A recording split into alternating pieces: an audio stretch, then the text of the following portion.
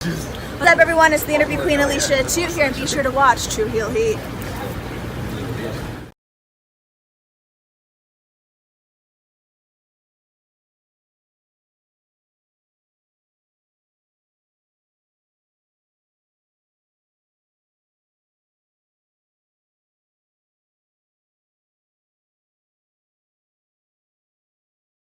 All right, hello, Tru Heel Heat. I'm the AEW World Champion MJF. Just in case you're deaf, dumb, blind, stupid, or since you listen to this podcast poor, you're listening to Tru Heel Heat, and I apologize for that.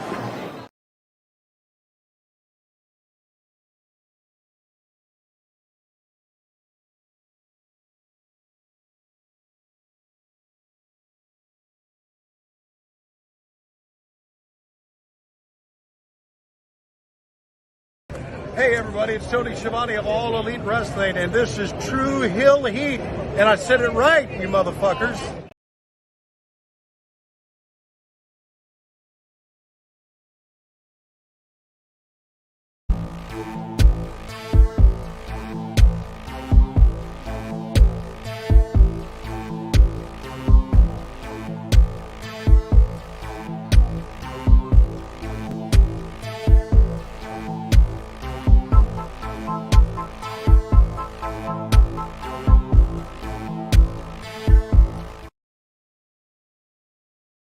Yes, it is Saturday morning. You know what time it is. It is time for the Saturday morning cookout, time for the flagship podcast, Tru Heel Heat 254. A lot going on as CM Punk went cooking on last night's WWE SmackDown. You also got Kazuchika Okada has joined the free agency chat for 2024. You got Andrade El Idolo getting ready to join that free agency chat for 2024. It's a lot going on in the wrestling world. It's Tru Heel Heat 254. Let's hit the intro.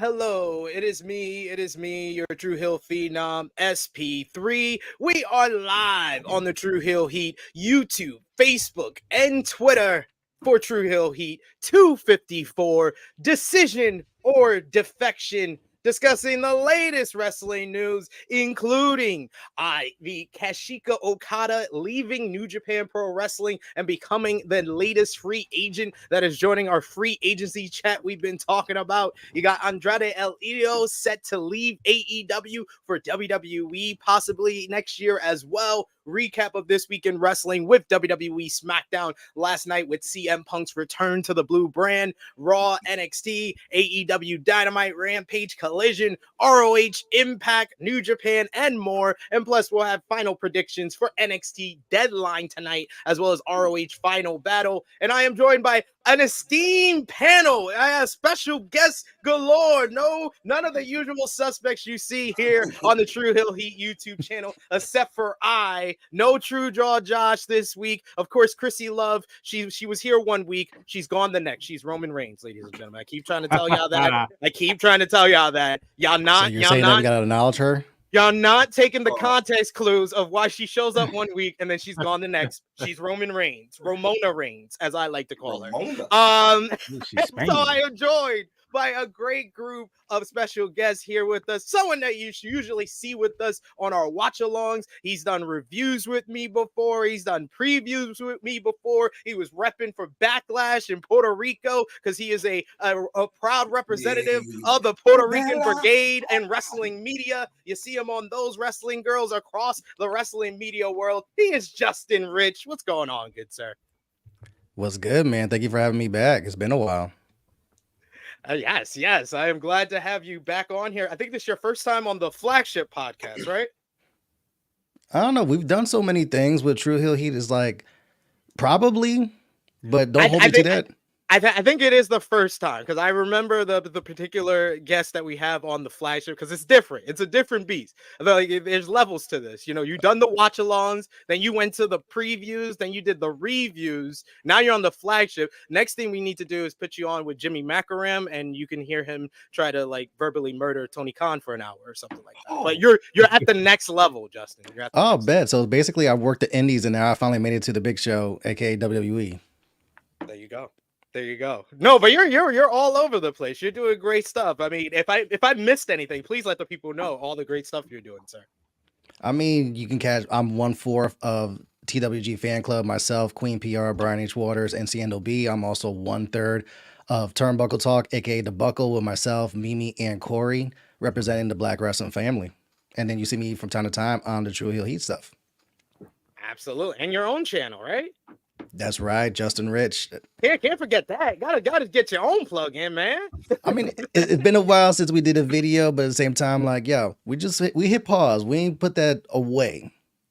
Exactly. I had to remind folks, but we got other special guests with us, and I can't even say special guests because they've been on some of my favorite episodes this year. We had them last time, I believe, for our special Jay Briscoe tribute show. We've had them on for the wrestling draft, where their dissension between one another made them one of our rare losers, one of the rare people that didn't come on up and whoop our ass because they couldn't get along because they are from the Smark Psychology Podcast, one of the funniest wrestling podcasts and YouTube channels out there. You got King Mac and Jade Classic. What's going on, good sirs?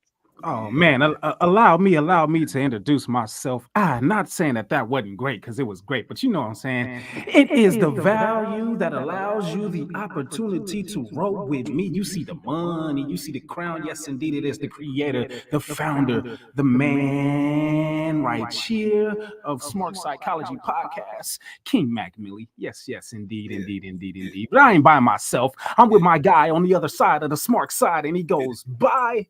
Yeah, I see you. See, I got my lighter right here. That's because I heard we were cooking. Because I'm not here to make friends. Because I'm already with the homies. That's right, man. It be your boy, the J to the K to the LASSICK, your Smart Predictions champion. Ooh, you see the big gold on the shoulder. Because I beat that man right there. Yeah, him. But yeah, man, it be your boy J Classic, man. Red Cup's always up over here. We bring the smoke, man. It's about to be fun. We with family. We about to talk CM Punk, Okada. Man, we about to talk so much stuff. I'm just ready. I'm ready. Let's go. He's now officially Chef Man Punk because he was cooking last night after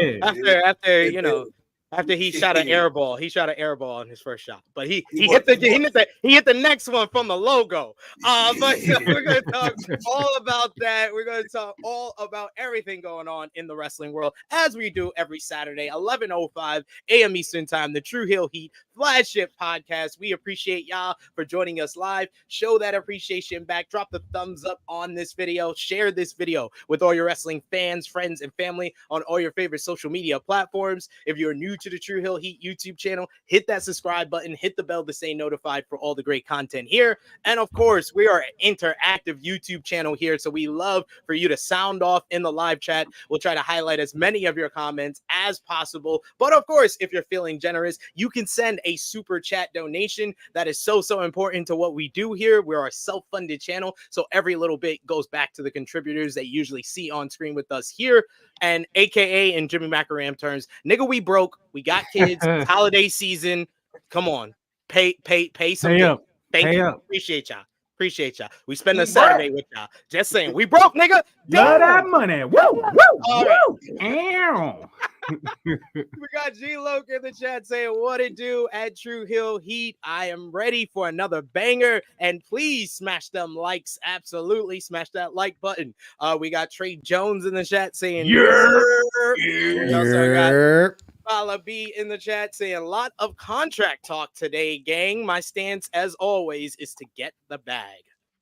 I like everybody so far. They getting to the money. Get to the money. Get to the money. That's what it ain't about the money. It's all about the money. The vibes is immaculate. And we got a super chat donation to kick us off. Hear ye. The good brother Will Chisholm, one of our big contributors, always giving back to us here. He says, what it do, SP3? I love to see the brothers doing big. Yes, we are represent all the culture here. We got Puerto Rico, we got Africa, we got Harlem, the Bronx. We got South Central on the beats. What gotta throw that West in there. West Coast. Friday. West Coast. What? Hey, all the way from the land, you know what it is. What? I was a kid. Love to see it. Thank you so much, Will Chisholm. But we got to start off shouting out all of y'all supporting us across the social media world. Our Tru Heel roll call, where we shout out everybody supporting us across Patreon and here on the Tru Heel Heat YouTube channel and social media. Our top 3 conversation starters over on our Tru Heels group page on Facebook. You got Joe Bellini coming in at 3rd. You got Randy Trevor Lewis and number 1 Stewie Palmer once again. Our Patreon backers, you got Vala B, you got Alan Weinstein, Nick Jackson, Alex McCarthy, Professor Chris, you got Austin K, Robert, Steve, 5th Generation Carney, Ladarius, John, aka WrestleScopes, Dan Snide, Kobe, Dolores, John Martin, DJ Eric, Marcus Ryan, James, Alan, Santo, Queen Monet, Christopher and Victoria Kidd. I know Justin, he's always supporting us over there. Appreciate the support. And of course, Nick Tim, who is one of our newest subscribers to our Patreon, and literally he only became a Patreon backer because he saw the video of drunk guy JJ, sober guy JJ, and now aka sleepy guy JJ falling asleep on a damn review. First time ever. First history was made. We've seen people fall asleep on watch along. It's understandable. You're smoking weed, you're drinking a little, you're watching a show, you'll fall asleep. That's fine. We were literally doing a review, guys. And I literally started talking about the women's segment. And mind you, he gets a lot of shit on this channel for not liking women's segments. And I started talking about the women's segment. He literally said something, and maybe seconds later, he's asleep. We left him here all by himself.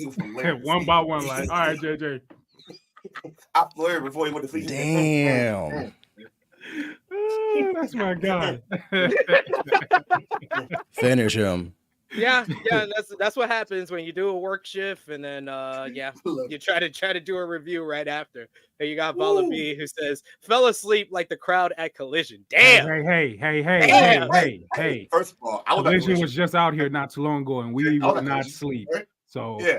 I told Big Bill to move, okay? Man, yeah, we was hollering at Big Bill. Get the fuck out of the way, you 7-foot blocker. Move.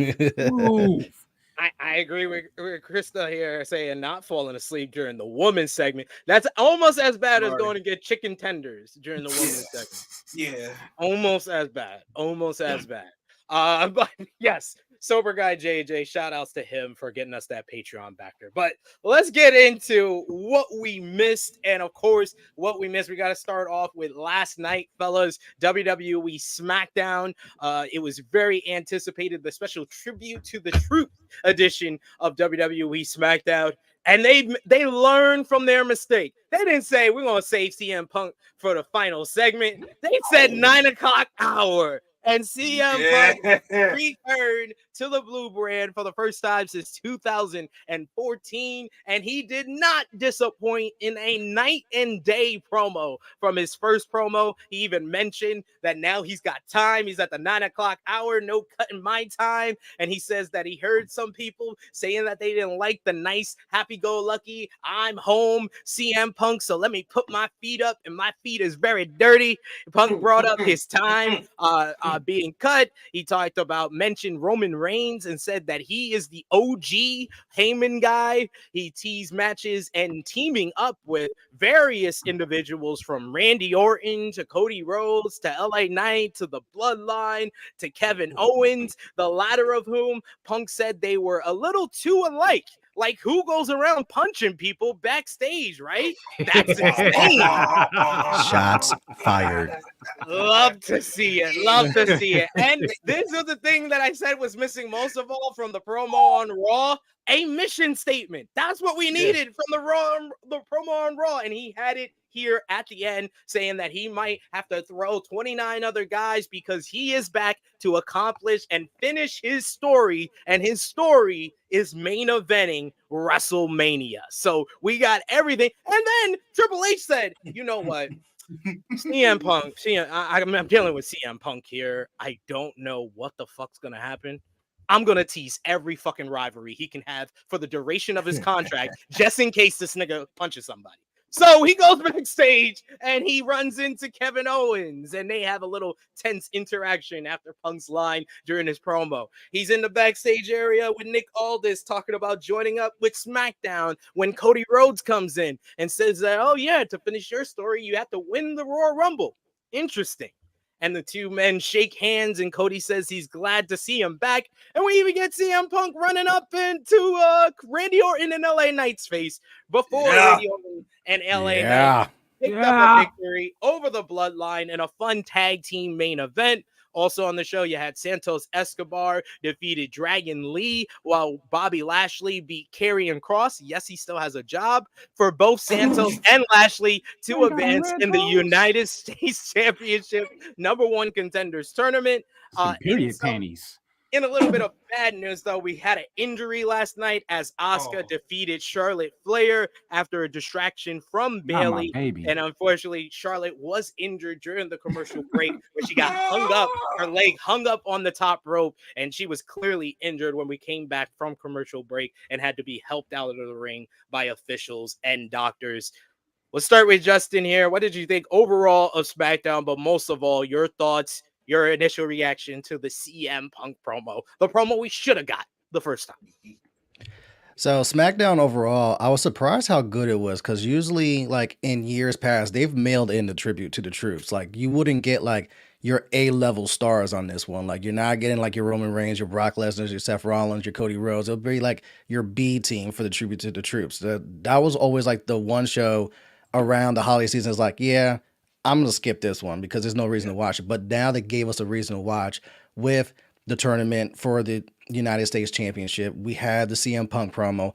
I personally liked the first promo that he did on Raw because I felt like that was a preamble to this mission statement. And it's like, you got to get CM Punk out there to show the WWE universe, like, yo, he is back. Let's have him cut a promo and just let him get used to being in the WWE ring again. Because not everyone watches both WWE and AEW.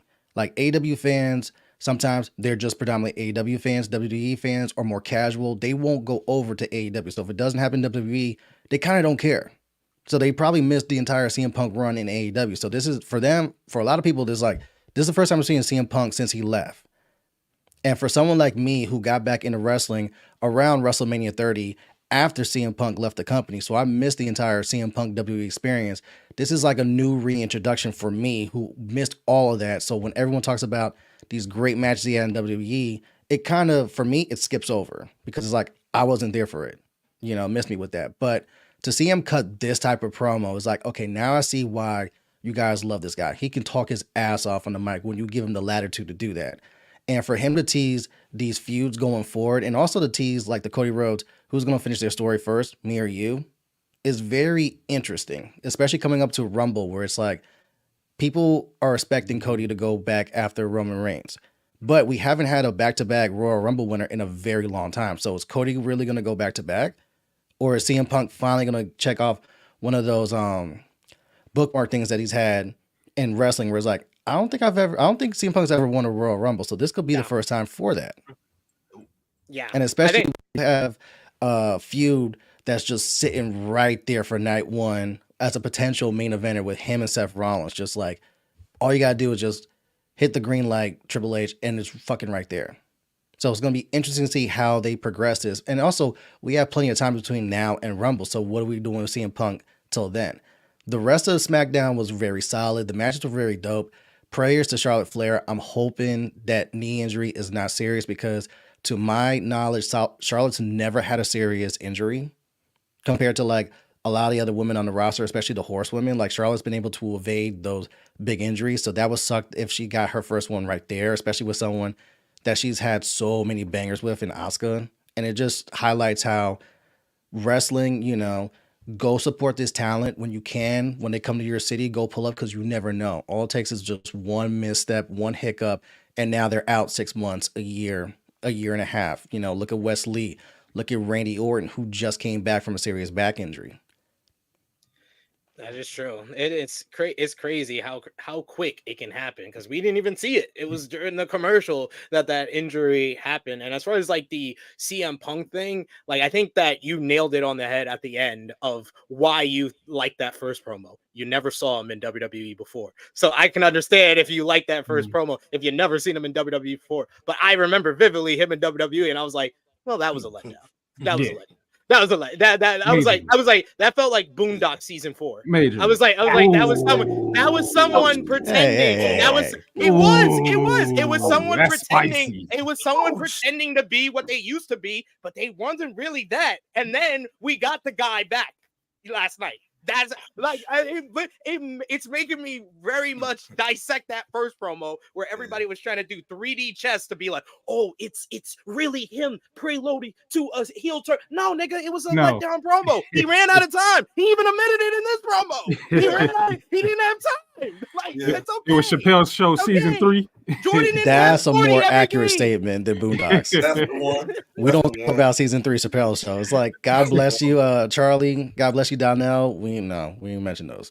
Yeah, I don't mess in season 3. I don't mess in season 3 of Chappelle Show. I don't mention season 4 of Boondocks. Like that's how it works. Those are the two. It's things pretending to be what they used to be. But you just mentioned this. It kind of hurt my heart. It kind of hurt my heart a little bit. My championship quivered. You see, it stopped. It's okay. It's okay. Classic. Okay. What did you think about this CM Punk promo and last night's show? Woo! Man, let me get my lighter out again, man. What are we at a concert? Man, look, all I saw was fire.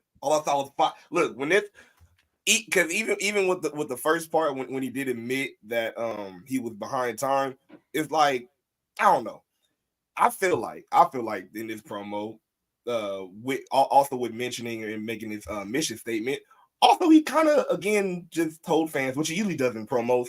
So you think I'm pussy? Because every time you always notice the first thing he said, I listen to y'all. You think I don't? I'm not like other people on social media that was probably see your stuff and do one or two things, either cry or not say nothing. I'm not one of those two. I'm the type of person that is going to direct it to you when I see what you said. So I'm like, so he said, I see what y'all said. Oh, you don't like what I did yesterday. Oh, too bad. I ran out of time. Oh, that's what happens. Boo-hoo. But guess what? I got time now. Oh, what time is it? Oh, it is time to talk shit. Oh, I loved every bit of it. Oh, especially when you mentioned punching people in the back. Oh, sarcasm is my favorite type of comedy. Oh, I love it. Oh, I just feel bad that that was the wrong crowd to do that line for. You do that line in Chicago and New York or the West Coast. That would have got a big pop. Would have been all over. But Providence was just like. They're like, what? Yeah, right. You're like, what? We punching people now? That's what we doing? It's like Providence, like, yo, at the bar? Punch him at the bar? At the bar? I've been wanting to punch my sergeant for days. Hit him in the clams? Huh? I remember that one time my sergeant cussed me. I want to punch his ass. Yeah, but they don't like it. You're right, Punk. They don't like it. No. Good. No, I didn't know if you were finished or not. I'll say just overall, just I feel like it was a great promo. I feel like we're getting. Of course, we're always getting the Punk, as people have said, and I said, we're getting the return of the voice of the voiceless. But like you said, I realize that you have a voice now. So guess what? We're all just going to speak out together. This is what I love about Punk being back in WWE as somebody that has been there since he was in WWE before and stuff. But now I feel like I said, he was the voice of the voiceless because, we felt like fans didn't have a voice. He was saying stuff that we were thinking, all that. So now that it seems like now wrestling fans have more voice anywhere. Sometimes we don't want it, sometimes we do it, but we have more voice. Now it seems like we're taking the journey with him. It's like we're speaking with him instead of just, we're voiceless now. That's why I like his first promo. Even though we're saying it was too lighthearted, he spoke some truth. He was like, hey, I was the voice of versus. Now you have a voice.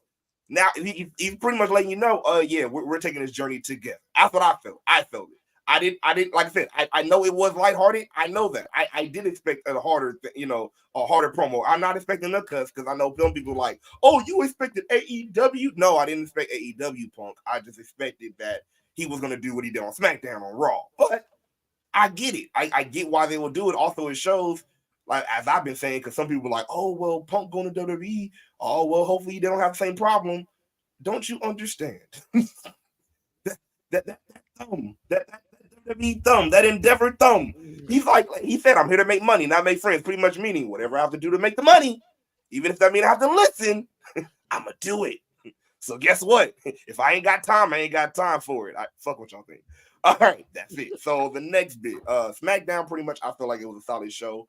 As you guys mentioned, the biggest thing to me was it didn't feel like it didn't usually, like you said, we feel like when you skip it, sometimes it feels like it's a house show just for them. But this time it feels like Triple H and everybody that put their hands in this was like, nah, we're gonna make this a show for people that's watching and for the people, and for the troops. I like that everybody, like I said, the fans watching at home and the troops felt good watching this show. And when it comes to Charlotte, I actually missed that. It happened so I actually missed that. I think I had to go do something for my son, and I came back. The match was back from commercial, and that's when Bayley, did the interference. But I did miss the injury. I did not know that. But I hope she do definitely have a speedy recovery for sure.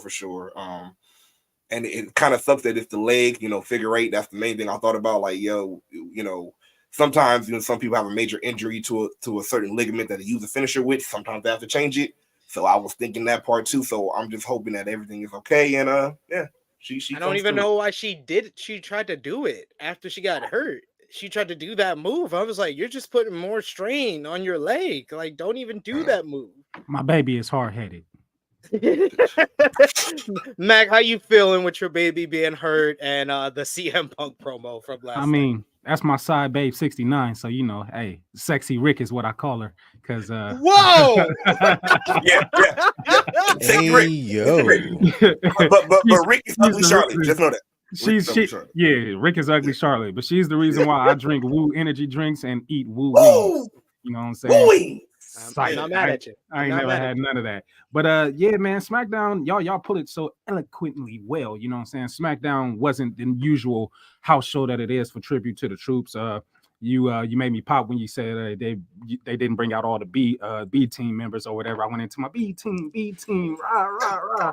I don't know if you see me did that, but I just want to touch on this United States tournament, championship tournament, real quick because I'm intrigued. Even though Kevin Owens has a broken hand, isn't that who we're looking at to be the winner of this tournament? Because if not, who? I've heard there have been talks about turning Bobby and our boys back face for some odd reason because they just won't stop chanting for Bobby for some odd reason. They didn't really try to make him a heel. Yeah, they did. They couldn't decide from week to week. Like 1 week he's versing Rey Mysterio, the next week he's versing Santos Escobar. Yeah. It's like another week he's versing Carlito. The next week they're standing across from Judgment Day. It's like I couldn't decide what y'all wanted to do. So the fans was like, you know what? Fuck y'all. We cheering them. They're giving them this. I'm this chill, angry black man gimmick. It's like I'm gonna be chilling until I get mad, and then when I'm mad, I'm mad. It's just like, what are we doing here?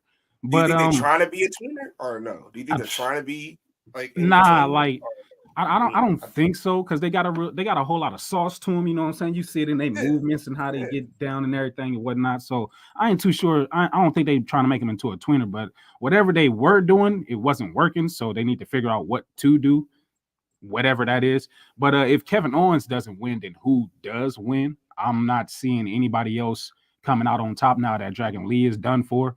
He'll probably be getting another belt, but we'll talk about that later. I'm interested to see who's coming from NXT and whether it's going to be an official call-up or whether what that's going to turn out to be. But, Logan Paul at the end of the day, he going to be what he going to be, and that's going to be a champion until probably about WrestleMania time. So for all y'all out there that ain't loving it and didn't want it for it to happen, just buckle up and go for the ride. It's going to happen. You see our reaction. That was wonderful. Yeah, it's going to be lovely. You got Kevin Owens winning the tournament. I mean, what other person seems likely to do so? We came back. Lashley, they're still pushing him. I had my horses behind Karrion Kross in his period panties, but he didn't make it. So, shout outs to Karrion Kross, though. That's my guy. No, they need to stop disrespecting Karrion Kross. Can I just say that they need to stop disrespecting Karrion Kross? He's talented. He's actually talented, and they literally had some guests from college football. I don't even remember his name. And the only line I remember him saying the whole night was Karrion Kross. Haven't seen him since they lost to AJ Styles in August. I was like, yo, you have a new guy, Barry. For real. Maybe they're gonna push. Maybe he's gonna get his push when he finally grows his hair to Undertaker style length, like he's trying to do. Once he gets there, they'll be like, "All right, now it's time to push him." So what he's doing with that mop top hair and shit like that? Yeah, he's growing it out Undertaker style or whatever. I think he said not American Badass, Ministry of Darkness hair length, because he thought that was so cool. So you telling me he's almost there? So you're telling me his push is equivalent to his hair length? I'm like Simon. So when his hair length goes strong, he's gonna be over push. It's gonna be like man. Style when he get hit. All right, I feel it. His push is still loading. Still loading. Yeah, still loading. Right now it's on the Scarlet level. You know what I'm saying? Everybody like, hey, Scarlet. He got the bob. He just do this. Hey, he got a nice entrance. That's what he got. Let's see. What else? Damage Control. Let's speed this story up. I don't know if we're going to be calling it Damage Control once Bayley is out, but let's speed it up just a bit. I don't know if Sasha is coming back. We'll talk about that in a little bit as well, I'm sure. Just speed it up. I'm tired of seeing Bayley go through her emotions and her feelings. I'm ready for her to get back to the hugger if that's what we're doing here. But they making Bayley look kind of stupid right now. You know what I'm saying? As everybody's acting funny around her, and she's not picking it up or noticing it fully to be like, you know what? I'm cool on y'all. Well, I think it's mostly because she feels like she messed up at Survivor Series. She's the one. I know. She saved everybody, but she's the one that lost the matchup. And then where was everybody else to save her? I'm explaining this from WWE kayfabe terms, ladies and gentlemen. This is what he's thinking. This is what Bayley's thinking. This is the story they're trying to tell us. Is that Bayley was told last week to stay in the back. She did not listen to that. She came out. She was trying to help, but it did not work. So she went against what the group wanted. But see, they need to make it that's why I like what happened last night. Last night of her actually helping and winning. So now when they treat her the way they've been treating her next week, the fans will start to sympathize with Bayley, which is the whole point of this whole angle, is for Bayley to get sympathy, so she's the baby face coming out of this. So I like that decision. Last week they told her to come out, and then when she wasn't around, they told her to stay in the back. They need to make up their mind. They don't know what they want. Stop disrespecting Yamala. It's a translation problem. You know, they're making her cheek droopy, man. Dakota translated the words wrong, in Japanese and stuff. Yeah. It happened. Somebody wrote the subtitle wrong. It was a problem. I'll hang my hat on Dakota Kai and her mic skills. I love me some Dakota Kai. That's my side girl number 68. You know what I'm saying? Dakota Kai on that mic, she's doing the damn thing. I'm kind of liking her. I don't know if she's gonna be like the mouthpiece for the three, or if she's gonna be the new leader, or whatever the case may be. But I'm liking it. Let's see. Shout outs to Larry the dog. You know what I'm saying? CM Punk, you already know that's the homie. To Larry. Make sure his teeth is straight. You know what I'm saying? Because that's important. Dogs need their teeth. CM Punk. Before I get there, is there anything else? Nope, there's nothing else. CM Punk. Okay, so yeah, he was cooking, but to the CM Punk that I know, he ain't cooking yet. He just brought out the ingredients to me. I was not hip to ROH CM Punk before he came to the E, but then I became hip to him afterwards. His whole run in the E until he ran. Here's the thing about CM Punk. He turns me into a habitual liar, because I'm always saying I don't give a fuck about CM Punk. I don't care if he come back. And then when he come back, I'll be that one fan in the crowd crying like,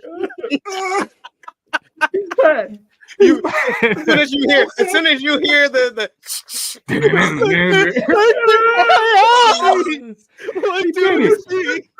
Man, when he left and he went to the UFC, I was so hyped. I had my CM Punk Best in the World shirts on for that pay-per-view, and then when I seen him get mixed up, I left the venue. I was upset. I was just like, I'm never supporting him again. And then he comes back, and I'm like, I'm supporting him again. He goes to AEW. When he left AEW, I was just like, nope, I'm not doing it no more. I don't care what he do. I don't care what happens. Nope. Survivor Series come. I'm like, oh my God, it's done it again. Yes. So I'm intrigued. There's so many stories.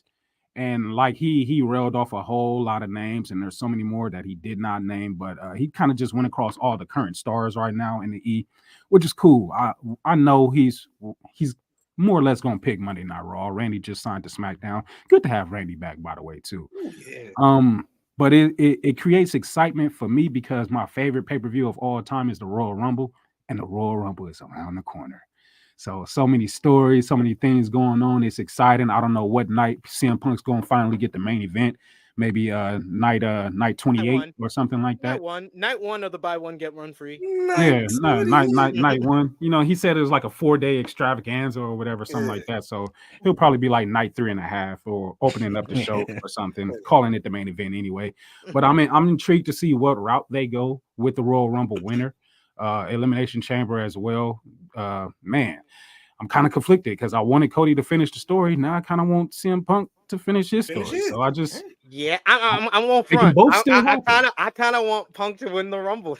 Yeah. After that promo, I was like, yeah, he should win the Rumble. It should come down to Cody and him, and he should win. Cody, I got 2 words for you: dream deferred. Continuously, habitually, dream deferred.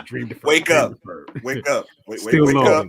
Story go back to sleep. Have another dream. We'll go back to sleep. Try to dream again. If Cody never gets it, it's gonna suck. It is going to suck. Wait, Cody's gonna have to turn heel before he wins that championship. That's what I Question though. So technically, if the dream never happens, does that mean he's like stuck in purgatory? Then he's just stuck in a dream loop or something because he becomes a nightmare. Dreams and nightmares. It writes itself. There we got the heel turn. That's the Real American Nightmare right there. Absolutely. We got another super chat donation here from Chilling with Chase. Thank you so much, Chase. Appreciate the support. He says, remember, don't punch your coworkers, folks, unless they assholes. Then it's okay. Yeah. I used to punch. What about super kicks? Is that allowed? Super kicks? Oh yeah, sure. What about biting? Is biting too far? I guess biting would be a little too far. Now we gotta establish the parameters. What if I jump at you? Will you feel threatened? You feel scared for your life? Maybe. So if I say the wrong thing, will a chair be launched? Just make sure the chair doesn't have glass on it. You know, he doesn't like real glass. If I have a skirmish next to you, will my dog's teeth get knocked out? I need to make sure that these things are okay. Don't worry. We'll get Kenny Omega. He'll save the dog. He's scared of doors. I know he is. He every time I see the door, oh shit. All right, can you take that one down too? All the doors, all the hinges in Punk's house. You don't even go through the doggy door no more. Come on, boy. Come on, Larry. Leave all the doors. Leave all the doors alone. No more. We got another super chat door. Excuse me. Super chat from Will Chisholm, who says that Seth versus Punk, that Seth won Punk did was nasty. All he got is that song. Yeah, he said all you are is a one-note character, a one-note act, and you're not even the man in your own house. Oh, that's fighting words. And he mentioned everybody else's name except for him. Yeah, and exactly. You know what? Yeah, you gotta make it seem like you're that worried about me, but really, I'm really not that worried. You're the main one worried. Like you said, everybody else open me with open arms. So I really am I like Seth Rollins. Now, don't get me wrong. Yeah. I said last week on this show that Seth Rollins went from number 2 to number 3 last year. Now he's done number 4, and we ain't even including the women anymore. Shit. And he's been walking around with a consolation prize, a second place trophy that became a third place trophy because Gunther eclipsed him too. Shit. No. So I said all these things about me, but I really feel bad for the guy because he's about to get smoked. He's not ready. He doesn't like guys. Like, let's be serious here. Seth Rollins is one of the best in-ring workers in the world today. He's top 3 in this company. He's not top 5 on the mic though. Let's be real. He's not even top 10. I'm sorry. He got the top 5 best laugh. Top 5 best laugh. Like my friend who just watched his CM Punk segment said he saw that segment with Seth talking about CM Punk, and he did the laugh, and he was like, I immediately turned off the channel because he was like, let's go away. He was like, Punk is making Punk and him were trying to make a realistic, believable beef type of feud, and when Seth does that laugh, I'm automatically sports entertainment. I'm out. Check that. Let me look at this as a glass half full though. Yeah, Seth may not be the best promo. Maybe Punk unlocked something in Seth that wasn't there. I look back to Charlotte in 2016, where Charlotte as a heel wasn't working until she wrestled Sasha. And then Sasha unlocked the side of Charlotte that was like, oh, now we found our fucking character. This works as a heel, and lean into privilege, lean into the athleticism, lean into, yes, I am that fucking good. And that Sasha feud unlocked the side of Charlotte that you still see to this day. Maybe feuding with Punk and getting on the mic, maybe unlocked something in Seth that wasn't there. I just don't see. I've been watching Seth Rollins. I've saw something in Seth Rollins when he was in Ring of Honor, and my friends used to clown me because I was a Seth Rollins. I was a Tyler Black fan, and I was like, this guy has a look. He's gonna be in the WWE, and in the long run, I was right. No, he's not ready for this on the mic. You're thinking, it's going to be maybe like Charlotte and Sasha Banks. I think it's going to be closer to John Cena and Roman Reigns first round. I was about to say, suffering slash. It's going to be. That's what I think it's going to be. Honestly, that's why I'm saying I fear for this man. I'm going to make a prediction. For this man. I'm going to make a prediction. I feel like when they get face to face in a promo wall, first of all, they're going to make the first bad decision, and CM Punk gonna go first. He's gonna murder him. It's gonna be murder on TV. That's B. Rabbit versus Clarence. I bet you this. Right when Seth have to respond, the first thing he's gonna do is, and then I'm checked out. You think you know me, Punk? And I'm like, that's it. I'm checked out. I don't believe your anger no more. I don't believe that you're already mad. And all it should just be on site.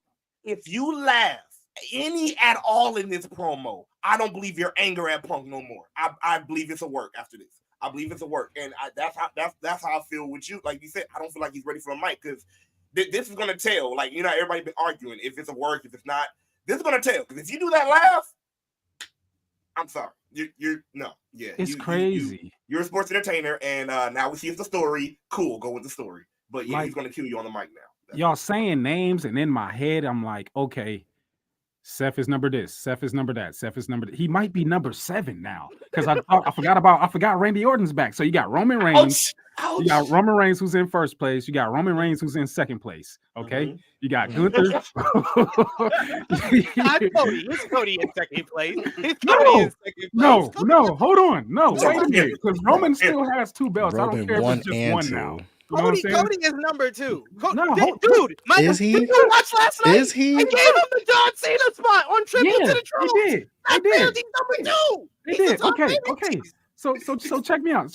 I'm not giving nobody number 2 except for Roman. Roman's still number 1 and number 2. Cody's number 3. Okay, Cody gets to jump over Gunther now. So Cody's number 3. Gunther's number 4. You got Randy Orton who's number 5. CM Punk who's number 6. And now Seth Rollins, who's number 7, which is a shame because he's doing the best work that he possibly can for this the 7th place trophy that he's carrying around, calling it a World Heavyweight Championship. I was about to call it the 3rd. You know what? I'm sorry. He got to be 8. He got to be 8 because R-Truth is back. I literally he might be 9th because you can't overlook mommy. No, that's what I said we can't include the women because then he's gonna be gonna be like top 15, maybe top 10. He's gonna be falling down the stairs real quick. But I said it last week. I was like, I don't know what was more disingenuous. Punk saying, I love you guys. I love you guys. He said it twice because he didn't believe it the first time. Or Seth Rollins when he says, well, let's talk about me holding the most important title in this company. I was like, man, y'all capping OD on this episode. Y'all saying mad cap on this episode here. Beyond. Take mine, because I don't need it. Clearly, I don't need it because y'all give it all the caps. I take mine. Y'all give it all of it. I can't wait for Punk and Seth though. That's gonna be a bar burner. Like it needs to be on site. Monday comes, CM Punk comes out. Monday Night Raw needs to open up with a backstage brawl of CM Punk and Seth Rollins. Just that's all you hear. They need to have that Bobby Lashley, Brock Lesnar all night long fight. They need to have that Peter Griffin chicken type fight. They need to just be fighting all night long. No Seth more just words. beats his ass and be like, "Go get your wife." Since you want to talk about mine. There you go. Oh, there we go. That's the only way you get a clap back. Will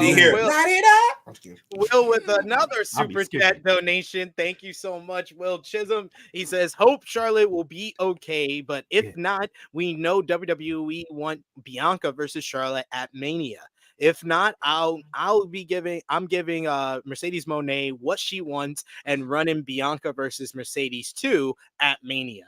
No, if Mercedes comes back and she's winning the Rumble, you do Mercedes and EO and make it some big damage control versus Boston Hug connection type of thing. Like that's what you do. You don't just shoehorn Bianca in there just to do second time we've had 2 block. Nah, that feels very tokenized. That feels very tokenized. Yeah, it's pushed. It's after that. It's pushed. Yeah, I don't like that. You can say that for SummerSlam, what it was supposed to be when Bianca got robbed in Vegas. Jesus Christ, I'm still mad about that.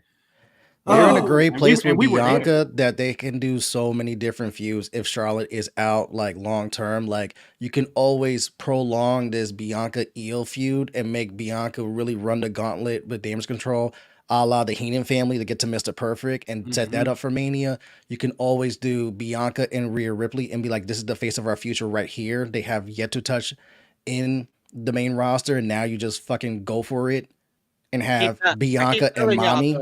I keep telling y'all though, Triple H is treating Bianca versus Rhea like Tony Khan treats all his dream matches. I'm saving that for a rainy day. Like he put it up on a shelf. Like literally, they did that little token segment on the Raw after WrestleMania just to appease people because I said Rhea should have picked Bianca last year. They teased that matchup for months, and then Rhea said, "You know what? I forgot. I didn't beat Charlotte, so let me beat Charlotte." That match was great. I'm not saying that. I'm okay with that. The best women's matchup of this year in WWE, hands down. But the matchup to do was Rhea and Bianca. It's Triple H's first WrestleMania. It's the 2 Performance Center graduates. That's the matchup to do, and that should have main evented night 1 of WrestleMania. So. Yeah. I mean, we might get Becky Rhea this year. Just we don't know. We don't know. I think that's where they're headed. H is cooking though. We do know. He's made it quite obvious with the fact that Raw has 2 over women, and Rhea Ripley just refuses to face the other over woman. like it's very obvious. They're like, yeah, that's WrestleMania, guys. They literally were like, Becky, go chill in NXT for like 2 months because we don't want you going anywhere near Rhea right now. Yeah, just stay there. Just terrible. Here's the NXT women's title. Go have dream matches with all the ladies down there. Get away from Rhea. We're saving that. That hurts. God damn, Trey. Trey, you flagrant for that. This might be your best super chat ever when he says Karrion Kross is Orlando Magic Shawn Kemp. Not saucy Shawn. Yeah.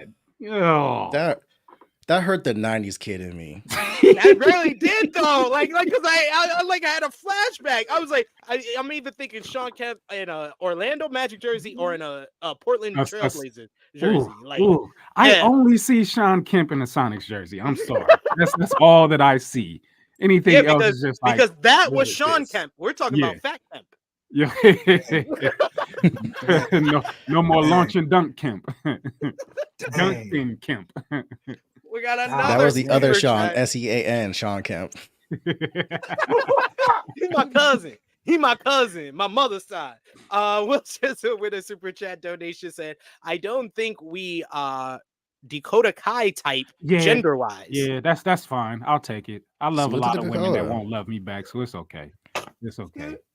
Dakota's still my baby. You know, we don't discriminate. When Dakota come around, I throw on Usher, little freak. I'll be like, "Hey girl, say what your name is." Yeah, I'll just go get that other girl over there. Let's do the damn thing. You know what I'm saying? Yeah, Dakota. Dakota Kai. I'm still upset that she never became NXT Women's Champion. That was a disgrace. That was a disgrace, and my heart is still hurt. She had a great heel turn. She should have been the one to beat Raquel. I think that's lower on my. This person never became NXT Women's Champion because I think I put Bianca number 1, Becky number 2. Yeah. I feel like Bianca. They were always getting her ready for the main roster. So Becky was never, and Becky got her run. Becky got they made do. They made do. They made good on that. They made good on that. 7 years later. It would have been the same if she would have got it then. You know what I'm saying? Nothing special about it. Let's just give it to her. Yeah, it would have been a 1-month run to go back to like probably either she beats Bayley and then she drops the title to Asuka, or she would have beat Sasha and then dropped the title to Bayley like a month. Yeah, like it would have been short as well. Let's just be honest. They used Becky for Irish pop. Because that's pretty much what they got. I don't want to talk about Irish pops because they're doing it again, and I don't like that they have Godar as their women's champion right now. I hate Godar. I hate it. Call her Godar.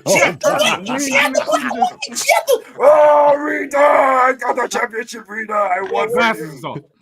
I hate this shit. I hate it.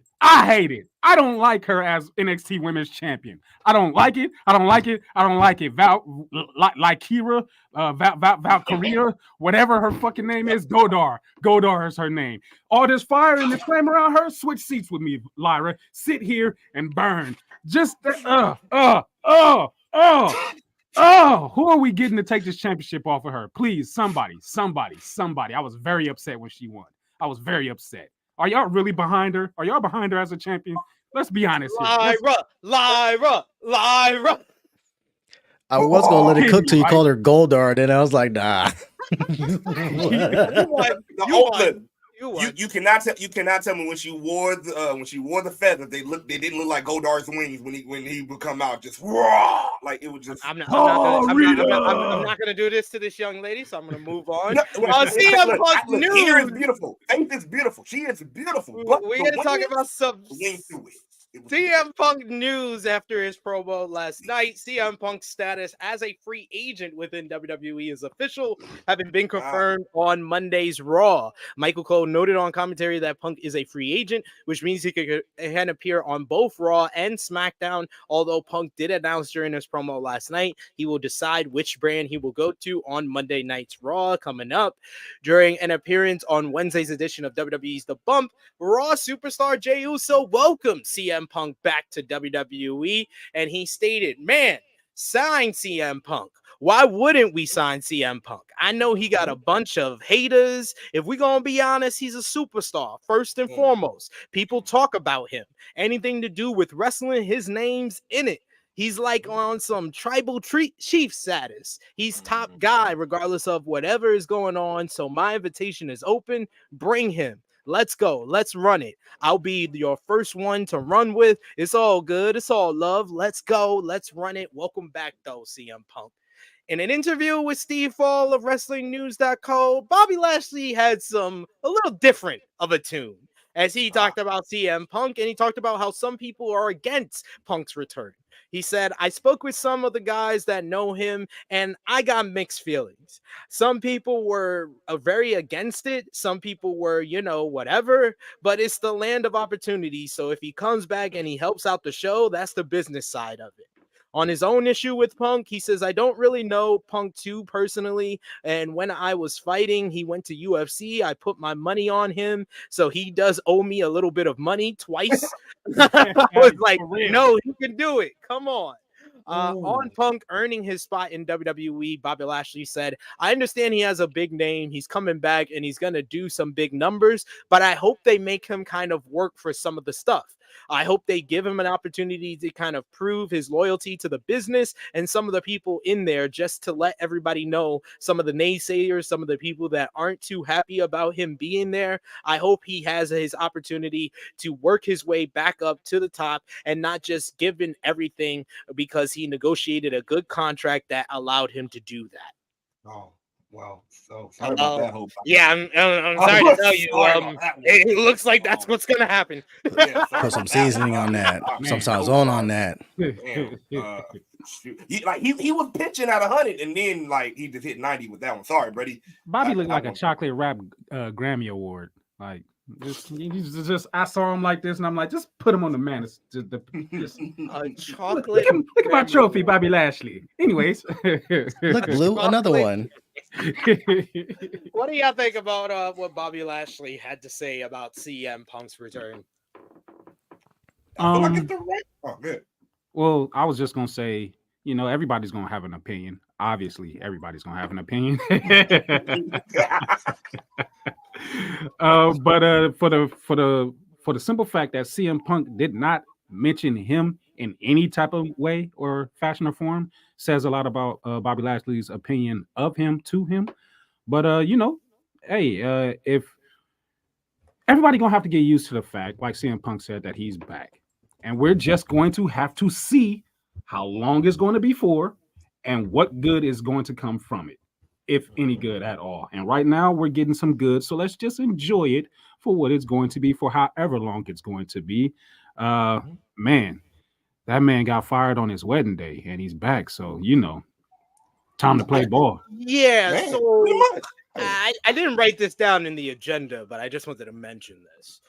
Shawn Michaels during the Deadline conference call said the preposterous thing of, I must applaud CM Punk for leaving all these different companies on his own terms. All of these? Not all of these. He said all. He said all these companies. Wow. All these companies. Wait. He didn't leave not one on his own. Not one.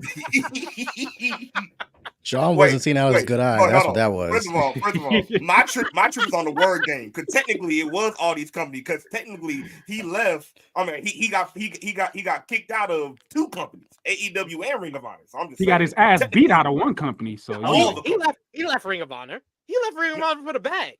No. That's one. What I'm saying is recently, because Tony he was never going. He was never going to work with Ring of Honor. So technically, it is multiple companies. Technically, no. It was one company. He got fired from WWE, and he got fired from AEW. Yeah. And he got you can tell Shawn Michaels doesn't watch Fresh Prince of Bel-Air, because basically what Uncle Phil did to Jazz is what happened to CM Punk these last couple of years. We just got Jazz is leaving on his own terms. What are y'all talking about? they try to make it so sweet. Like, that's one thing WWE always trying to do. Even though the real, they try to make it so, as we say, PG. They like, well, he left on his own. It was on his. It's because he had to. No, bro. We know the real. Y'all let him go. Somebody else let him go, and y'all just got him back.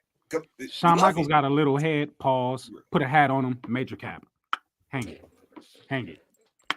I will say this about Bobby, though, where it's like, where you talked about Punk needs to pay the dues and earn his way back.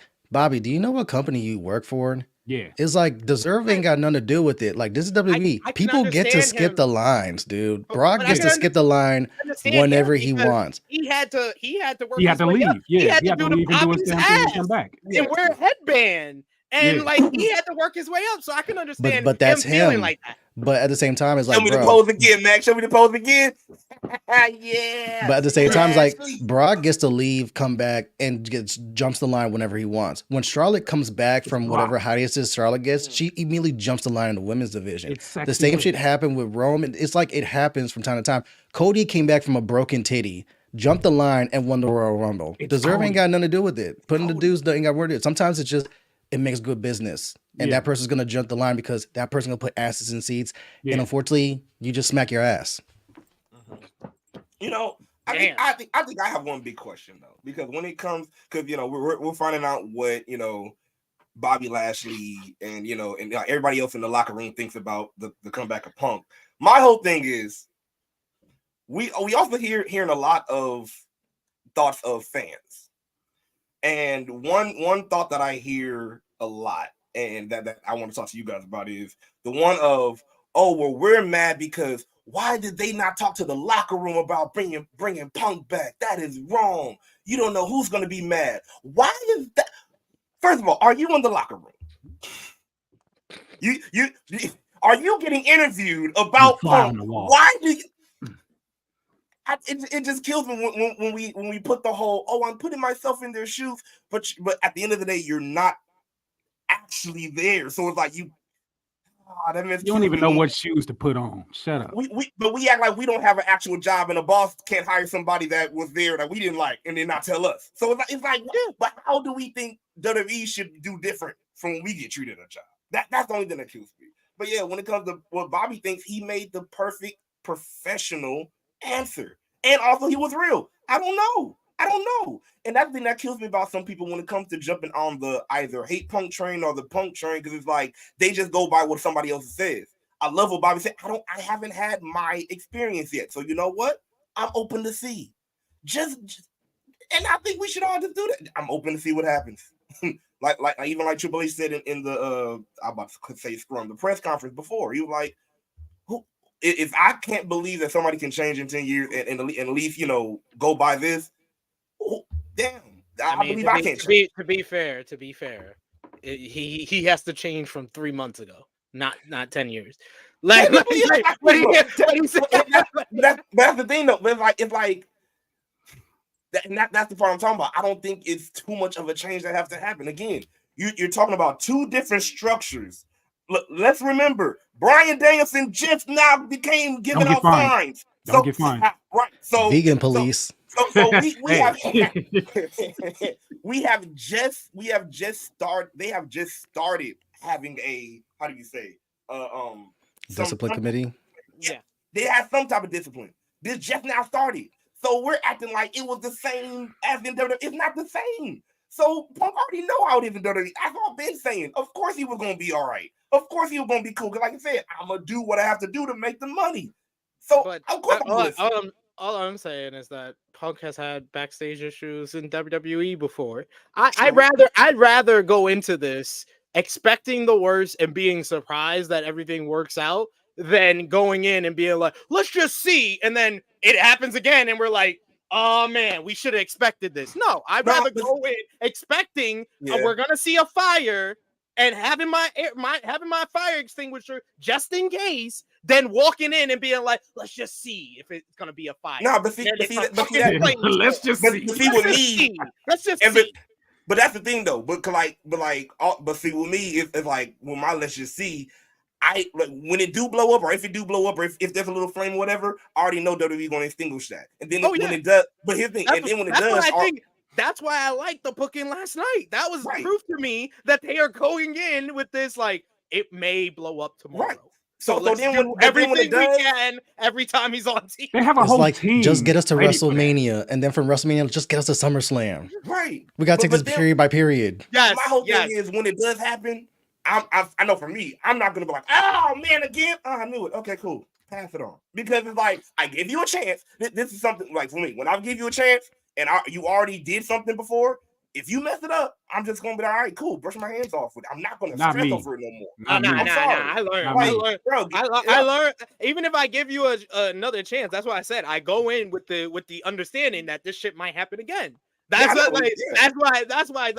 mindset with this whole CM Punk shit. I'm like, yeah, this shit might happen again, but let's ride it out and have a good time until then. It may end tomorrow. That's what I said. I like the way that was booked because that was proof to me that the company is going in with that mindset.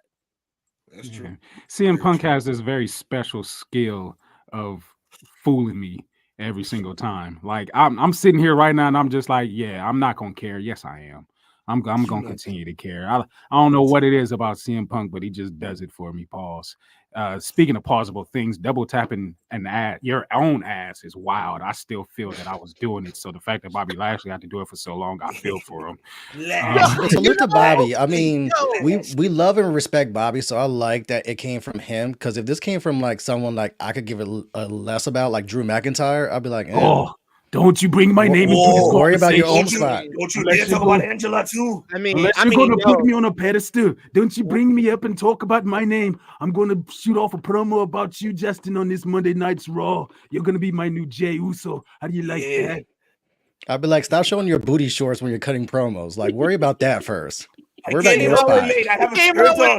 with them Shawn Michaels biker shorts from 1997. Yo, it was great. You got those short shorts. We got another super chat donation here from Trey Jones. Thank you so much, Trey. He says the fall off of Raquel from NXT Women's Champ to just a regular person on the main roster needs to be talked about. She went from this cool female diesel into her whole personality is she has a back. And that's the problem right there. Like, Trey, it's very simple. She doesn't have a gimmick. What is her shit? Because she's like, all right, I have a very wide back. That is very debatable in a company that has Rhea Ripley also has a wide back. Nia Jax has a wide back. Bianca Belair, the queen of CrossFit, has a wide back. So do you really have a wide back? And then once you take that away from Raquel, what do you really bring? Like Rhea Ripley, we know that's mommy. Bianca Belair, we know that's the EST. Charlotte Flair, that's the queen. Becky Lynch, that's the man. Even Liv Morgan has personality and something. Raquel doesn't have that something. It feels very bland. It feels like eating chicken without the adobo on it. You know what I'm saying? Like, Raquel needs to figure out her shit, her gimmick. And once Raquel figures out her gimmick and what makes her special, that's when she'll really take off. But right now, it's kind of like she doesn't really have a thing. It's kind of like when Bayley was like the hugger, and we love the hugger Bayley, but at the same time, it's kind of like, yeah, but you're just a super fan, and you kind of get lost in sauce compared to everyone else that had like these bigger personalities, larger than life type of people. You know what I'm saying? Once Raquel figures that out, she'll be good. Right now, it's kind of like, this ain't hitting. You got to change this up. And she has a smiley face in her back, though. Like when she flex, next time she flex, look at her back, and you'll see an eye here, a little nose, and then a little mouth going around. You know what I'm saying? It's there. I've seen it. I like, and you can't tell me every time she do that, you don't go to that episode and be like, hard arm back. Like every time that she got it talking, that my back. That's her gimmick. My back. My neck and my back. My neck, my back. Senior nerd said, man, Triple Paul got a special place in the hot place for how he dropped the ball on Raquel. Oh, big. I mean, maybe she's just in the atmosphere of where she. Gosh, I kind of don't want to say belongs to be, but you know what I'm saying. I don't. She's cool. She's okay, but I don't see star within Raquel. Not everybody who's sitting on the top of the mountain in NXT does. Damn it, I don't want to say deserve, but it keeps coming out of my mouth. Not everybody who is sitting at the top of the NXT level deserves to be sitting at the top of the WWE level. That's just what it is. That is true, 100%. So we've heard from Jey Uso, he's welcoming back CM Punk. We heard from Bobby Lashley, he's more apprehensive. Let's find out what the guy who yelled and screamed like he was a crazy person, yet was immovable by Michael Cole. Seth freaking Rollins. Fuck you, dude. Who talked to Sports Illustrated this week? I'm gonna get my mom. Why he doesn't like CM Punk. He says on when he found out Punk was returning, he said when his music at Survivor Series started to play, when I heard his music. On if he was annoyed that he wasn't given a heads up, he said, and I quote, yes. Upon reflection, it's easy to understand why something like that would be kept as close to the vest as possible. I understand why very few people knew what was going on that day, but in the moment, I was extremely emotional. In the moment, after everything we had been through and everything the company had been through with that particular person as well, and then the night itself, Randy's return, all of it, it was very emotional moment for me. Obviously, if you have any amount of social media, you saw how I reacted in the moment. It was very raw, real, very raw, emotional response. No. I'm laughing because it was not real. Cartman Rollins. Response. Did I go too far? Maybe. It was what it was. I can't take it back. On his reaction after the return and the cursing that was caught on video, he said, like I said, it was an extremely emotional moment for me. Everyone knows how I feel about CM Punk. I've not made it any more transparent over the last couple of years. Nothing has changed in that regard. In that moment, I was extremely emotional, and you got a lot of real and raw emotion from me. On why he has problems with Punk, he said a lot of it is personal. A lot of it is stuff I don't really want to get into. For the most part, I just think he's been really selfish when it comes to his perspective on the industry. I think he's been extremely self-serving and has played the martyr role to a T, and has, for someone who, when I met him, I met the guy, and look, I have a lot of good things to say about parts of my relationship with him. He helped me in places when he didn't have to, whether that was for his own good or not, I'm not entirely sure. Regardless, it helped me get where I needed to go and do the things I needed to do. For a guy who, when I met him, made it seem like he was always about giving back to the business, he really turned into a pretty selfish guy and wanting to take more from the industry. And look, he said some really bad things about me, talked about me for years and the company for years. I'm talking about some really bad stuff. Called me a bootlicker and crap like that. You don't know me. You don't know what I stand for.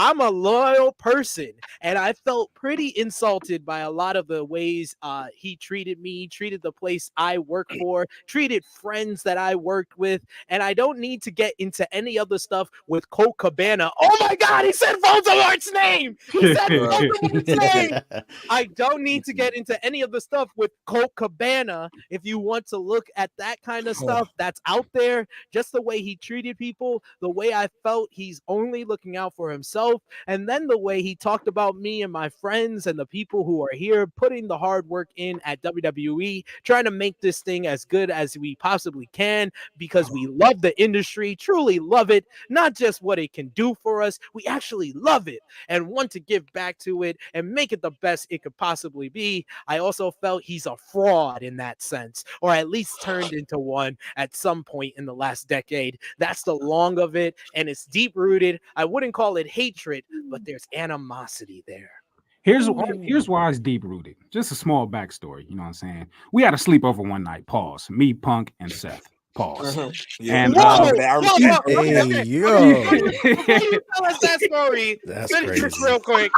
If he's open to resolve things, he said, of course, and if you're working with him on essentially intimate levels, the two of you are trying to put together a story, a match together, or whatever it may be. It's not like you can just go out there and wing it. You could, but it's not going to go too well, most likely, but you have to work with somebody. You figure it out. Sometimes it's like pulling teeth. We'll cross that bridge when we get there. Luckily, we haven't had to do that yet. I assume it's only a matter of time. Whatever venue it's at, I don't know. That's not my decision to make. I just show up and do the work. It is what it is. Yeah, it just really all started from just us. We were all really good friends. We really were all really good friends. And one night during the sleepover, like, you know, Punk did something that he usually does all the time. We were all hanging out, and Seth didn't like it. He had enough of it. It really angered him. He ate the last portion of the pizza that we had, and that was it. That felt like that every time we come over to his house, we should never eat the last, because that's saved for his lunch. I thought that was going somewhere else. I was like, what did he eat? And don't forget that one time. Don't forget that one time when we was all hanging out, right? Yeah. And then remember, Seth was over there, had his snacks, right? And I was like, at first I was looking, I was like, oh, he just snacking. And then Punk ate some when Seth left, and I noticed, I'm like, oh shit, that was his cheesy poos. You know, Seth loved his cheesy poos. So as soon as he came back, he was like, man, who ate my cheesy poos? And that was it. So, like, Punk was the one walking out the door like, all right, I'll see you guys later. It's just like, don't do that, bro. I ain't gonna snitch on you, but don't do that, bro. I just want to get this out the way, because I know somebody's watching either on demand or live, and it's going to want to probably type this in the comments or in the live chat right now. Just want to say this. Do not give Seth Rollins credit for working with CM Punk and use it as a jab towards the elite, because the big difference is CM Punk said some bad words about Seth Rollins. He did not punch him in the face.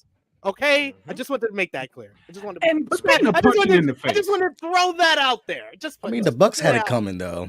You know, Matt Jackson, he had that face. You know, he got They have punchable faces. It's kind of like, sorry, reflex.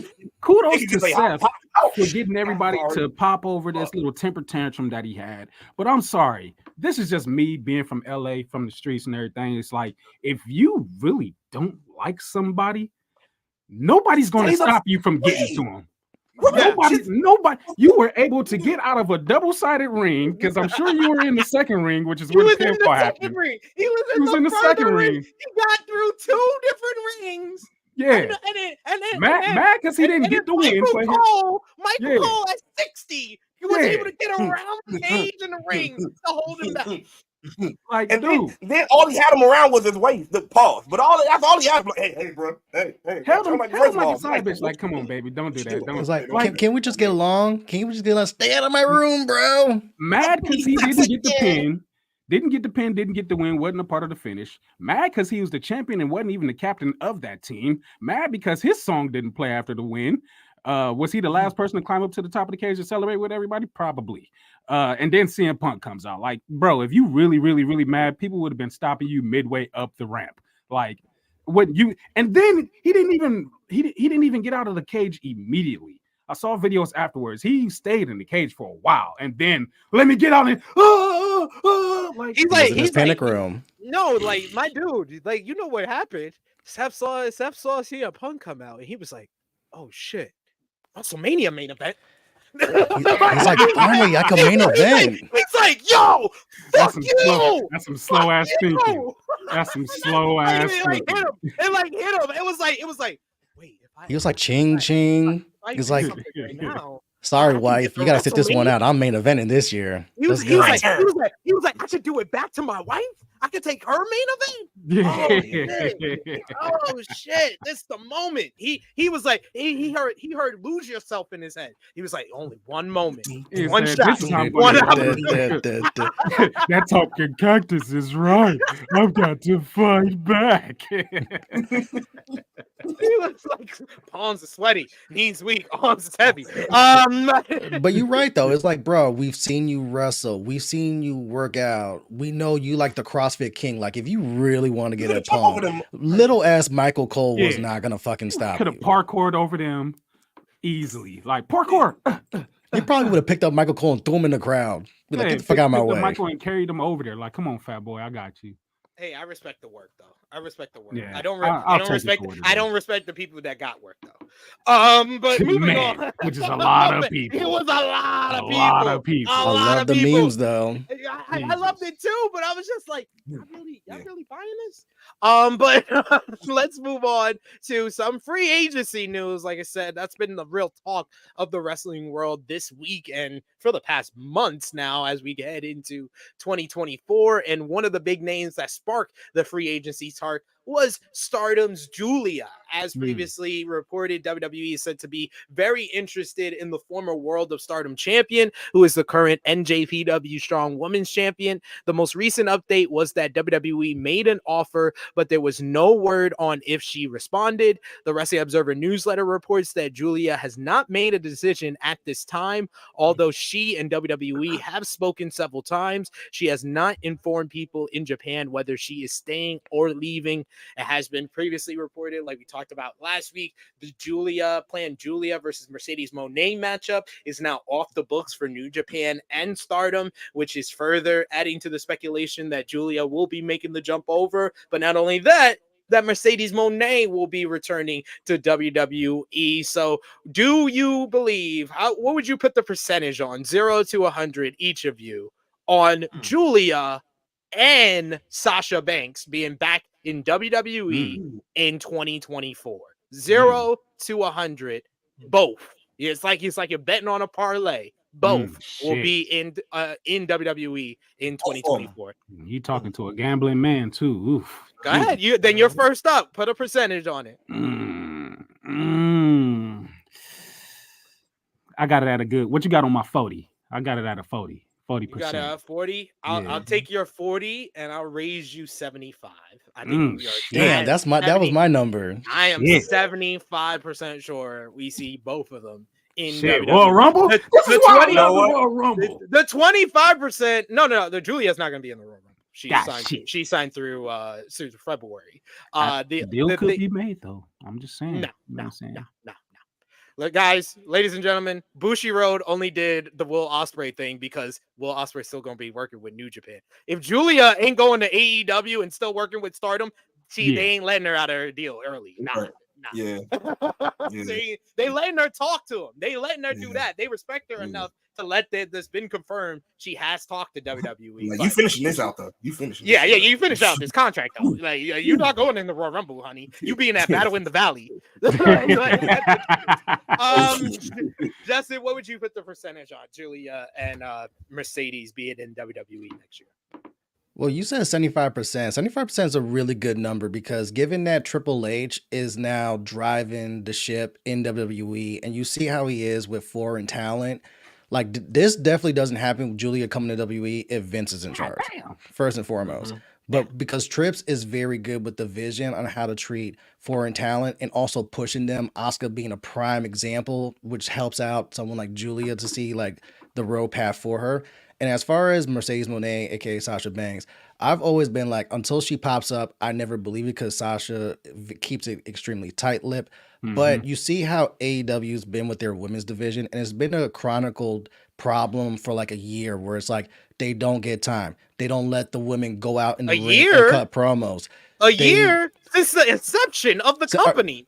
They've been start, but it's like, okay, you only really have one women's match and it's usually around at the same time. Maybe they get a second match. They always cut their promos backstage, never in the ring. They've never, ever main evented any of their pay-per-views that AEW's ever had. And even then, it's like, you're already hearing a lot of turmoil within the women's division. You see Britt Baker tweeting out like, yo, I haven't been on TV basically all fucking year and shit like that. So it's like, what a fumble. Even if Tony's like, here's $10 million, would Mercedes really want to come back here where it's like, this is still on very shaky ground, and we know, and we've seen the track record over a long period of time, how you guys, honestly, if Tony wouldn't get so much backlash from the fans, I don't think he would put women on the fucking card. Because I don't think he really cares about it. Whereas now that Vince is gone, and Vince was really like the one albatross in Sasha Banks and WWE, Trips loves her to death. Trips has always looked at Sasha Banks as the future and as that premier star, whereas Vince has always put Charlotte and Becky and Ronda above her. So Sasha coming back to WWE makes so much sense, especially now at this time where Rumble's coming up. We don't know the extent of Charlotte's injury, but that could free up a main event spot. And then you see the dissension with Bayley and Damage Control. And let's say Damage Control jumps Bayley out of the crew. Bayley's going to need some backup. So even if you didn't want to do the tag team, but if you want to do the tag team, it's there for you. There's a lot of story and avenue for Mercedes back in WWE, especially now that you know the person that loves you to death and you love to death is now driving the ship. Why the fuck not? Yeah. I agree with the senior nerd here. AEW. Oh, okay, you get a thumbs down too. Hey, they have gotten better with the women. Julia Hart, Timeless Tony Storm. I mean, Chris Statlander's TBS title reign, where she was main good eventing now, Collision but they're hella and inconsistent. Rampage. You have so many other people that are improving, like Sky Blue, and you have the whole. You have everything that's going on with ROH right now. Like, I think that what we're talking about with AEW lacking on the women is that, like, since their inception, it's just been the last 3 months that they really actually put a real big focus overall on the women's division. Like we'll get into Dynamite. This past Dynamite, that was the best presentation of the women the whole entire year. This is true. You had a special guest from Turner Classics introducing your world champion. You gave a promo time to the girl who's next to the world champion, who's a new star that you're building in Mariah May. Sky Blue got a showcase in that matchup, getting 10 minutes in the ring, and then you brought back Riho, who's one of the most over women in the company. That's the best presentation of the women from AEW this whole entire year. And the reason I went on this rant is because Mac is acting like he ain't seen all this shit. That's saying a lot. You named 3 women that has my eye, and that's about it. I want to see more from Anna Jay. Let's see. This she's improved, but she's still but I just want to see more. That's all. You mentioned Athena. What part of her do you want to see? Oh, let me put my shades back on.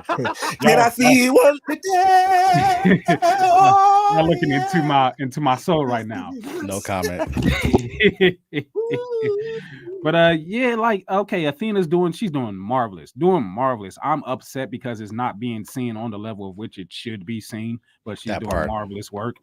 Let's see. Already mentioned Anna Jay, Timeless Tony Storm. I mean, that's the greatest shit fucking ever. Oh man, it's greatest shit fucking ever. He has entered the upper echelon of women Tony Khan cares about with just Britt Baker. Yeah, like, literally. And not saying that they fumbled Britt Baker so damn bad. Oh my god, I've never seen that was worse than the butt fumble. Like that's just I don't know a fumble that's any Jesus Christ, that was a bad fumble. Did they fumble Britt Baker, or did Britt Baker just get hurt and turn into trash? I'm sorry. Did I say that? She did I say fumbled that herself? out loud? Did she fumble herself playing politics backstage and trying to make people lose their job? Yeah, I'm spilling tea. Yeah, I'm sorry. Did she go out her way to try to badmouth Thunder Rosa and then turn into fucking Thunder Rosa with a bad back and have to sit at fucking home for the past 3 months? So don't fucking complain. Put down the fucking phone, bitch. That did happen. That did happen. Ow, pow, pow. We don't even have our pistols on this show. God, pow, pow, pow. I'm sorry, I said it. Pow, pow. Drive by. I mean, SP3 said gun club. You triggered me when you said AEW triggered. Okay. Let me fix his words. Because I know what he meant to say. Rewind. Not a fumble, but what he's trying to say is, like you said, you named 3 women that he's looking at, or 3 women that we looking at, and that was one, like almost kind of like one match, and it's like. A lot of people see that, yes, women are being like presented, but I guess you could say not in the way a lot of people feel like it's still respectable to women's wrestling. I'll take all of that, SP. I'll take all of that. She fumbled herself after they fumbled her first. How did they fumble her? I don't think they fumbled her. I don't get that part. I don't think Baker. You gonna have to explain. I didn't get that part. Show me fucking graphs, because they did not fumble her. They gave her every opportunity. They gave her every opportunity to be successful. The only thing they messed up in is when she lost the title, she should have turned babyface immediately. Yeah. They shouldn't have waited for the whole Outcast thing to turn her babyface. That's the only, and that's not even a fumble. That's a misfire. That's not a fumble. They did not fumble Britt Baker. You know what else was a fumble also probably too, because we really never really got a resolution to the whole Jamie Hayter and we never did. We never did. We never ever did. The resolution, and I've actually been told this by people that work in AEW. The resolution was they are friends again. That was the when Jamie helped when Britt helped Jamie win the AEW Women's Championship. The end of that story, that arc was they are friends again. No, put me in the fire. I'm fine. Put me in the fire. And I said to him, and I said to this person, I was like, yeah, I didn't like that when they did that with Bailey and Sasha back in 2018. I don't like it here either. Okay, Britt got the Charlotte Flair booking for like years. Like they definitely didn't. She was AEW Charlotte Flair. She is no longer that and nowhere close. Nowhere. Through all the fault of her own, though. Not yeah. No, that's true. You have yet to explain this. Tony's hot right now, and she's a better worker in the ring. She is. She definitely is. Yeah. I think also what happened too. I'm sorry to say it like this, but more interesting women came about, and now everybody was like, "Hey, the whole Saraya blow up thing." I'm sorry, the way that kind of caused the rift, it was real, because it was like, oh, guess what? Even though you don't like it, somebody a little bit have more story than you came, and you was mad. That AEW All Access completely ruined my whole perception of Britt Baker. Like when we really got to see her for real, and literally her biggest fan in the company, Tony Schiavone, literally had a whole sit down dinner with her where all she wanted to do was complain about Thunder Rosa, and he told her, like, stop it. Stop talking about her. I remember that. Like he literally told her that. Like that, it was like an obsession to her that she had to tear down Thunder Rosa. And Thunder Rosa is one of the nicest people in professional wrestling, done so much for this channel. So I'm sorry. I'm done with Britt.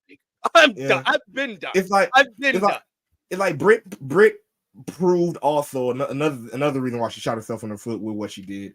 She proved and showed that, because everybody was already talking about locker room mess when it came to the locker room, when it came to the fellas. Britt showed how it is with the women too now.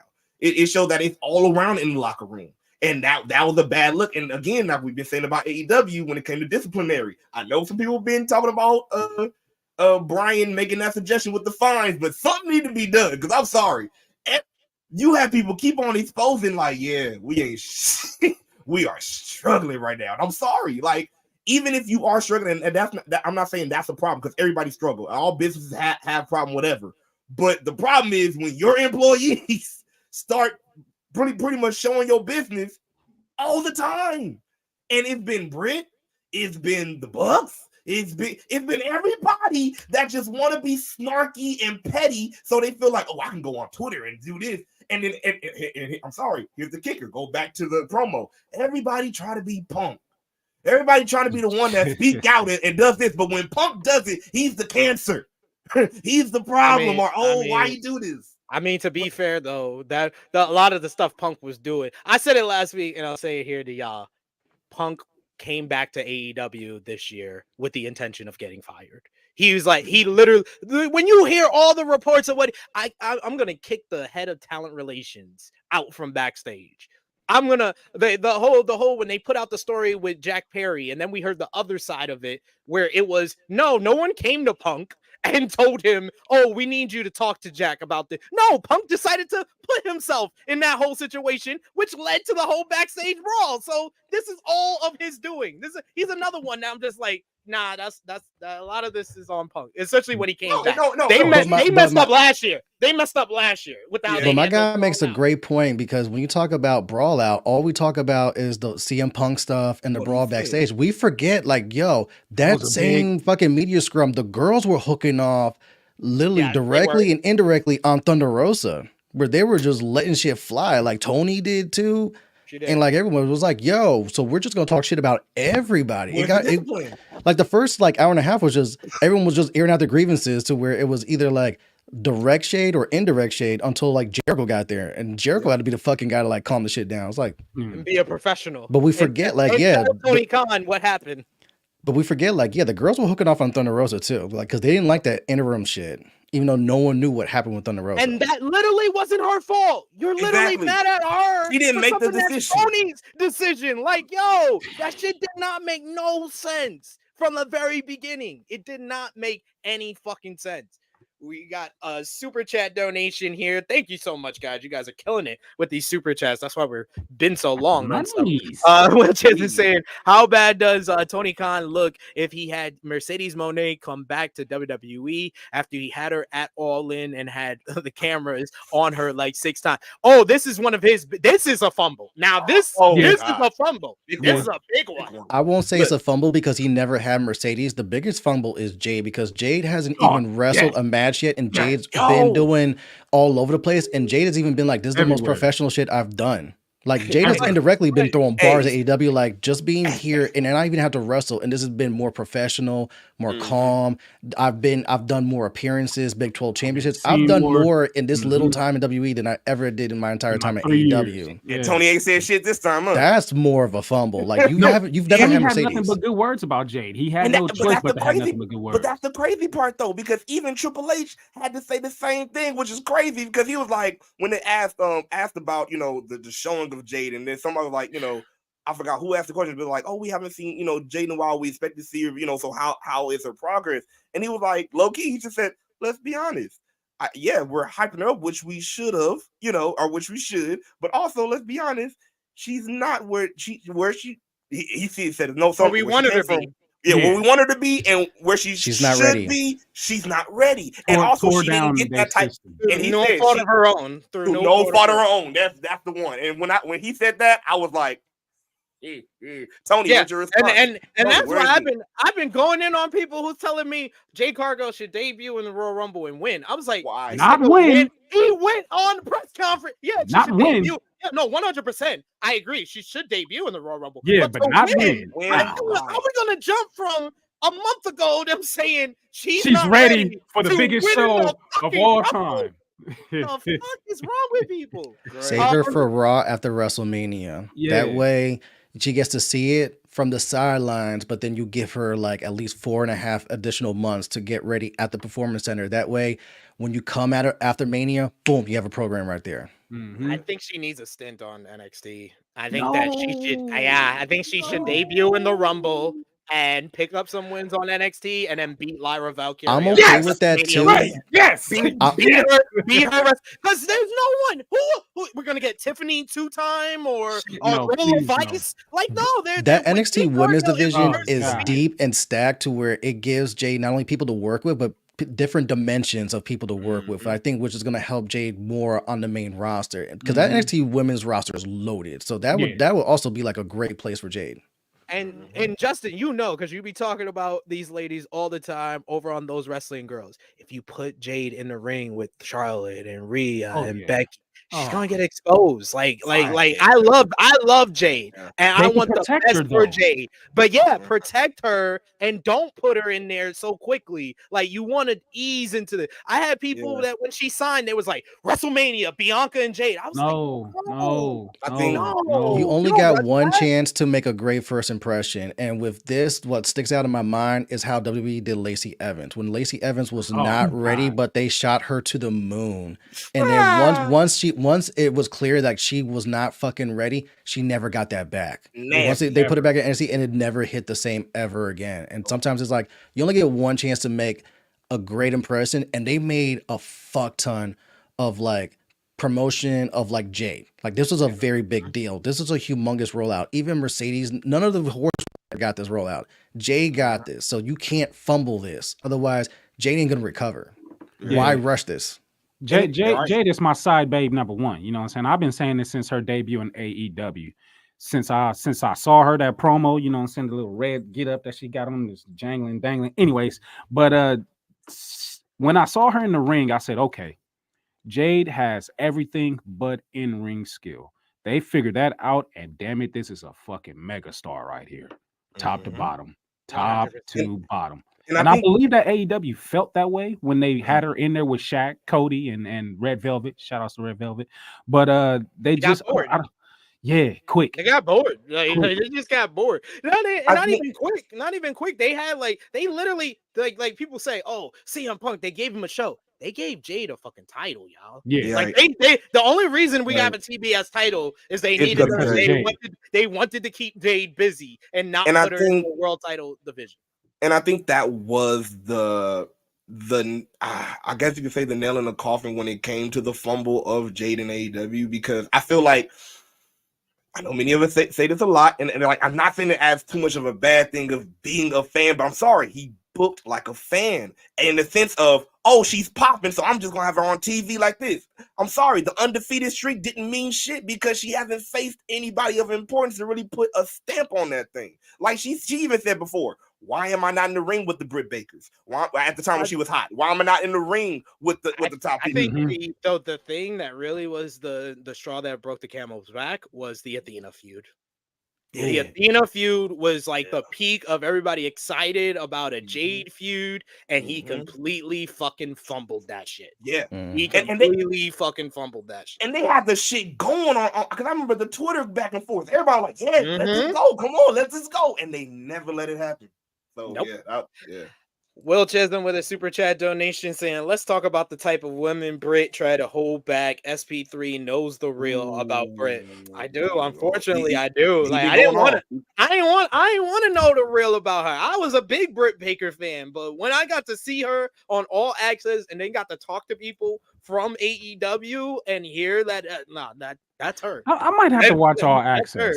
I didn't want to waste my time with it, but perhaps I need to. No, that was the eye opener. It was an eye opener, especially if you're a Britt Baker fan. I suggest y'all watch that. You know, and the crazy part is, wasn't that in like the first few episodes? Like, actually, it was like the first 3 episodes. She was talking about the first episode. They try to make her out to be like the baby face of the show, and then like 2-3 episodes in, when you see her like gossiping backstage to Saraya and Tony Storm, and then she's talking about it to Tony Schiavone, talking about it to Adam. It's just like, damn, like Thunder Rosa has been on this show quite often, but not in physical form, in name form, because of you.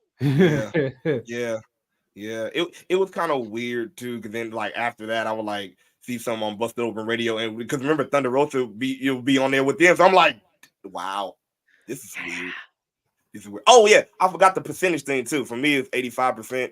And like I just want y'all to know for sure, like that, because I was actually there. Because like see what happened was I was the mailman that gave the letter to Julia. See, because I saw what Triple H wrote. See, he was like Julia, I'm never met Julia. And she was like, oh shit, oh you right, see who you got on here with some scripts, with some scripts and shit. And there you go for you guys. Anybody who didn't watch All Access, anybody who didn't watch All Access, it's available right now on Max, and you can go check it out. Only 6 episodes. You easy be through it in a day. Right. It only went 6. Yeah, only 6 episodes. And then finally, before we get into what happened on Raw this week, AJ Styles was apparently supposed to appear on last night's WWE SmackDown. However, PW Insider reports that AJ was removed from the show in the week prior. At one point, AJ was supposed to be planned to return a few weeks ago, but that didn't happen. It is reportedly a creative decision that's keeping him off TV for now, and it was noted that he would come back any week now. And I said it on our Raw review last week. I was like, yo, AJ Styles done fell back and back. Like in September, I literally was on here being like, okay, it seems like AJ is going to be first, and then we get to LA Knight at Royal Rumble. Then it was like, okay, LA Knight's going to go first, so then AJ will get Royal Rumble. Now Orton's back, so it's like, okay, AJ, you're not going to get the Rumble. You're not going to get before WrestleMania. Maybe you can get Solo Sikoa, but now it don't seem like he's even going to get that. You ain't even getting that. Hey, no lie. When you really look at it, even after all the releases that we get and that we see, WWE's roster is fucking crazy. It's fucking maniacally wild. Like all the talent that they have is just, it hurts me to even say this, but I forgot all about AJ Styles. And that's crazy. AJ Styles is not a man that you can forget about.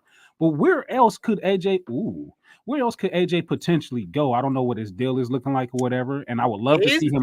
He's one of the names that's apparently coming up to be expired next year. With TNA coming back, I wouldn't be mad at the phenomenal one going back to the real house that he built. I mean, a lot of people would suggest that the Young Bucks didn't really get on until they started teaming with that guy from TNA and New Japan in the Bullet Club. So he got that in, and he's always said on multiple interviews he's always wanted that matchup with Kenny Omega again.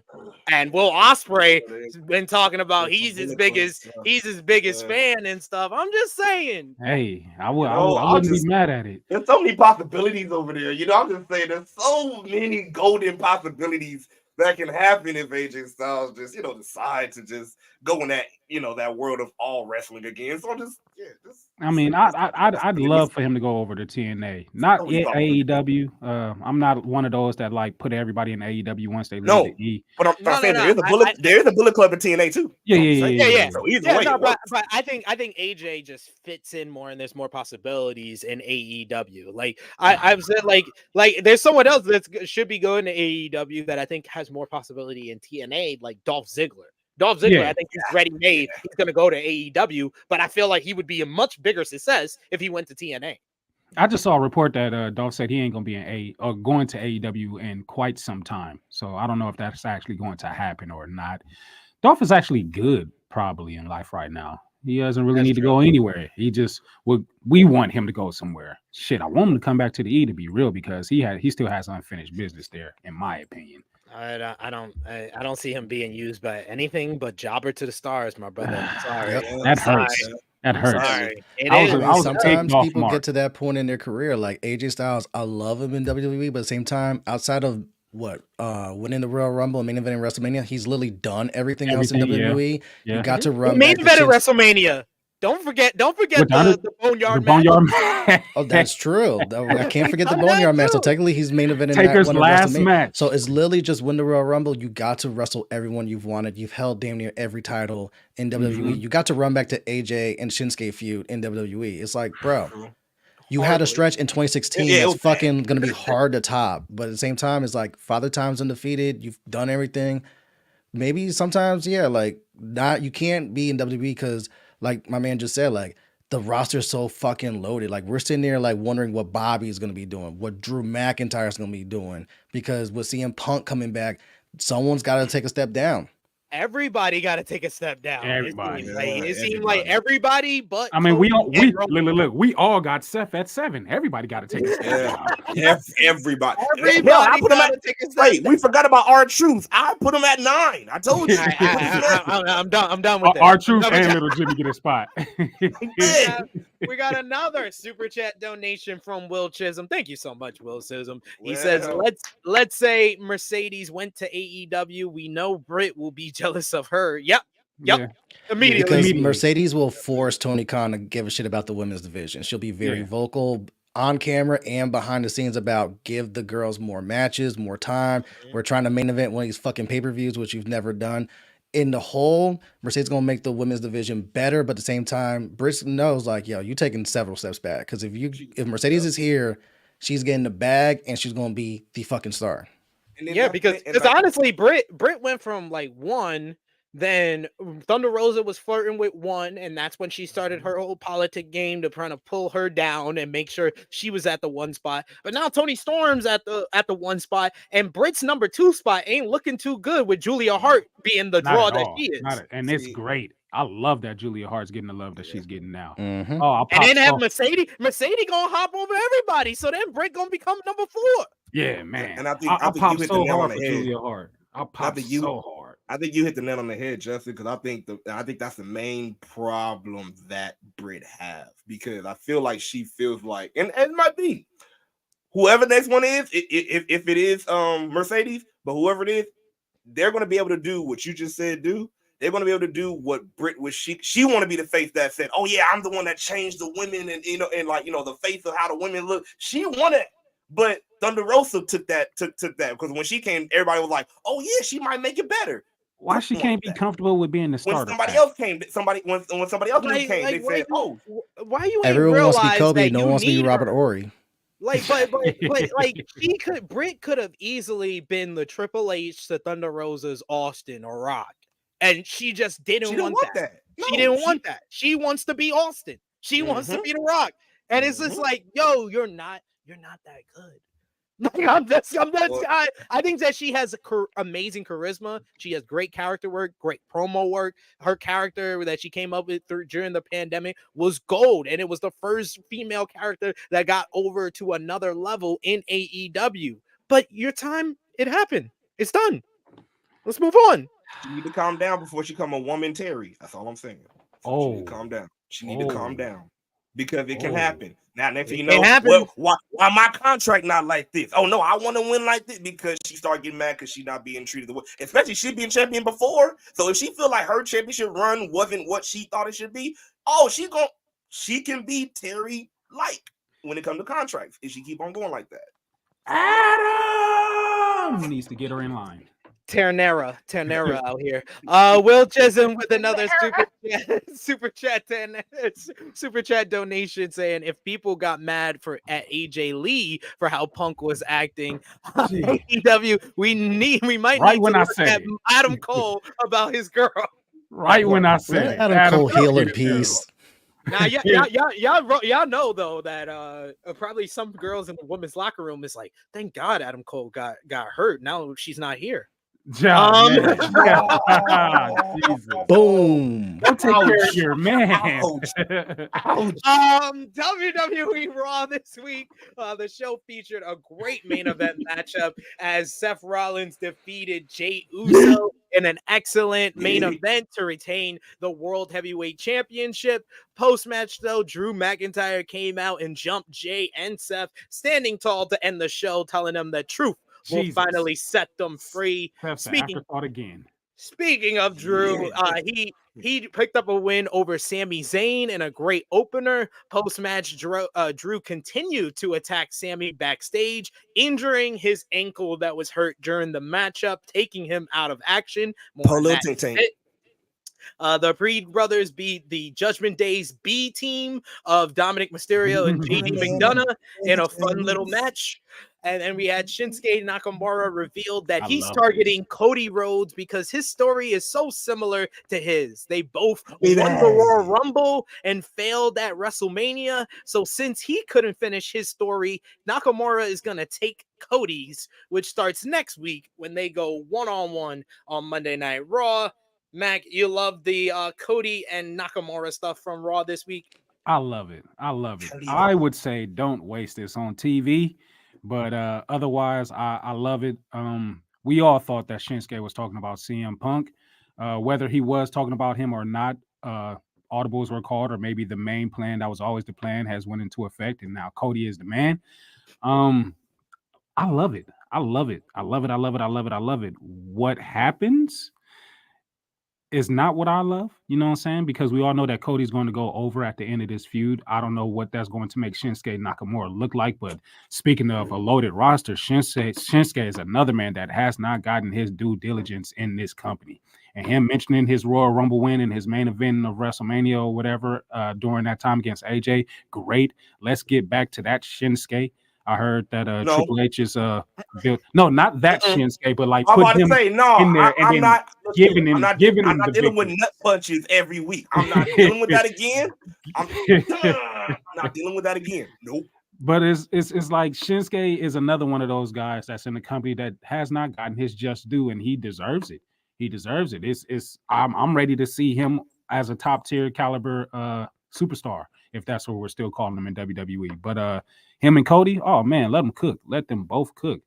Hey, I need Raw to open up with somebody fighting backstage. It got to be Shinsuke and Cody, Seth and CM Punk. It got to be somebody. Just it ain't gonna be Seth and CM Punk. I'll tell you that. Give me that chaos. Give me that chaos. Yeah. Give me that chaos. But yeah, I'm all for it. I would love to see what they do with this. Hopefully, we get. What I want is a match at the Royal Rumble and then have these two men still in the Royal Rumble, like how we used to do back in the 90s. You know what I'm saying? Have a match and then enter in the Royal Rumble later on. And you know, we'll maybe see Cody possibly win the Royal Rumble, suffering effects from what Shinsuke gave him or whatever. You know, it's always possible. But man, yeah, I love it. It makes sense. And I'm dialed in.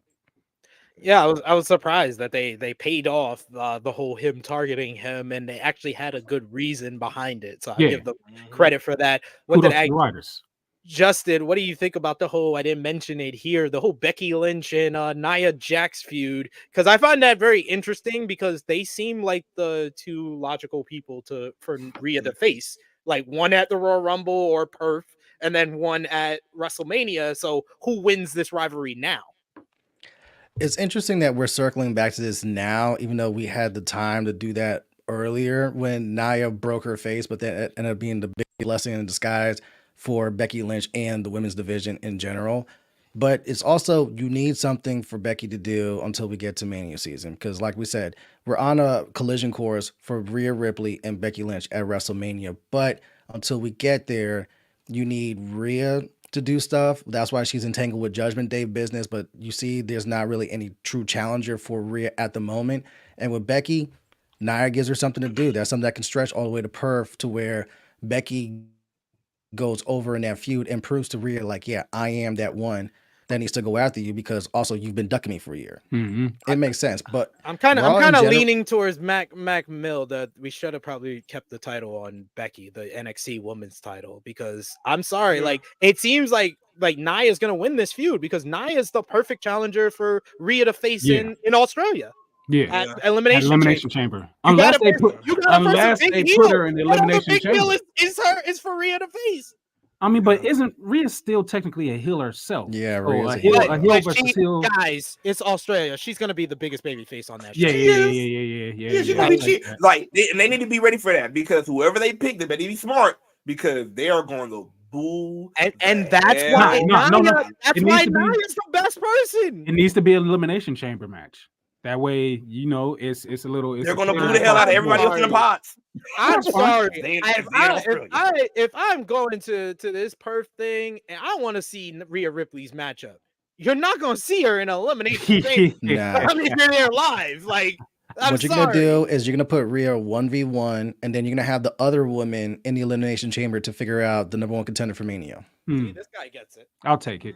I'll take that. He gets it. See, yeah, that's what you do. But You put Rhea, yes, the biggest heel. That's the only heel on Raw they've been building up. And she won't lose nothing with a loss either. She won't lose anything at all. That's why I asked the question about this Becky feud now, because it feels like Becky's gonna take a loss before they try to heat her up before WrestleMania. Becky loses nothing with a loss. But she doesn't. She doesn't. But it makes sense to me now more because I know some, like, of course, everybody was complaining as soon as Nia came back because the danger. But and then you already see how they played off with how she, I'm dangerous, and I'm like, I was wondering where this is going. Of course, what was the first real dangerous thing she did? She made Becky a star by punching her nose out. Of course, lead up to that. So remind you about her dangerousness, and then what happens? Becky comes. Oh yeah, you saying you dangerous? I remember we never solved this shit. So let's solve it. Our issue. But one of the other big things that happened on the show, like I mentioned, the injury angle for Sami Zayn on Monday's Raw, which the Wrestling Observer newsletter confirms that there is apparently going to be some time off for Sami Zayn. Wrestling Observer reports that there's no word on how long Zayn will be out. All that is known is that Zayn asked for time off recently, which was granted. There's no details on when that begins or how long it lasts, but he is currently scheduled for a December 28th event in Quebec, which otherwise would be built around him, and that show is during his planned break, although it was noted he could end up appearing anyway. I immediately, when they did the whole angle on Raw, I was like, oh, okay, Sami Zayn versus Drew McIntyre for WrestleMania, because Drew is like the most interesting guy on Raw, but he's another big star that I don't know who he would face at WrestleMania before Monday. But they did this angle, and now I feel like you should hold Sami out until at least Royal Rumble, and then bring him back, and then that's your WrestleMania matchup. That'd be dope. What do y'all think? We make one joke about booty shorts, and Drew McIntyre goes on a Kaiser Soze warpath on Raw. Like, bro, like Sami caught it, Jade caught it, Seth caught it. Like, Raw was basically like booking like the Drew McIntyre show. We started with Drew, we ended with Drew. Even the Judgment Day stuff was Damian Priest still having a little fallout with the Drew McIntyre stuff, because which is all probably about me, which it always should be. But at some point, we may circle back to Drew McIntyre and Damian Priest at some point. So it's like Raw was really the Drew McIntyre show. There's three things you don't talk about. It's been the Drew McIntyre show for like 3 months now, and I've been loving it. He's the best character on that show. Drew, Drew is the best Drew. He should pull back the 3 count though and be like, "There's 3 things you don't talk about, mate. My biker shorts, my skirt, and Angela." But his rival Jey Uso had a noticeable change this week on Monday Night Raw as WWE made him yeetless. Is it no yeet? Is it Uchi Wally or one mic? A new report lists a possible reason why Uso did not use the word on Raw this week, and footage of his Yeet shirt was noticeably blurred out. BW Insider and Fightful reported that it looks like as if this could be due to the fact that independent wrestler Casey Scott Huffman filed it to trademark Yeet and Yeet movement back in 2021. Huffman applied for the trademarks as entertainment services pertaining as professional wrestling, and Fightful notes that per the documents, the application has been suspended since October of last year after Huffman was notified in April of that year of some issues with the application related to refusal material mismatch and non-material mismatch. Uso began using the phrase at the WWE Fastlane press conference, and then WWE has not trademarked the term, and PW Insider notes that it's possible that WWE could make a deal with Huffman as they've done to trademark things in the past, and there's no word on whether that has been done yet or not. And as of this writing, Uso's Yeet t-shirts are no longer available in WWE shop, and that's disappointing because I really wanted that shirt.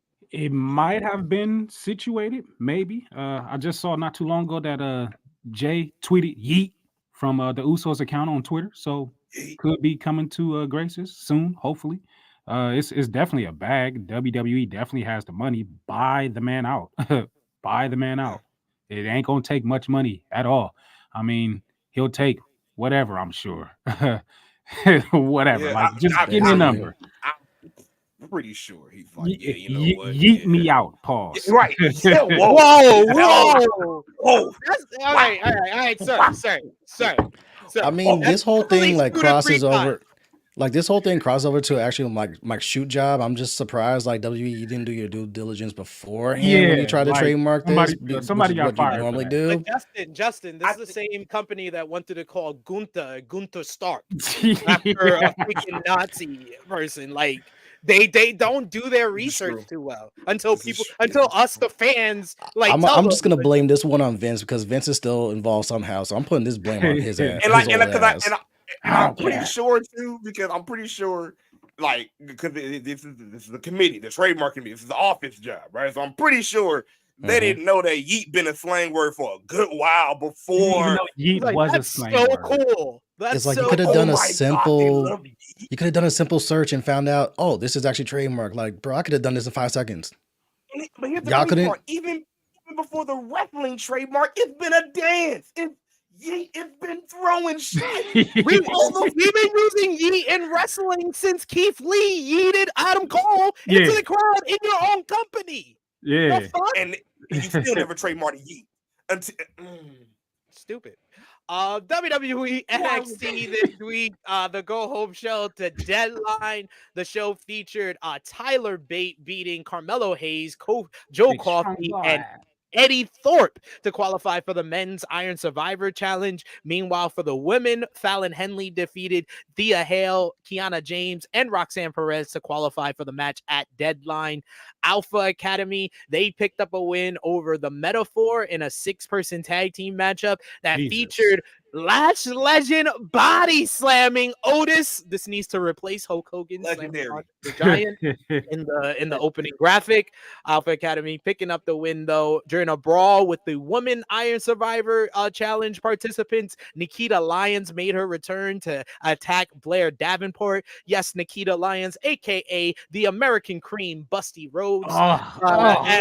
And then finally, you had Wes Lee, unfortunately, in some sad news, revealed that he has suffered a serious back injury that requires surgery and will keep him out of action for 8 to 12 months. This led to Dominic Mysterio coming out to mock his rival, who revealed that the name on the contract for Deadline says Lee, but it won't be Wesley. It will be Dragon Lee coming up tonight at Deadline for the NXT North American Championship.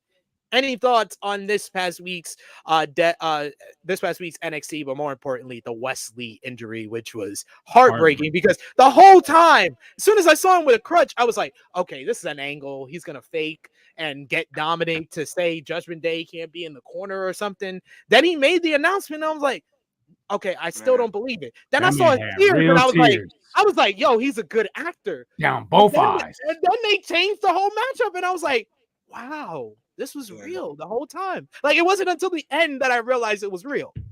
Let me tell you, man. Once I seen that man crying, I said, this is real. This is it. Shit. When I say my heart dropped for the whole moment, because like it's just great that when you're in like certain situations, especially like getting to know, so like during WrestleMania, Wale Mania, me and Matt got to actually, chop it up with Wesley. So it's like, like we were talking about like the future and, probably what his plans will be, championship wise, and just shooting the shit, man. So like, it was cool meeting him and like, and talking to him. So seeing that, it just felt like, like I remember that conversation we had about his dreams and what he wanted to accomplish. I'm like, man, like, feeling that feeling of, man, I was almost there, and now I gotta wait, and we don't know what the future's gonna be. It was heartbreaking, so definitely, I'm giving all prayers, all positive vibes, everything to Wesley, man. Like speedy recovery and just safe recovery mostly, but yeah, speedy and safe recovery, man.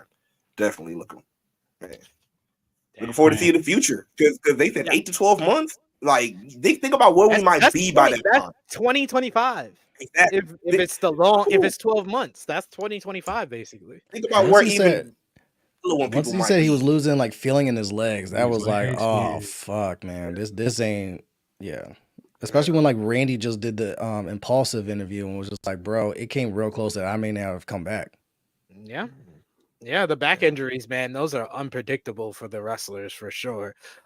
We got a bunch of people wishing well to Wesley in the chat. Frantic World saying, I hope Wesley gets better soon. We also got Eric Isaac saying, get well, Wesley. Once a rascal, always a rascal. And he had his rascal brothers on social media showing him love. Sammy Callahan showing him some love. A bunch of people that he worked with in Impact Wrestling. So hopefully Wesley has a speedy recovery, comes back very, very soon. But someone who's coming back, it seems, tonight at Deadline is Cora Jade. A new report has some possible spoilers for tonight.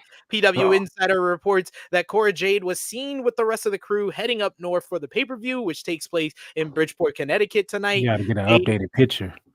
Jade was teased at the show through with the new boobs through a QR code that was seen on this week's NXT. Izzy Dame, who appeared to assist Kiana James in a segment, is also heading with the team, as well as Shawn Michaels, Matt Bloom, Terry Taylor, Oni Lorcan, Kelly Kincaid, and Alicia Warrington. So a bunch of the crew heading up to Deadline. Wesley will, of course, not be traveling with the NXT crew over there, unfortunately. But let's move on. I think that's enough of WWE for a week. AEW Dynamite that we missed this week. They did 800. And we're finished. The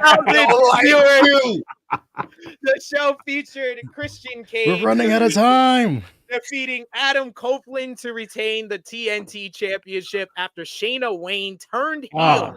Call him daddy. I called it blasting Copeland with the title. Christian Cage, my father. I love my father. He's such a good dad. He's such a good dad. Hi. In one of the best matches of the AEW Continental Classic so far, Swerve Strickland defeated Mark Briscoe in a tremendous bout to earn 3 points, 9 points overall in the Gold League. Meanwhile, Jon Moxley improved to 9 points after a hard-hitting bout with Roosh to earn another 3 points, and this sets up a leadership battle. First place in the Gold League at Winter is Coming next Wednesday. It's going to be Swerve Strickland versus Jon Moxley. They had a confrontation on this show in the final AEW Continental Classic matchup. You had Jay White defeated Jay Lethal in a good contest to earn 3 points, 6 points overall in the Gold League. Timeless Tony Storm beat Sky Blue. The queen of the geeks. Yes, it was. It was a cheek-off. A solid matchup to retain the AEW Women's World Championship after being introduced by Ben McEwentz of Turner Classics. Post-match, Riho returned to confront Storm and made her intentions known for the title. And in one of my favorite segments that I've seen this week in wrestling, Hangman Adam Page out of nowhere freaking returns and gets into this passive-aggressive, turn-aggressive confrontation with Maxwell Jacob Freeman. Hangman Page let it be known he's not done with Swerve Strickland. Had a heated confrontation with the AEW World Champion backstage before Samoa Joe interrupted. And then later in the night, the Devil's Henchmen surrounded Samoa Joe in the ring while MJF got taken out by a beer bottle backstage after MJF accused Hangman of being the devil. Mac, what I heard you fussing and getting mad. What's your problem with this? Yo, I no problem with Dynamite. Even though AEW has slowly broken my heart. It's not the AEW that I fell in love with or that I was in love with. It's not terrible. It's just not what it used to be. But Hangman fucking Adam Page. I'm sorry. We was there for Full Gear. I cannot, and I don't know how long it's going to take for me to attempt to do this, but shake that blood drinking out of my head. Like every time I see this, man, it's just dude laid there was just like he drank his essence. He drank his essence. So we forgot that AIDS and hepatitis still exist. He gained and it's crazy because in the arena they didn't show the whole pay-per-view on the screens. So there was a lot of screens chant, and it came during this match, and they showed that part. It was just like, oh, you want screens? Tony said, "Fuck it, you want it? Here you go." You asked for it. You got it. Interview with a hangman. This puts me on the same page as Jim Cornette, and I guess like somewhere deep down inside of me, I actually do like Jim Cornette more than I admit. But was that really necessary? That was so fucking absolutely. disgusting. It was very necessary. Why? Very Why? necessary. Because now him and Swerve are forever connected. He lives with him. He lives with him. Anyway, he said it. He said it in his promo. He did. He did. He drank him. He literally drank him. Yeah, he did. Just drank his we fluids, can't say bro. pause because he literally did. He literally drank his fluids, bro. He swallowed him and swallowed him like his fluid. Yep. All of it. Yeah. No, he's a spitter. Spit it out. He's a spitter. He's a spitter. Yeah. Spitters are quitters. He spewed it. He wished it around and said, and that's why he lost. That's why his ass lost. He's a spitter. Spitters are quitters. Yep. Let's see. Dynamite. Nick Wayne's mom, Shayna. Oh, made me think about that one Will Ferrell movie, The Campaign, when he was calling Shayna at the dinner table. He called the wrong family though. It's like, I just want to do some dirty things with Shayna. Let's get together and do weird things in the Denny's bathroom. Nick Wayne's mom is pretty cool. She's cool. We had the pleasure of meeting Nick Wayne and his mom at a PCW Ultra show out here a couple of months ago out in the town. And it's good to see Nick Wayne doing well. But his mom, that moment in the ring, she didn't do that great of a job of selling that she wasn't going to hit Edge. And that I liked it because too often we get the person who's aiming for the person they're definitely not going to hit, and it makes it obvious they're going to hit the other person. I think but she was kind of like teasing. Yeah, she came in as a person that did not know who the fuck she was going to hit. So I was like, about to say, bro, that makes sense. I'm about to say, bro, that makes sense. I'm about to say, bro, low-key, if you didn't see that coming, I'm sorry, I don't know how. Because it's like, here's the choice she pretty much had. The man that has been now grooming my son, being a great father figure, or the man that caved my son's head in, tried to murder my son. Yeah, I was like, I had people telling me that it didn't make sense for her to turn. I was like, no. It made all the sense. I was like, the Shayna and Nick Wayne heel turns are some of the most logical heel turns I've seen in wrestling in years. Yeah. Like Nick Wayne turned on Darby Allin because Darby left him behind when he went to AEW, then gets him a job, and then leaves him behind to get murdered by Swerve and his crew. That's understandable. And Christian's gonna help me, and he's gonna take care of me. That makes all the sense in the world. Shayna Wayne was all against Christian grooming her son until this other old fuck that used to be friends with him tried to murder my son in front of me. Front of me. Like, so she won with the turtleneck Titan. Mr. Turtleneck. The other daddy. Yes. The other daddy. I accept you. He's a great dad. The matriarch. Shayna Wayne. Okay. I'm sorry. I said this on AE Ramble. I'll say it here. As a son of a single mom, I think it's one of the coolest things in wrestling. This woman went around with her 16-year-old kid who wanted to be a wrestler for 2 years, going to all these crummy arenas. And he gets to live his dream at 18 years old, and she gets to live it with him. I'm sorry. That's the coolest thing. That's dope. That's That's one of the coolest things I've seen in wrestling. Great way to honor the dad, too. Great way. Yeah, awesome way. Awesome. Absolutely. But we got Shayna Wayne now with the patriarch in AEW. It seems as an act.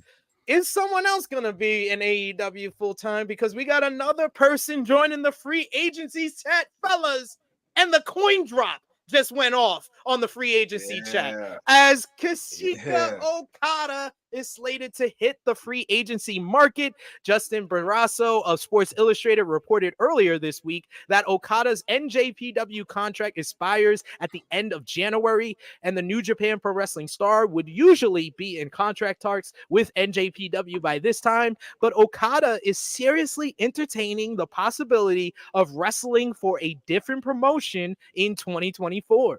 AEW is likely to be interested in signing Okada after signing Will Ospreay, who starts next year once his New Japan Pro Wrestling deal is up. WWE is reportedly interested in Okada as well. During Tuesday's Wrestling Observer Radio, Meltzer said that WWE has been interested in Okada in the past, but the company now believes there is a better chance of getting him now than before. However, Meltzer noted that due to the way NJPW structures its wrestlers' contracts, almost every single wrestler on the company's roster has a period where their contract is up in January every year, and there is a renegotiation period around that time before they re-up by February. This is said to be the case for most of the roster, with some exceptions. And then Okada just decided to say, he said, I'm in the news, so I'm just going to fuck with everybody's head now. Big time. Big time. Okada is heading back to TNA. Hell has really frozen over. You got CM Punk returning to WWE last week, and Okada's returning to TNA in January. As Impact announced on Thursday, the NJPW star is set to return to the company for the first time since 2011 when he played Green Hornet. He played Gento. He played the driver for the Green Hornet. He didn't play the Green Hornet. He played the driver. The day after TNA officially rebrands as TNA at Hard to Kill. Of course, Okada had an infamous run in TNA in 2010 and 2011, and the way he was used creatively basically ended the relationship of Impact, TNA, and NJPW. So, we'll start with Justin here. What do you think about Okada joining these free agency chat? And once again, percentage time, 0 to 100. We're just going to put the percentage of Okada legitimately leaving New Japan Pro Wrestling. Oh, the percentage is 100% for me because Okada's literally done everything in New Japan. You've been the guy. You've main evented Wrestle Kingdoms numerous times. You've main evented Dominion numerous times. You've won so many G1 climaxes, I've lost count. You've been the guy at New Japan. You've done it all. It feels like a superstar, like let's say like for NBA terms, you're like the franchise player, you played on an NBA team, you've won like multiple NBA finals, you're your first ballot Hall of Famer. Do you really want to stick around for a youth movement, or do you want to really be like, let me go bounce around and play with some other teams because I played with this franchise for like 15 years already? That's what it kind of feels like. So kind of going somewhere else, maybe going to AEW and coming to the States, maybe going to TNA, maybe actually taking a serious look at WWE makes a lot of sense given at this point in his career. Yeah, it's like now or never, basically. What do you think, Classic? What do you think about Okada leaving? What percentage you put on him actually leaving NJPW? I'm with Justin. I think definitely it's 100%. Like you said, if you done all you can done, all you could do already, in this one sector, what else is there for you to do other than spread your wings and go? You feel me? And also he get, like you said, he's in the news now. He's getting so much buzz. It's the open door right now. You feel me? The whole TNA thing, I actually like it because like you said, it's like him coming back. Like, okay, remember that shit I told y'all? This is why I could have been this in your company, but now I'm back to kind of saying, hey, I do realize, I started here, but still, this is what I was telling you. See this? This could have been yours. This could have been yours, TNA. But all this. This could have been your domain. This could have been saying, yeah, we made that. But no, yeah, it's cool. So I'm coming back. I like it. I feel like I don't know how long my question is, how long might it take until he make a decision? Like, is he going to do a tour first? Is he just going to visit places places he can visit, like AEW first, then TNA, then just visit places, then make a pick? Because he can do that too. He's been visiting AEW. No, but I'm saying but as a free agent now, actually doing like a scouting, almost like they've been showing Jade, but like in real life, like, hey, I'm just scouting. I can do a match here and there.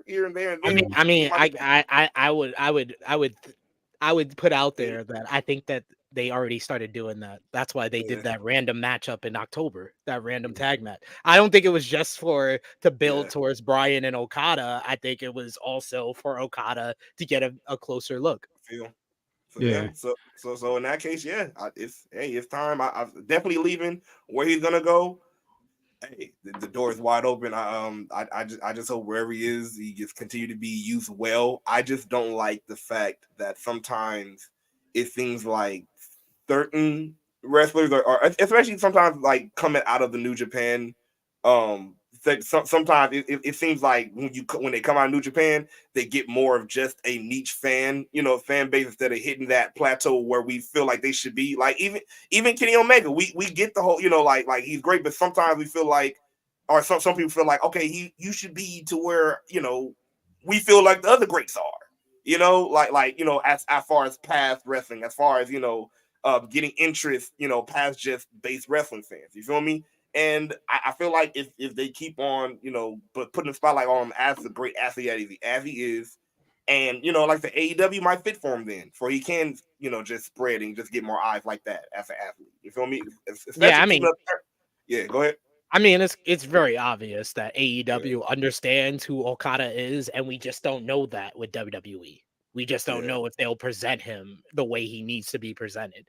And that's why they're doing the work that they're doing with Shinsuke, I've heard, you know what I'm saying? Yeah. To show Okada like, hey, I can take care of you. We can make you look good, you know what I'm saying? We can put you on top. But I know Okada, he's looking at, yeah, it's great how y'all presented him, but he lose every fucking matchup. I ain't doing that shit. If you know Okada will say, I ain't doing that shit. But a good flip side to that, though, is how Gunther's being booked, because Gunther and Okada are kind of very similar. They're both physical, they're both tall, they both are great in ring, but they could also be hybrids and like hit another level. So it's like, all right, see how Shinsuke's being booked, but then also look how Gunther's being booked. And Gunther and Okada, that's more your style. I think he's closer to Nakamura because his second language would be English. It's how they're gonna bring. I think that's the real thing with like the Japanese talent, and why I will understand that there's gonna be the Japanese talent that are apprehensive, and I understand why WWE is using the way they're using Nakamura. They just have to actually, go all the way. It feels like they're dipping their toe in the Nakamura pool, but not swimming in it. Yeah. And I know to someone like Okada that pays attention to everything when it comes to booking, he will look at that and be like, "That's lip service." When I'm over here, I'm getting fucking hugged my leg by Tony Khan, and I also get to hang out with my best friends Matt and Nick Jackson, who are the EVPs here. So like, if you're Okada, I can understand. Like I'm leaning, if Okada leaves, he's going to AEW, but I'm not 100% sure he's leaving. So I put like 60% he'll leave New Japan. Because I do agree with what y'all guys are saying, that he's kind of at that point in his career that he has to go to fully reach his potential of what he can achieve. Yeah. Okay. The 60 sound good too. Hey. Yeah, it's high. I would say that's over 50. That's like, shoot. It's right over half. It's cool. We got Big Man Dogs, who also I see a lot of people bringing this point up that we haven't mentioned, of Okada wants to stay in Japan, guys. Like he has a 1-year-old. He just had a kid last year. He's not going to want to leave. And regardless of what we could say this person's booked this way in WWE, this person's booked that way. Ain't nobody living in Japan and working in WWE. Ain't nobody. Shinsuke Nakamura, they bought his ass a surfboard and made sure. Ain't nobody. And Shinsuke's like, just point me to the nearest beach and I'm good. Water. Where's the water? He was like, I don't care about the booking. Let me Kinsasha the waves. Let's see. I'm for my taste, and it just is what it is. Like y'all said, he's done everything that there is to possibly do in New Japan Pro Wrestling. You've kind of tampered around in TNA for a bit. You've tampered around in AEW for a bit. Yeah, sure, booking might be a question in WWE, but at this point in your career, that money has got to be the top subject matter of what's going on. Perhaps, that if you do come out here, you'll live a great life. Probably a greater life than you've lived in Japan. I'm not sure the type of life that he's lived in Japan, but is not everybody wants to come to America. But just with the money that he'll receive from the WWE, I'm saying that he's on the way over there. Why not? I mean, but he can make the same amount of money apparently from AEW Look, because but AEW offered more to Will Ospreay. would that bankrupt AEW at this point? Like, I mean, Tony Khan got that long money. Yeah, exactly. He got that long money. He just taking it out his dad's account and just Dad, I made another withdrawal. You're going to be all right. It was like, don't worry, Dad. We'll sell 10,000 more tickets for All In. Don't worry. We'll make He's reading the paper. Yes, son. Okay, cool. All right. Dad, I just spent another 10 mil. Yeah, sure, right. Tony. But I think one thing that we gotta mention, we gotta bring up with involves this Okada talk is that right now the locker room perception for AEW is not a good thing. So let's talk about that. AEW has reportedly released this week their VP of post-production, Kevin Sullivan. Not that Kevin Sullivan. Dave Meltzer reports that the company let Sullivan, who is no relation to the wrestler of the same name, go on Monday. Fightful has confirmed the report. There's no word on the reason for the exit, though it is known that SVP Mike Mansouri, who was hired from WWE, was the person who made the call to release Sullivan. Sullivan was with AEW since October of 2019, and he came from TNA. Sullivan runs a post-production studio in Nashville, Tennessee, and Meltzer notes that he was highly thought of in AEW, and there are a lot of questions around what happened other than the feeling of that original AEW has changed quite a bit. And it appears there is negativity circulating behind the scenes in AEW. Dave Meltzer reported on Tuesday's Wrestling Observer Radio that he's been receiving a great deal of negative feedback from people in and around AEW. Meltzer stated that he believes some of it stems from last Saturday's edition of Collision, drawing a poor crowd. And this is despite AEW experiencing a reported increase in revenue this year compared to 2022 that we talked about last week. The AEW Collision episode last Saturday drew 1,980 tickets. God. While the Erie Insurance Arena is a lot smaller than the bigger arenas AEW typically uses, is still about to hold 6,000 to 7,000 people. Additionally, Meltzer cited that the recent termination of former VP of post-production Kevin Sullivan from the company as a move that a lot of people within AEW were surprised and not happy about. SVP Mike Mansouri reportedly making the call added to this resentment in the company, and Meltzer described that there's a feeling backstage that the company is changing and becoming something that it wasn't. The move is now allegedly being seen as someone coming in from WWE and replacing the people who were part of All Elite Wrestling in the first place. The Wrestling Observer newsletter has more details on the situation, including how the news was received backstage, and it was said to be considered huge backstage as Sullivan has been with the company since day one. Sullivan built the entire post-production team out of his own team in Nashville, and the move to let him go surprised people. As for why it happened, Mansouri reportedly told Sullivan that AEW was moving in a new direction in 2024, and Sullivan was not aware the move was coming and wasn't given many details about why. So the vibes is gone apparently from AEW. You brought this up earlier, Mac. So tell us why you feel this way and kind of what's your reaction to this report. It just doesn't feel as special as it once did. Once the rules, everything that they gave us in that opening presser about, hey, here's a new company, this is what we're going to be doing, and this is how much different it's going to be than what you've seen before. Once those things started dying out one by one, I was like, oh shit. Oh, I don't know how long this is gonna last or how long it's gonna make me feel good, but shit. Then they start doing special things like the Owen Hart tribute tournament, and I was excited about that. But then when you crown a winner and they get a championship, we hear nothing about it, and it means nothing.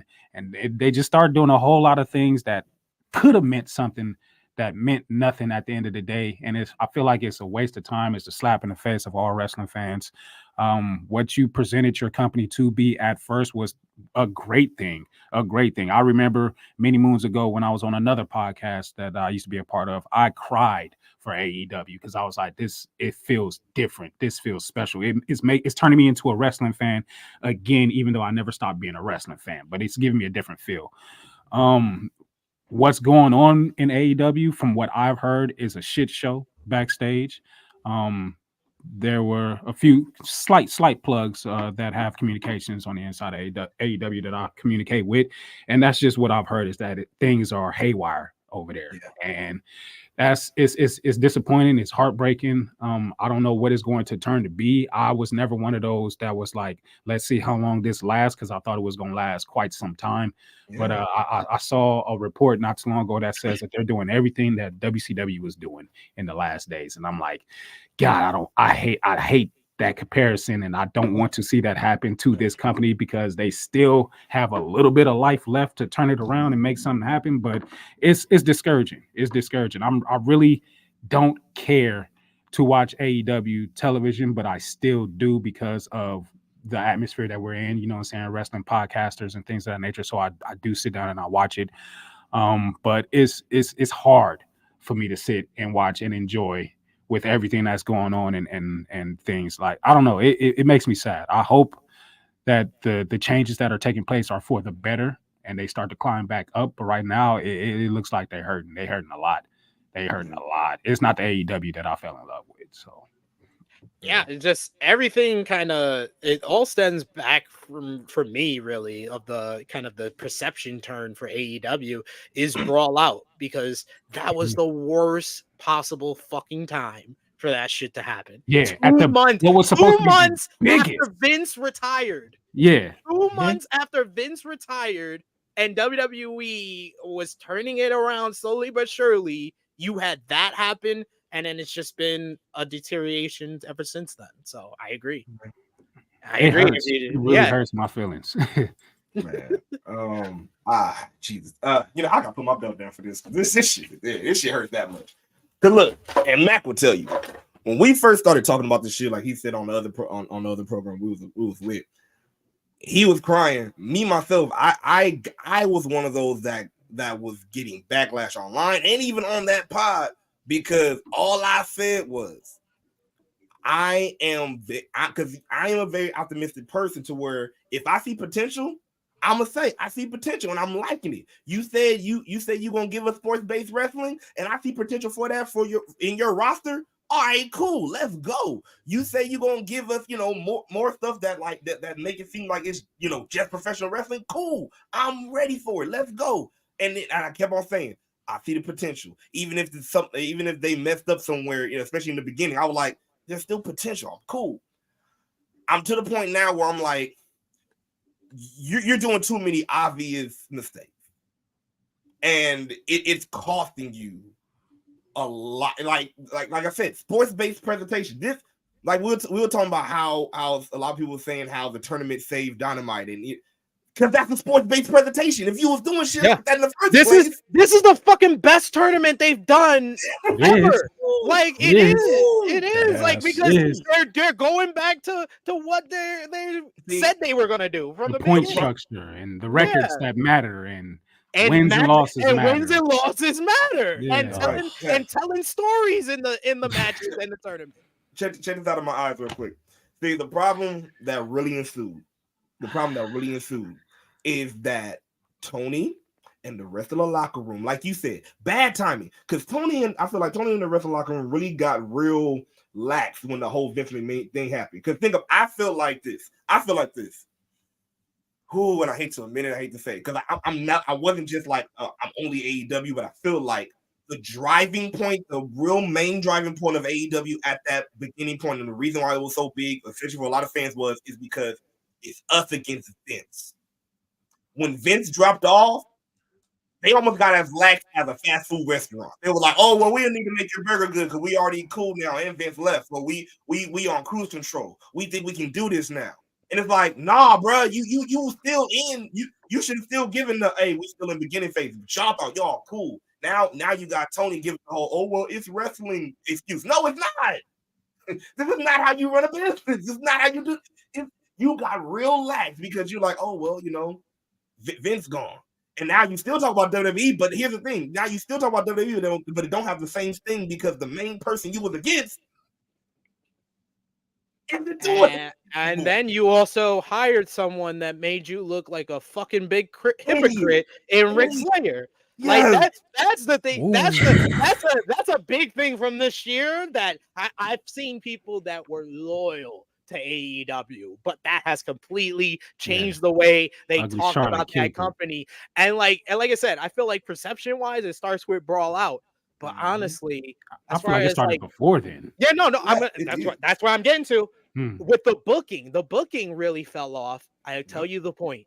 It was March of 2022.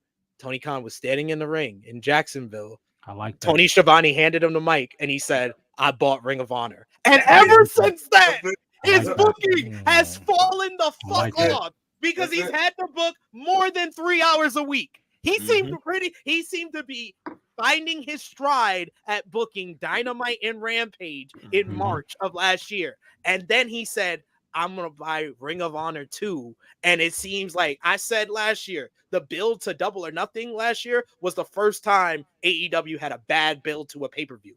But now I've said that a couple of different times because of him having too much on his plate. It's like the double whammy of Vince. He has the double things of what we used to hear about Vince. Vince doing too much and Vince having too many cooks in the kitchen. Yep. Tony Khan has both right now. He had minus the experience. So when CM Punk came back and caused even more problems, it's done. It's over. There really has to be a complete overhaul, and Tony admitting that he is part of the problem, and I don't think that's happened. No, he be too much in denial in his tweets. I'm like, bro, look, I'm sorry. Why are you fucking tweeting in the first place? You are the CEO of a fucking company that happens to be in direct competition with WWE. Do you see Vince McMahon tweet shit? Vince don't give a shit unless about it's something social serious, media. unless it's something dead ass serious. Vince don't tweet unless it's something dead ass serious or revolves around the company. You don't see Triple H tweet. You don't see Stephanie McMahon tweet. I don't think Nick Khan has fucking Twitter. I don't care. Kevin Dunn has a Twitter. But Tony fucking, not only do you tweet, but you fire off on fucking bot accounts or people that have less than 100 followers that don't have anyone relevant following them. And you want to fire back at them. It's like, bro, what the fuck are you doing? And then you fire back at them by talking about some shit that wasn't even talked about. I'm sorry, that whole NXT versus AEW day when he was on Twitter and he's like, "Oh, well, yeah, I didn't book this, but what about what Vince done in the court?" What the? He lost me. He lost me when he said for the first time in 20 years, John Cena and The Undertaker weren't on the show of 1 million. I was like, really? Nah. I was like, sit your ass down and take the fucking L. Take the fucking L. That's what we're doing. We got to go that deep. We got to go that low. I said on this show, I was like, the only thing he needed to tweet was, "I'll see you next year." You know That's what? it. That's it. I think mad people would have respected him for that. Mad people would have respected him for that. I want to see if y'all agree with me. Because even though they can say this out their mouth, I want to see if y'all agree with me. Because I believe it's opposite.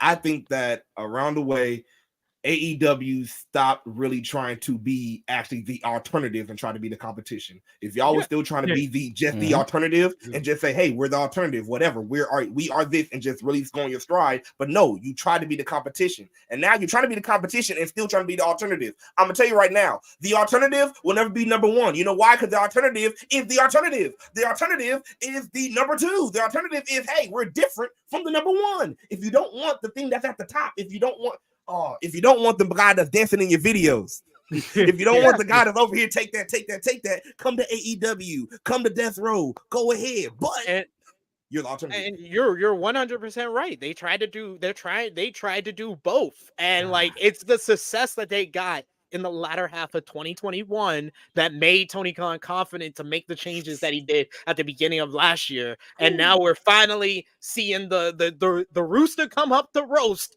because now we're seeing the aftermath of all of that. And now that's why we're hearing them being like, "No, we're going to try to restore the feeling. We're going to try to do that." And I say all of this to also say that we need to also acknowledge the fact we've seen a lot of number twos fumble the bag.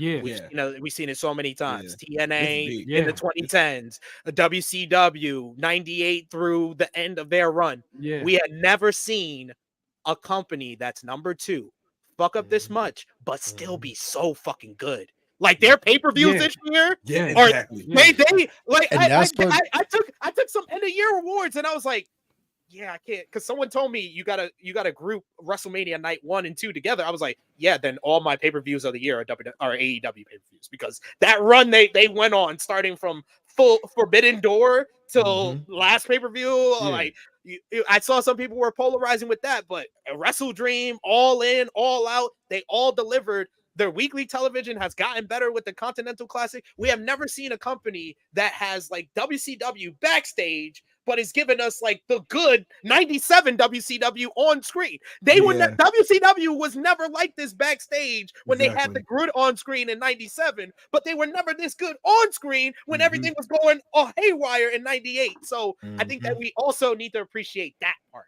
Yeah, I think I definitely do appreciate that. But if the thing is like, I appreciate it, but I feel like Tony hangs on that too much to where he's like you said, again, cruise control. LA, there is too many good fast food restaurants that started out good, but then when they got the big head at a certain point, because people was filling them at a certain point. Do you know how many soul food restaurants out here was good at first, but then because so many of us was like, they popping, then they got lazy. And now the yams don't taste the same. Now the greens is not seasoned the same. Now it's like, wait a minute, why is this beef tough? It's like, what is going on? That's what's going on with AEW. We gave him some rightful praise, but it got to Tony's head. And again, like you said, now you're done trying to be soul food. You're done trying to be soul music. You're done trying to be the alternative, and now you're trying to be mainstream.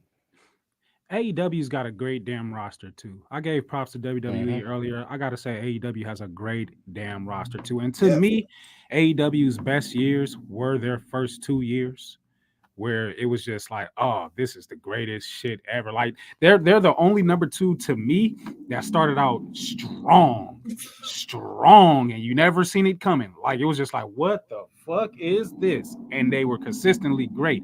Who in the hell is revving their engine underneath?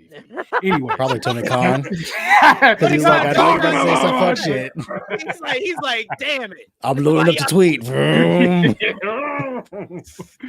But like where AEW is now, like I'm terrified, man. Like, and it's like you said, they still putting on good product, even though I'm like iffy like this on the tournament. Like the tournament, we're getting matches that we've always wanted. Great. We're getting fantastic matches on top of that for sure. Triple Crown champion though, introducing another belt, making confusing. It's consolidating the belts. When I got asked, oh, so is Eddie the champion now? And I'm like, technically, yes. Even though he said in that promo, he said he's going to be defending it in every match. Until someone wins this tournament other than him. Oh, okay. But that first promo, he said he was going to be defending his championships in every match. He admitted. He admitted on the selection special that he fucked up. He fucked up. Yeah, he admitted that. He admitted that. But I don't agree with this, and that's why I wanted to mention that. Aubrey saying they're becoming the WWE between 2018 and 19. You did not live through 2018-19 WWE. If you're saying this is WWE in 2018-19, I never that. You must have been on some fucking drugs, because it was never that good in WWE in 2018-2019. Unless you were, they tried to make Lacey Evans a thing. Baron Corbin threw dog food on Roman Reigns. It was a lot of bad shit. I'll give him the benefit of the doubt. Kofi Kingston 8 seconds. I'll give him the benefit of the doubt that this comment missed out 3 different letters. After WWE, he meant to write NXT. Okay. Yeah. That's accurate. Now you're accurate. AEW's in a better spot. I mean, for me, the problem is like the shenanigans. And like the last 2 years, there's been a lot more shenanigans. It goes to Brawl Out, but like specifically, like let's just take this year. Anytime something great happens in AEW on a show or a pay-per-view, there's always some fuck shit that follows right behind it. Yep. Revolution was a perfect fucking show, but you have MJF throwing a fucking drink on the kid. Then we find out that's liquor. Or you have fucking this last pay-per-view, but then you have fucking Hangman drinking Swerve's blood. Or it's like a lot of that shit. You have all in. You fucking I was fine with that. honestly, you missed that wasn't the big part that people were complaining about from Full Gear. More people were actually complaining about MJF and Jay White than they were complaining about Hangman drinking blood. That didn't make sense at all. You also had the Anarchy in Arena. I think that was what, Double or Nothing. But then you had the band that was playing fucking Wild Thing and the dudes in blackface. You had All In. You pack out Wembley, but then you have CM Punk and fucking Jack Perry getting into it backstage. And then the next pay-per-view that you have the CM Punk firing. So it's like a lot of this one step forward, two steps back type of shit, where it's like, I want to fuck with your product, but at the same time, you're not consistent with your shows day to day. Dynamite week to week is not consistent. The same goes for Rampage. You're overextended with their ROH stuff. That's why we never see Athena on the main roster on AEW programming, even though she's kicking ass. And then you have the pay-per-view where it's like, this was a solid pay-per-view, but then some fuck shit happens. Yeah. And since Vince got boosted out of WWE, you don't hear none of this shit that's happening in WWE with Backstage. Whereas AEW, it's almost like people are almost like begging, like, here's information, someone take it. Dave Meltzer, PW Insider, please take this information and put it out there, because they're just showing how toxic it is backstage. And where like people are willing to talk about this shit, whereas WWE is very tight-lipped, where it's like you don't hear none of this shit. And maybe something that happens to do with your EVPs are also at the top of your card. And maybe some of it. No, I think another issue with AEW right now is that their EVPs are not at the top of the fucking card. When this company was built on, are they even EVPs anymore? Exactly. Or are we gonna? They got re-signed, and they used the Young Bucks less after they got re-signed. Or are we gonna talk about the elephant in the room? Maybe the shit has been the same since Cody left. Yeah, I think shit. Tony Khan admitted that he already admitted that shit changed in December of 2019 when they did the Dark Order segment, and then he took a lot of their creative power away. So it's been a gradual thing. That shit started when Cody was there. Not even dominoes started falling before all the dominoes were even set up. Yeah, it seems like, I hate to say it again, but this is what certain people in the locker room wanted, how they wanted things to be run, but now they're seeing that probably wasn't a good idea. I'm sorry to say it like this again, please let's make this PSA, because fans seem to get shit twisted. Just because we're saying we saw the writing on the wall, it doesn't mean we wanted shit to happen, or I want AEW. No, but if you see shit, stop being in denial. Especially, I'm sick of people saying, "Oh, I love AEW." So I'm not. If you love it, be real about it, man. Exactly. If you love something, you're willing to tell the truth. Hey, man, you fucking up, man. I love this shit. Like, I don't want to lose you. Hey, you fucking up. But no, everybody, I love you, so I'm gonna lie to you, and I'm gonna tell you that you're beautiful, and I'm gonna tell you that you don't need to change your attitude, and I'm gonna tell you, hey, y'all lost, bro. Be real. This is happening. So now, but you as fans, you know what we need to do? Show up, because we be so. I'm living it now, but I'm saying I never seen a generation so much where we talk so much about viewership and shit, but then we the ones that need to show up. You talking about, oh well, why isn't AEW getting the viewership? Because you're one of those that's not tuning in. Duh, of course you're not going to do it. Yeah. So I feel like there's a certain group of people that will take the online discourse of a show or take the negative comments and try to make that into their opinion. Like the fucking internet. Jeez. Yeah, like I don't agree. I watch everything and I keep it real on everything. And I will honestly say, in 2023, Dynamite's been very consistent. Actually, it's been very, very consistent. 9 times out of 10, I'll rate it anywhere between a 7 out of 10 to a 9 out of 10, because they have the roster that if you let the roster work, if it's a promo, if it's a match, they will cook. It's fine. Yeah. But the issues are not what's going on screen right now. Exactly. A lot of the times, it's more what's going on back there, and that's the main point that Justin said that I 100% agree with, is that they have these great shows, and then fuck shit happens backstage. It's nothing going on what's on screen. On screen, they're great. It's what's fucking going on when we're not watching.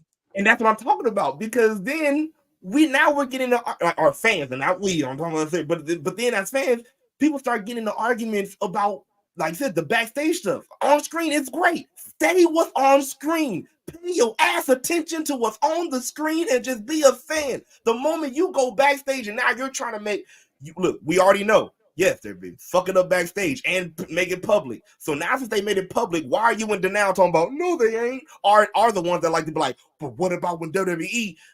Fuck it. That's what happened back then. It's happening now.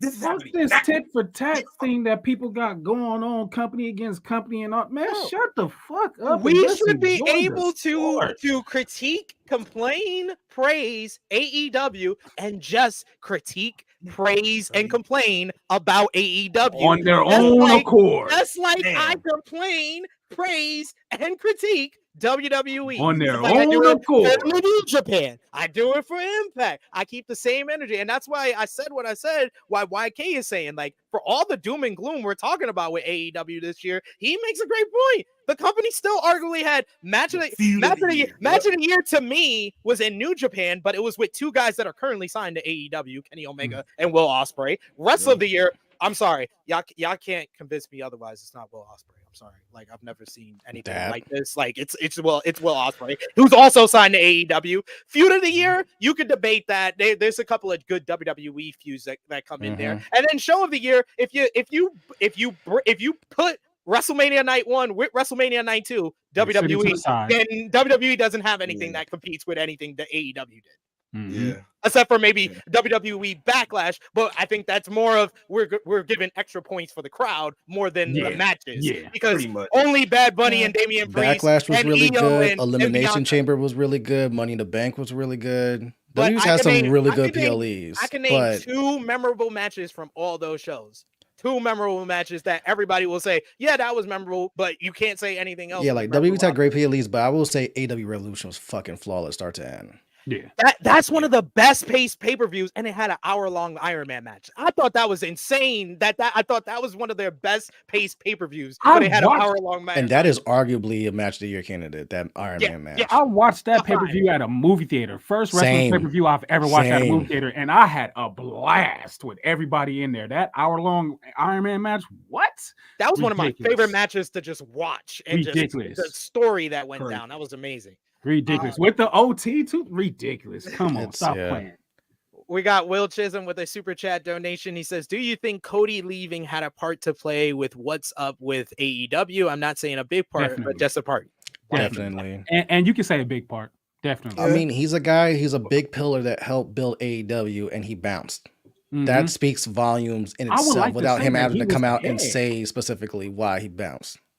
I would like to say that he was the head of it. He chop the head off the snake, you're gonna get what you're gonna get. But I feel like when the companies first started, it was the Elite were doing the wrestling end, and Cody was doing the story end, and then Tony Khan was kind of like the final say guy, and I thought that worked. But see what happened. But see what started happening though was, and I started noticing for a while, and you can see Cody started noticing it, and the crowd started doing it. Like you said, Cody was supposed to do the story side, but every time the story side came out, what did you hear? Boo! And this morning you talking, and you need a story somewhere in it. You can't just be like, oh, fight.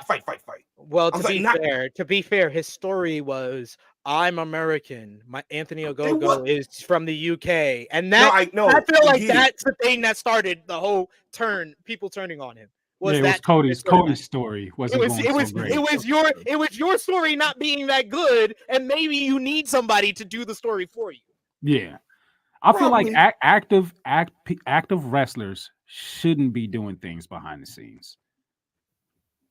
Unless it's like booking or something like that, like working with the board. No, I'm against that too. Like I'd rather have. You mean like working with them now? Yeah. If you're actively on the active roster, you shouldn't be doing anything backstage. But I am all for retired pro wrestlers being in those positions because they've sowed their seeds in the land. They know what's going on. They know how to operate things. And then there's not the whole Triple H value of it. Like, I'm going to book myself to the high holy heavens, and people that I don't like, I'm gonna make sure I book them down into the dirt or whatever. You don't get none of that because there's no limelight working backstage. You know what I'm saying? Unless the drama is happening. There's no DWL. That's right. Yeah. Well, Yeah, man. They need to get back to the Duffy. You know what I'm saying? We got another super chat donation from our good friend Will Chisholm. He says, Will Tony is Khan on it today. Yo, he got some money. We appreciate you, good sir. Will said, "I'm chipping in the Mercedes Monet fund. I'm just dropping it on the chat." He's like, Tru Heel Heat's gonna get Mercedes, not WWE. Will Chisholm saying Tony Khan has little brother Ebony when it comes to WWE. When Vince was booking WWE, it was easy to be the babyface, but when Triple H start booking, I think that hurt him. Yeah. 100%. That's what I said. Like the whole timing of Brawl Out was the worst fucking possible time. Like that whole summer period of 2022, that was the real change because he had already started slipping on his booking by then, and then all the backstage stuff started. 1000%. Like, even I know Triple H is not the perfect booker, but at least with Triple H, there's continuity. There's a plan in place. We're booking long term unless people get injured. Things are going to make sense. We're not going to change things at the drop of a dime like Vince would do, where you didn't know day to day or even hour to hour what Vince was feeling. If he's going to call audible, I'm just going to only push my people. I don't give a fuck what we had planned, and we'll worry about that later. Whereas with Trips, there's like, the shows may not be perfect sometimes, but there's a plan in place and it's going somewhere. And that's where, once Vince left, that would only help WWE even more, because that was the shit that where, as AEW fans, you got to be vocal about you need change, but you got to do it not just online, do it in the fucking arenas, because we've been saying for years, Vince has to go. Vince lost his fastball. There are times where when he books great shit, he still has it, but it's too far in between, and there's too many fuck ups in there. Like, you look at Seth Rollins, where it's like Seth Rollins should have been in a bigger spot in 2019, but because he misbooked him with the whole after the Brock shit, and it fucked him up. But that's like a multitude of, like, Kofi's run is another multitude of fuck ups, where it's like Vince is losing it, whereas Triple H, you see the elevation of the women, you see the elevation of certain people, but there's a lot of a consistency to it. Whereas with Tony, that's what he needs to get back to, is consistency, which is something that he's been missing for a while. Yep. Let's talk about the whole Bryan Danielson fine issue that you guys have been bringing up. Police. Bryan Danielson confirmed this week that he, was a part of the disciplinary board for AEW that fired CM Punk. However, he stressed he was just one of the three. In a report of Fightful's The Hump podcast, Sean Ross Sapp noted that Danielson is still working in that position, which includes handing out fines for egregious social media posts. Sapp noted that at least two people that he knew of were fined for what they posted, but it was nuclear what was posted, or who it wasn't. It was unclear, what was posted and who was fined. Most large companies like AEW or WWE have social media policies that employees have to follow. However, in the latest Wrestling Observer Radio, Brian Alvarez noted that people he asked about the situation, hadn't heard of Danielson finding anyone. Likewise, Dave Meltzer called the reports overblown. He noted that while Danielson is on the committee, he's not the person giving out the fines, and the committee also includes AEW General Counsel Chris Beck, as well as an unnamed attorney. Fightful Select had some additional notes, noting that Danielson is at least partially responsible for handing out fines in regard to social media conduct, and the past couple of weeks that most of the conduct has to do with trying to make AEW look as professional as possible. It was noted that the conduct can extend to retweets and likes, and that there are no words on the fines being particularly common. Danielson is considered to be a locker room leader in AEW and has been for some time, and the report notes that he led meetings after AEW All In, talking about the process and decision-making that went into CM Punk's firing from the company. Danielson also spoke about the meeting earlier this year about how talent should conduct themselves during interviews, and was one of those who spoke during the talent meeting after AEW All Out 2022 and the Brawl Out situation. On a semi-related note, the report notes that AEW officials were very pleased with Danielson's match with Daniel Garcia on last night's AEW Rampage. And speaking of which, Danielson made a reference to that on Twitter to promote the matchup, where he wrote, "Also, if you don't watch #AEW Rampage tonight at 10 p.m. Eastern time, I'm going to fine every single one of you." Y'all just got fined. Will, all the money that you've been given, it's gone. It's gone. What do you think about what Danielson needs to do is like, yo, Tony, every time you tweet some flagrant shit, you're getting fined $1 million, and that check is going directly to Triple H. Stop it with the tweets. No, my good friend of Fightful, Jeremy Lambert, put it best, ladies and gentlemen. Ralph. What Bryan Danielson needs to do is have people do neck bridges. You do 10 neck bridges. You find Tony Khan $1 million, he'll be like, here's a fucking $1 million. I'm gonna tweet again. If you ask Tony Khan to do 1 million neck bridges, he's gonna be like, all right, I'll stop. I can't do that. I can't do that shit. I can't do that shit. What's a phone? What's a phone? You got one of those. Either do a neck bridge or stop tweeting. He gonna be like, I'll stop tweeting. It's like, fine, here's my social media passwords. That's exactly who he become. That's exactly who Daniel Bryan become right there. Right there. Will you stop? Will you stop? No, but Danielson. No, but in all seriousness, I do believe it is a good thing because he's right. And like for the people that really are mad about it, who is doing construction? Lord Jesus. But for the people that are mad about it, and especially the people that are AEW fans, I'm like, what do you want? Again, we said you are people that admit it. You said, okay, need more professionalism. Then you get that. But now you're mad that it's one of the people that's in the locker room. So now you're mad that he's kind of saying, "Hey, we need to do better." Boy, this is my issue. My issue with all this, with the talk of people who are working on the roster, working backstage, and any type of thing, is that as long as you kept the same energy with Triple H, who for a fucking 2 decades wrestled and was part of management.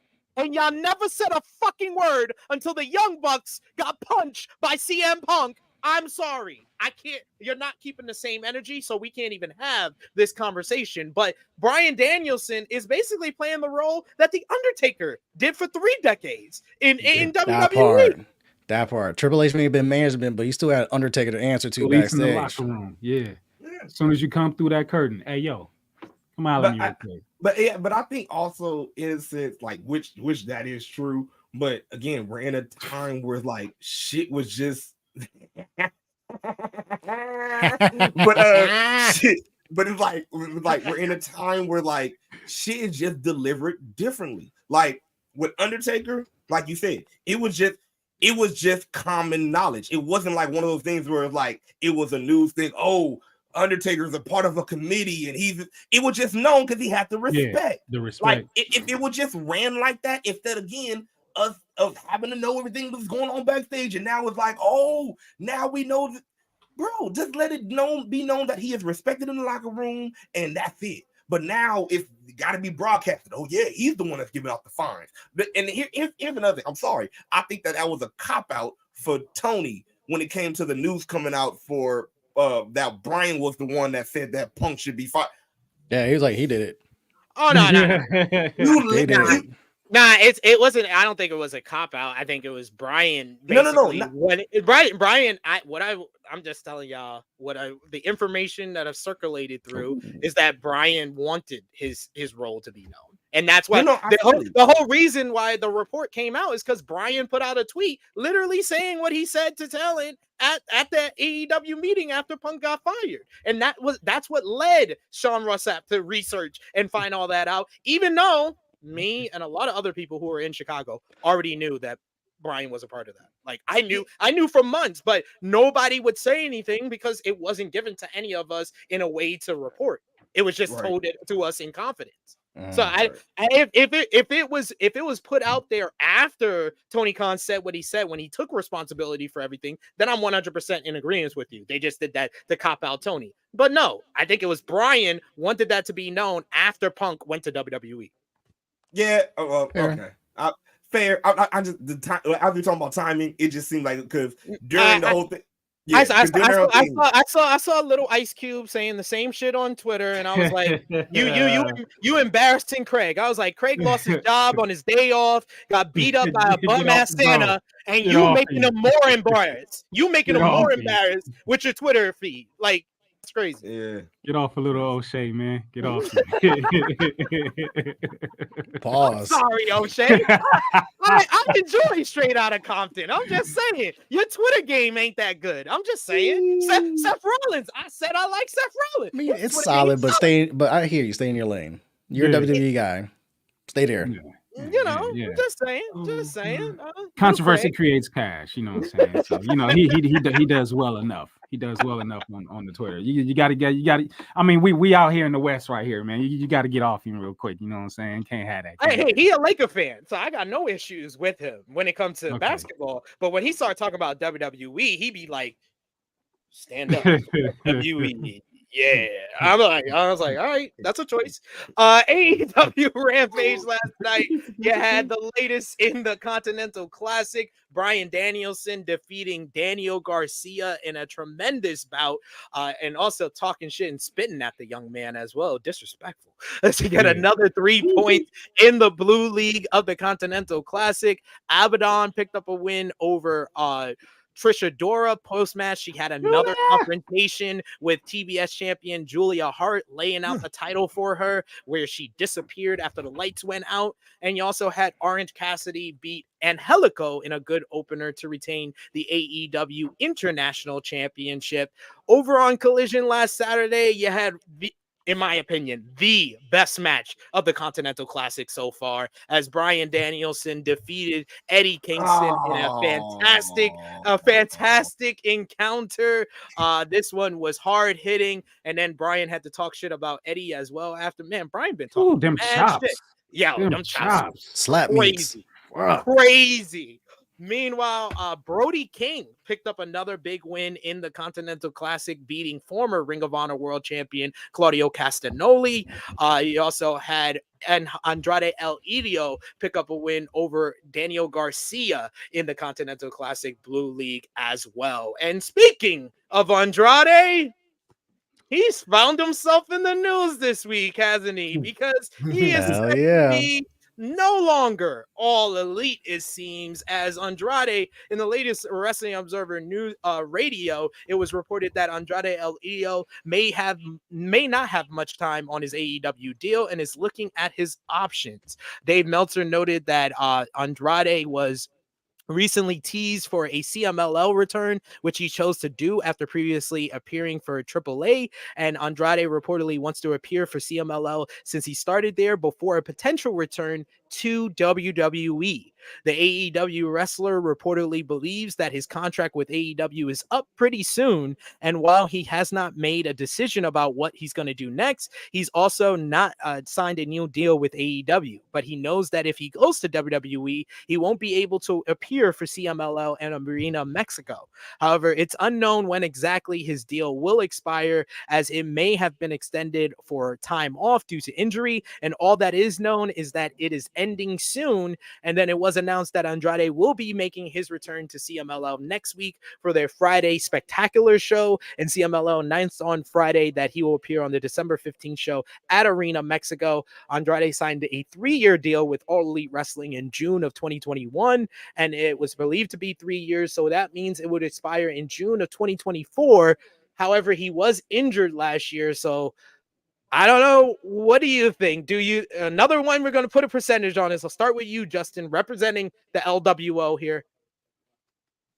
0 to 100 Andrade in WWE next year. 50%. But I think it's 90% he's leaving AEW. I think it's 50% in WWE, because he can go to CMLL, he can go to New Japan, and you can always work with Naito, Master versus Apprentice that way. But we know him and Charlotte are still a thing. We know his wife is in WWE. We know with Triple H at the helm, Triple H will book him much better than how Vince did, because any international talent, Vince always fumbled it for the most part. It was either a stereotypical gimmick, or he didn't know what the fuck to do with it, or he didn't lean into their heritage, or I'm just pushing my white American people over all of them. Whereas Triple H, you see what they're doing with LWO, you see how Santos is branching off and how he's being booked, but you look at the booking of Damian Priest and how well he's been booked for the most part, especially the last 2 years. And I think that's kind of the realm of where Andrade could be booked. in WWE, I see Trey's comment and a couple other comments saying like, what would you do with them? I mean, it's hard to be at the top, but you still need a very strong mid card. That's something that Gunther's been the best wrestler in WWE, and he's been in the mid card the entire time. Mm-hmm. Drew McIntyre has done some of his best work in the mid card. So you can always have Andrade there, and WWE makes sense, but then it's also kind of like, we don't know what Andrade wants to do because TNA is doing great, or Impact was doing great work before they became TNA. New Japan's in a much better place right now. So it's like, with Andrade, there's like a couple doors he can go through. So I'm gonna put that at 50% for WWE. I think you're right on the money that we don't know what Andrade wants. He can go back to WWE and get the big payday, but I think that he needs to come to the realization that he's not going to be the top guy in WWE. So if that's what he wants more than the money, then yeah, TNA, New Japan, those options may be more tantalizing to him. What do y'all think? Do we? My only question would be: do we think that is like? Do we want to be the head, or do we just want to feel more important? Because I feel wanted to be felt more important if that's the case. Because it's like I said, like we almost say about some call ups at the time when the WWE is like, it's not that we're saying they should be at the top, but damn, like, can they feel more important in their role and where they are? Like, I get when people are like, oh, he's a mid-carder. I feel it, but damn, can he be still an important person in the mid-card situation? You feel me? And I think that's what Andrade wants. I think he's like, bro, man, like, the opportunities in this section, I feel like should be better. So, like, I think he might feel like that there, but I feel like Andrade is one of the guys that we hear these reports of thinks he's a bigger star than the AEW. Definitely. And that's how he's act this entire year. But that's who he Brawl out, he's been reckless with how he's been acting. That's who he is. That's what he is. For starters, money isn't the issue. So, I mean, WWE, yeah, he can always go back there. You know, you got sister wives. That's my brother husband. You know what I'm saying? So, you know what I'm saying? Things are being worked out in the house. Money is not a problem. We're making sure that dad is getting his own money so he ain't spending ours and everything like that. So money is not an option. But I do see him going back to the E because Triple H presented him how he should be presented. What has he done? And I'll ask all of you this, and it'll probably take you longer than a minute to probably figure out what the fuck he's done in AEW. What has he hasn't done anything. He put hands on Sami. Ooh, he went through a fiery table. Yep. With Cody. So, you know, there's that. He's done all that he's going to. Didn't he have a banger with like Miro? No, he's going to have a banger with. He had bangers. He wrestled someone like in the last something months where he put on a banger. Oh, Buddy Matthews. Buddy Matthews. Yeah, but that's Andrade though. You know what I'm saying? Like, that was the first great match that Collision ever had. Yeah, like I knew it was one of the black folk. I knew it was one of them. Classic mentions about somebody's making note of him being a mid carder and things of that nature. I've never seen Andrade as a mid carder. He's just been placed in those roles. He's greater than that. He could do so much more. The man is a fantastic talent inside of that square circle. So leaving AEW, put it on 100. Put it on 1,000, put it on 1,000,000. You know what I'm saying? He up out of there. Where he goes. I honestly, if I'm Tony Khan, I would be like helping him out the door and let him go. The man didn't care so much. He has been doing a WWE finishing move on it. Dude, posted Punk's picture like before WWE put out a tweet on it. Yeah. Like when he returned at Survivor Series. I was like, yo, let him out the door. Just let him go.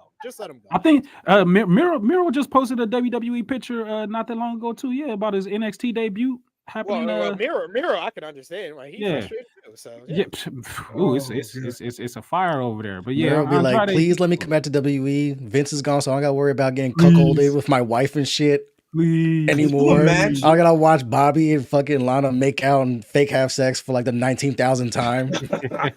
Could you imagine? Because we already had the meme when Triple H first started, you know, like really putting his hands in the creative on the main roster. But if he really fucks around and makes up both what's called Avenger gauntlets, like he just like, you know what, everybody, all my people, just come on, just everybody. I mean, like he can't do that because he tried to do that last year, and Swerve said, talk to my lawyer. Swerve like that nigga Triple H. Y'all been praising Triple H a lot. Now I can flame him for he never saw Swerve as this. He never. That's crazy. He never did.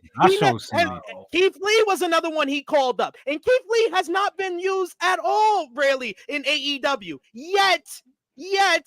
He didn't call Keith Lee? Yeah, Tony Khan probably initially saw more in Keith Lee than Triple H did, because people tend to forget Triple H did not push Keith Lee until Vince saw the star in him and made him a star over Survivor Series 2019 weekend. Go back and watch Keith Lee before Survivor Series, how he was booked, and after Survivor Series. Just saying, y'all not keeping the same energy and not going by reality. Wait, was that when he turned the Bearcat?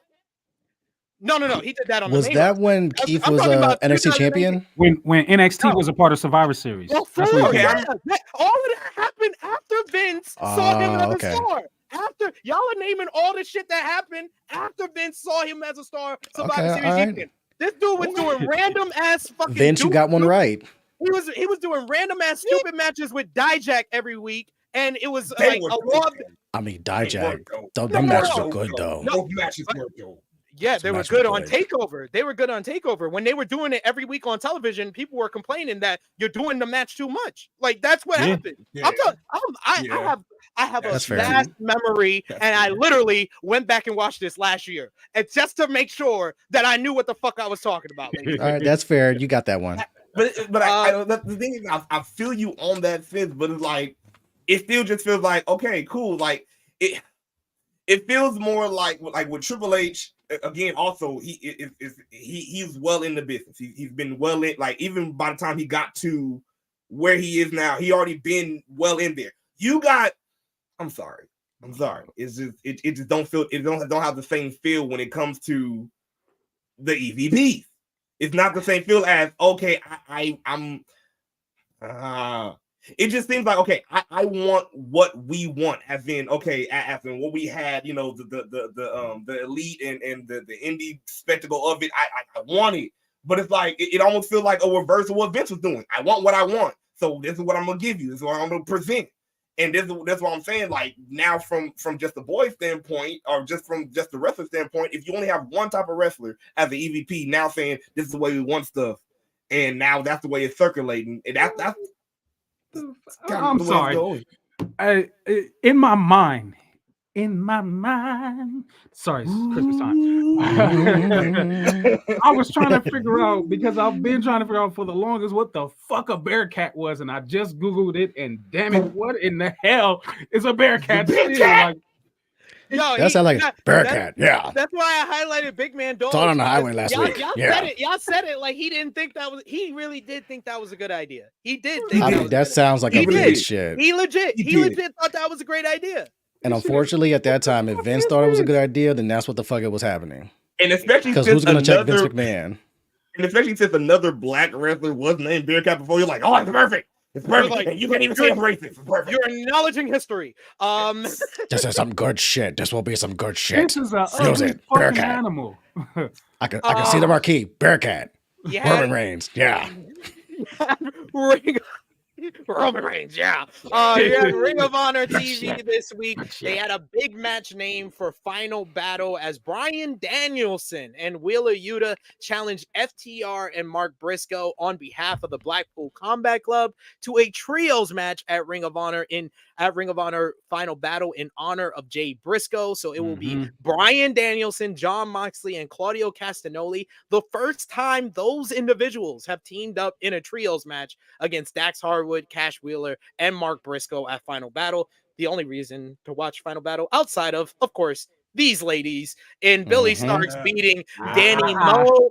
Post-match, Athena attacked Starks and started to brawl with her at ringside ahead of Final Battle, where it was announced later in the show they will be the main event of the show. Athena headlining back-to-back Ring of Honor pay-per-views.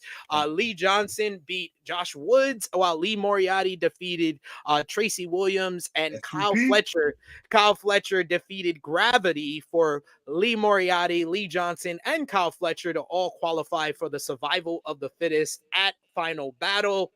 what do you guys think about Athena and Billie Starkz headlining the next Final Battle coming up next Friday? Fantastic. Great. Well deserved. Fantastic. AEW, take notes. Your women can main event a major show.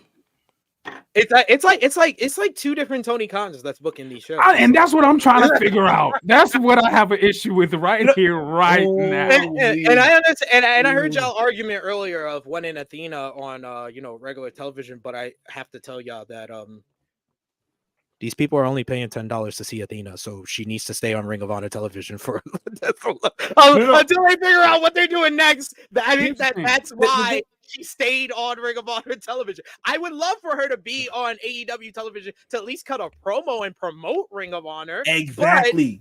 But I understand the thinking in his head. If I put her on AEW television, what's going to make these people come on Thursday? It feels like the same thing. I'm just explaining what he's saying. I get it. I get it. But it feels like the same thing. It feels like the same thing we were saying when it came to, but not so bad. But again, when it came to Vince, remember when we were saying about Vince and NXT? Why are you not promoting your other show on your big show? And again, I mean really promoting. I'm not just talking about, he's an AEW, he's an ROH champion. No. I mean, why don't you say, hey, the ROH tag team champions are going to be on ROH? Oh, how about he's guys? I've also explained this to the people watching. I'll explain it to you. Tony Khan is not good at pivoting. And the hell he is. Hell no, I'll take that. What has he pivoted well? When you want to talk about something that's important. What happened to CM Punk? We have a good show. You know what? Never mind. He's a great pivoter into something else. Definitely. But he's not. He doesn't pivot into something good. We don't pivot well. Never said it was something good. No, he doesn't. I said he doesn't pivot well. If you pivot to something bad, then he's not pivoting well. That's what I said. I was wrong. That's not me being wrong. That's me being actually correct. This is how he pivots. He pivots like this. He does that shit on Friends. Pivot. The biggest pivot he needed to do with Ring of Honor was when Jay Briscoe passed away, because his whole plan for year 2 was Briscoes versus Lucha Bros, and the tag team titles have been absolutely fucked ever since Jay passed away. You know what? I say that, and also the biggest pivot in the same sector, Jay passing away, and the way he booked Mark. I'm sorry. Mark should have won. Mark should have won at Supercard. He should have. Definitely should have. We were so pissed off. We were so pissed. It was like, how do you miss this? How do you miss this right here, right now? Like, how do you miss this? I understood Eddie. Eddie was understandable, but you did it back to back, dude. You did Mark losing and then Eddie losing on the same weekend that Cody lost. So like it was just like, damn, tearing it up. Like, what is going on? What is going on? I don't understand. First of all, ROH and their championships. Athena, great. She has the one title that seemingly can't be touched right now. I don't know what's going on with their television championship. I don't understand why this championship tournament is going on and the ROH title is a part of it. And I don't know what's going to happen with that. The tag team titles, you got the Young Bucks being champs, and they weren't even on ROH for any episode during their run. Every tag team champions, they've never been on the show. They ain't been on the show. Like, what the hell is going on? Question on the floor, since we did mention them before. So why did Keith Lee have to lose if we were just going to drop the title? I don't know. We got Shane Taylor versus Keith Lee. I literally said it on our review that I was like, it made Keith Lee look stupid. It's like, what the fuck was the point of that? And then Joe didn't even care about the title. I never seen him so limited. I see what you did there, and I like it. We got another super chat donation here from Will Chisholm. Thank you so much, Will. You're a champion. You're helping me get all my gifts. I appreciate you. He says, don't forget Selena Vega's husband name dropping Punk 1 hour before he came out at Survivor Series. He's another one that wants to dip out. I like the House of Black, but I need fucking Alistair back in WWE with the fucking music. Man, and the fucking entrance. The music was dope. House of Oh Black my rules God. like a motherfucker, but yeah, get everybody. Hell, bring Brody on. And that's another Triple H guy. Nah. Brody's good. Brody's good in AEW. Nah, leave Brody. Brody's All right, well, Leave I Brody. want Brody's Buddy good back in for sure. Like literally. Leave Brody. Can we get Ricky Starks? Tony Khan has We're getting Ricky. Tony We're Khan has getting Ricky. very much made it be known that his House of Black is Brody and Julia because he treats them way better than Malachi and Buddy. Yeah, then cool. Let us get Malachi. Shit, we'll take Buddy too. Yeah, bring Yeah, Buddy Buddy. back for But you sure. know what? Y'all ain't gonna do shit with Buddy. It's fine. Y'all can have him. You know, you made a good point. You just made a good point because out of all the complaining of, oh my God, it's so many WWE guys, but he is showing that, like you said, even in the House of Black, you just said the change of how we treat them.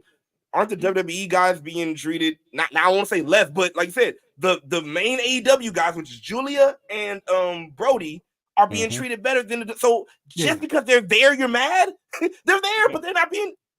Yeah, Really? I'm Really? sorry. I'm sorry. I have not I was on the bandwagon of Malachi Black should be used better in AEW until he made it be known that he wanted to leave once Triple H became back in power. So now I don't care how Tony Khan books him. You can book him however you want. I don't give a fuck. Let him go.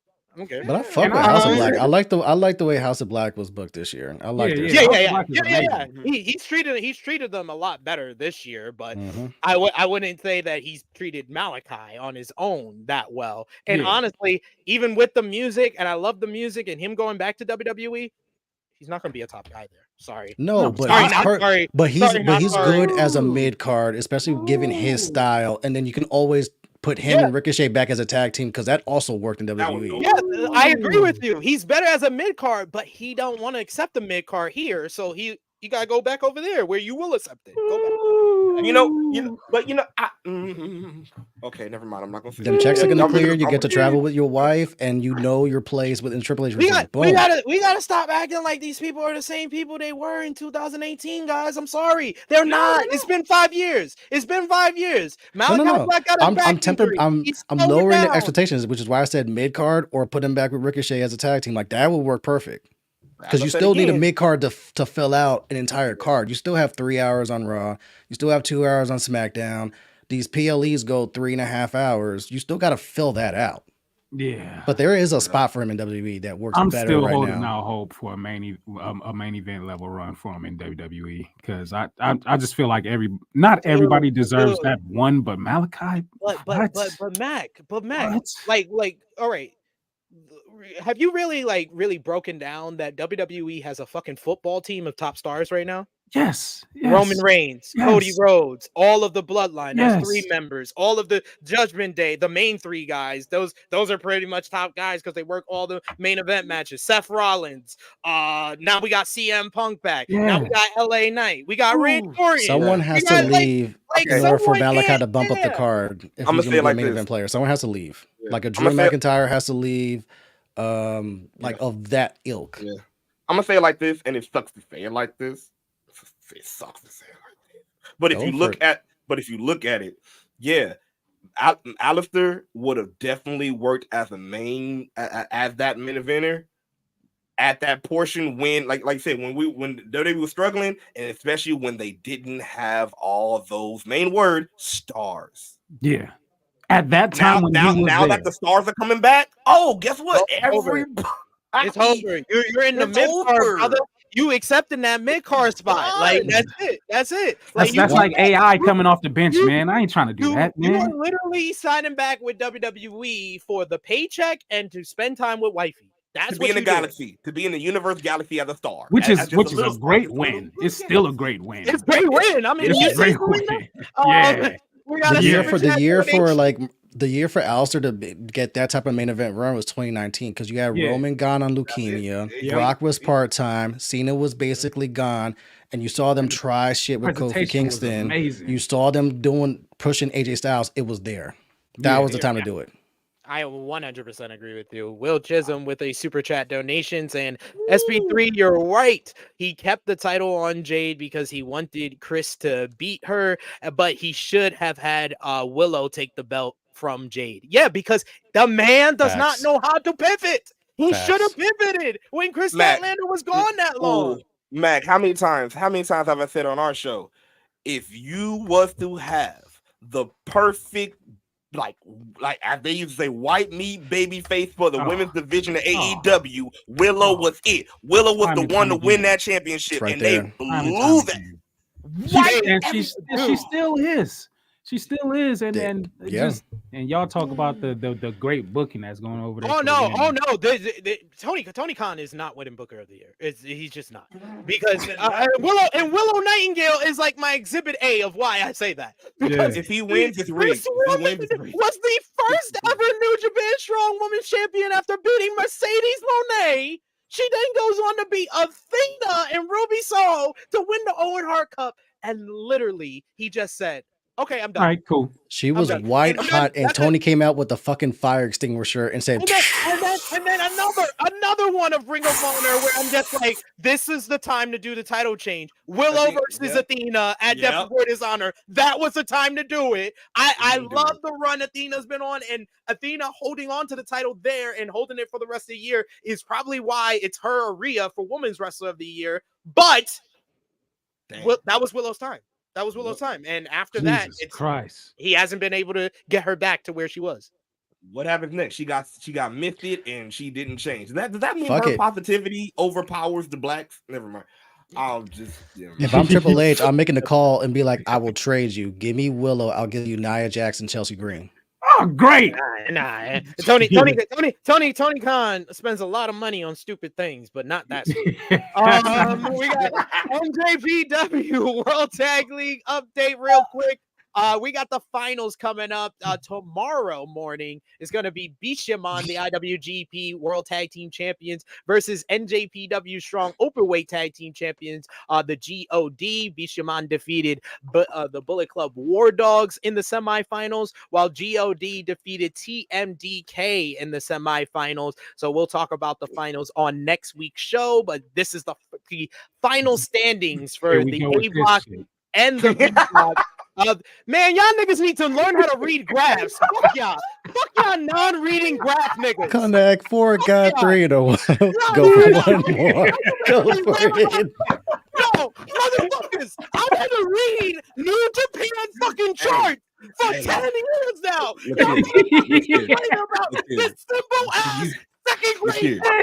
Do you not understand how many Americans actually hated math class as a child? So do you know that when this came out, they was like, fuck you. Okay? I can read it. So if I connect 4, I win the tournament. Is that what this shit is? Yeah, I can read it perfectly fine. That doesn't mean that I have to like it. And when you go to New Japan Pro Wrestling, now you get to see the intricacies. Stop it. You act like your grandma ain't play bingo. That's the shit. That shit looks like a bingo card. What are you talking about? The intricacies is on a whole nother level when you get to New Japan Pro Wrestling.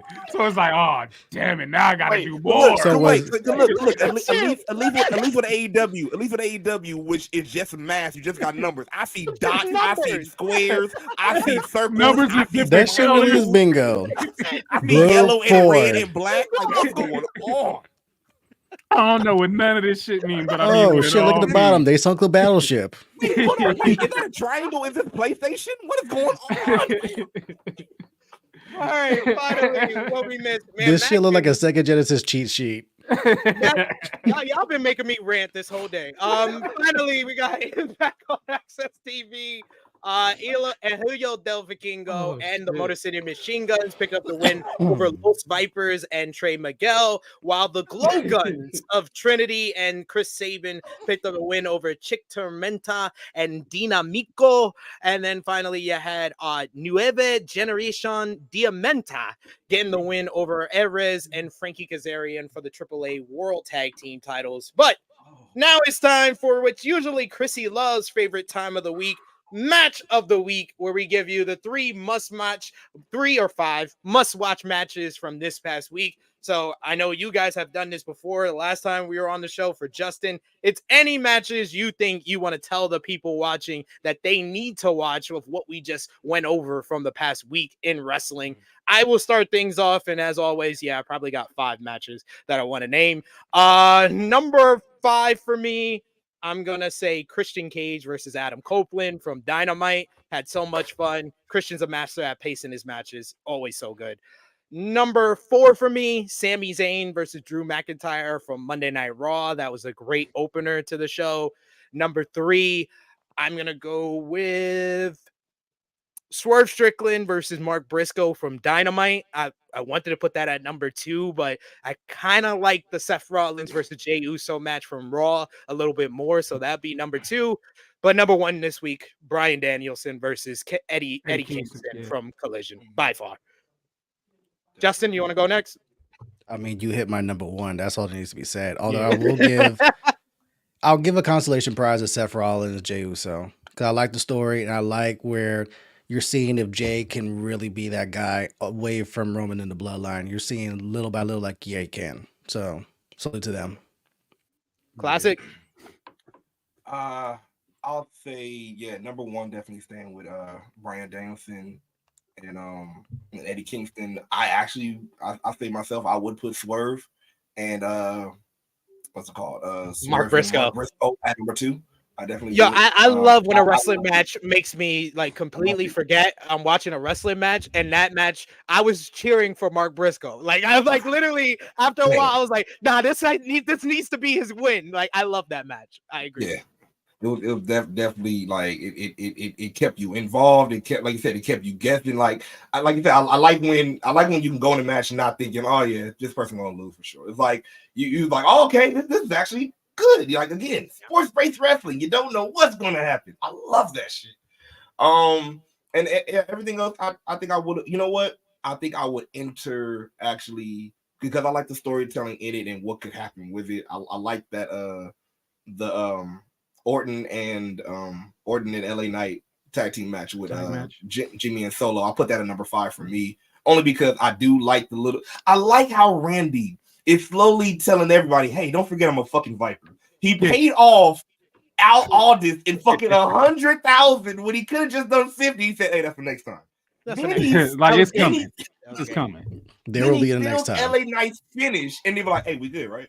Like I just had to do it. Like I know you won't do it, but we good, right? Okay. Like yeah, my spot. Look, Mac. Yeah, I'm gonna make this easy. 1 through 5. Bryan Danielson, Eddie Kingston. The story that we're going to get. I mean, Eddie Kingston taking so many L's, and him being on the bubble now, or I don't know how that works out accurately or whatever, but I still say there's a chance for him to win, even though I don't see him winning, which is it's a criminal act. Because he just got the payoff of reaching the top tier of where he needs to be, I guess.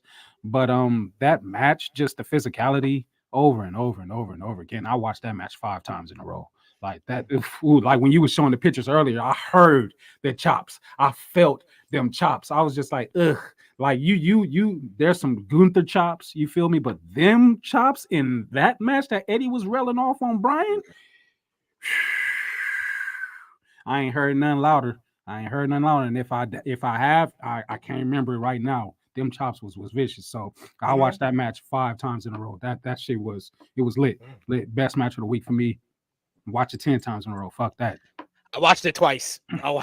Too. So that match was beautiful. And I think that we might get them in the group final. I think it's Kingston. I think Kingston's winning out. I think he's winning all the rest of his matches in the tournament. I was about to say, if that do happen, do you think the constellation of winning this tournament, everything else that happened behind that is worth it then? So the losing to Claudio, everything else. So that would this combination make everything else worth it? Like, okay, that it was showing his struggle, or would it still be like, you shouldn't have made that decision? So when they first named this tournament, my initial reaction was Bryan versus Swerve in the finals, because I was like, we got to put Biden. But after the story and the first 2 matches for Eddie, I feel like Eddie's story is better, and it should be Eddie and Swerve in the finals. And that's a match.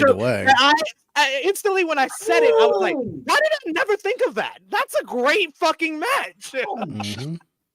Yeah, and I will put the spotlight on Eddie more, that he really, like I said again, been earning. I'd be real hard pressed to not pick Swerve winning this, but Swerve is building. He's building great. So I'm fine with him taking the L if he does lose this. But if Eddie does not win, what did we do this for? Yeah, I think it's three guys that can win, and it would make sense. It's Swerve, Eddie, and then Brian. I feel like Brian's the guy you put the title on if you want to make a new title, and he'll instantly he's gonna instantly make this Triple Crown championship. But Swerve, it feels like another big win in a series of big wins, and then Kingston, it just feels like this great story that you told with him coming in so confident, then losing his confidence in his first match, then becoming pissed off in the second match against Brian, and now he's going in all hell a-blazing. He about to lose his shit. He about to lose every piece of his brain that he got. And it's going to be wonderful television, I hope. Mm-hmm. Yeah. And then you got Brian that, if you really look at it, never won a title in AEW. So which is his first title will be a new title, and he's going to be Triple Crown? Bruh. And he's a long-time All Japan fan. Like, he's loving life right now. He's loving life right now. I spy with my one eye. He's about to walk into the dome with the Triple Crown. He's about to walk into the dome against Okada with the Triple Crown if he wins. Oh, yeah. Bro, the fact that he's walking into the dome for Okada is just like, thank you, God. What I do right, I get Naito in the main event, and I get this match. Thank you. He better eat all the spinach that he can, because if he get in that ring with Okada one more time, and if it's going to be in the dome, Jesus Christ, we might not see no more Brian Danielson. What is left to break? He's gonna combust. Like, it's going to be both sides on that man. Yeah. Okada's got to be like, this man just keep coming. Jesus Christ, pause. Like, what else is there to do? Let's end off the show with some rapid fire predictions, because tonight we got NXT Deadline from Bridgeport, Connecticut. It's gonna be the final WWE Premium Live event of 2023. On the kickoff show, you got Axiom versus Nathan Frazier. These two guys have had some of the best matches on NXT television over the last 2 years. Who you got, Mac? Give me NF, Nathan Frazier. Justin? Nathan Frazier. Classic? Oh, give me Nathan Frazier, and it's going to be good. They're going to be flying, and it's going to be caviar wishes and good dreams. I don't know if you say that, but I know we do. Champagne dreams. There you go. I knew it was one of those. Shucky, ducky, quack, quack. Yeah. Because Booker got to get that little grunt in every like 5 minutes. I do like Axiom, though. I'm going with Axiom. I'm going with Axiom here. I thought he had a great showing against Dragon Lee. I think that this is going to lead to him getting in the North American title picture. This one I'm not that interested in, because I'm not that interested. I'm not that interested in the charisma vacuum, Lexis King. But he will be going one-on-one with Carmelo Hayes on this show. Mac, Hayes versus King. Who you got? No. Hayes versus King. Yeah. I'm not picking against Melo unless it's against Dragunov. Jesus. I'm going with Lexis King here. Thank you. I don't see a reason to do this matchup unless Lexis King. Thank you. We get more story from Trick and Melo. Melo drops it here. Alexis King gets the victory, however, through distraction or whatever. But right now, Melo head not into it. So how do you not like Brian Jr.? How do you not like him in NXT? Mac, you're gonna really sit up, to what he was doing in AEW. Mac, you're gonna really sit up here and tell me that first segment he did with Trick and Melo, where he came out and the whole crowd was like, yo, the charisma was sucked. I'm not there with the skin yet. I'm not there yet. Like I don't know what was sucked, bro. It was sucked out of the room just because it's better than AEW. So much better. Shitting on a toilet and being filmed is probably better than what he was doing in AEW. Like, you say that like there's something of an accomplishment. It's just all this move. Yeah, he's doing stuff better, but all this move did was show us why AEW never pushed him. I think that's why Bro, hey, just listen to me. I'm your brother, right? Champ, listen to me. Just look back at the episode when Lexis King put himself in the middle of Trick and Melo. Melo getting cheered or blued, you did it, all that. You got Trick, whoop that Trick, yeah. But then when Lexus King said something, it literally, I don't even have cricket sound on our show. I literally could hear a pin drop. Crickets, bro. It was bad. And his thing, and why? And have you noticed they have never put him in the ring with a mic since then? In the past month, since that segment, they know all his segments need to be backstage. Yep. On that throne. I'm going to give him the benefit of the doubt for now, just because NXT has done great work this year, but I'm not there yet with him. He'll get there. I promise y'all. He'll get there. Yeah, that's the only thing that he's missing. But everything. I'm not saying the package is being put together. I am saying I am not analyzing what we've been given so far. Yeah, TBD, but not right now. May not have been the best thing to put him into first off back. I'll say that. But oh man, then you put him. He's about to cook. I promise. You put him in the ring with Mello and Trick.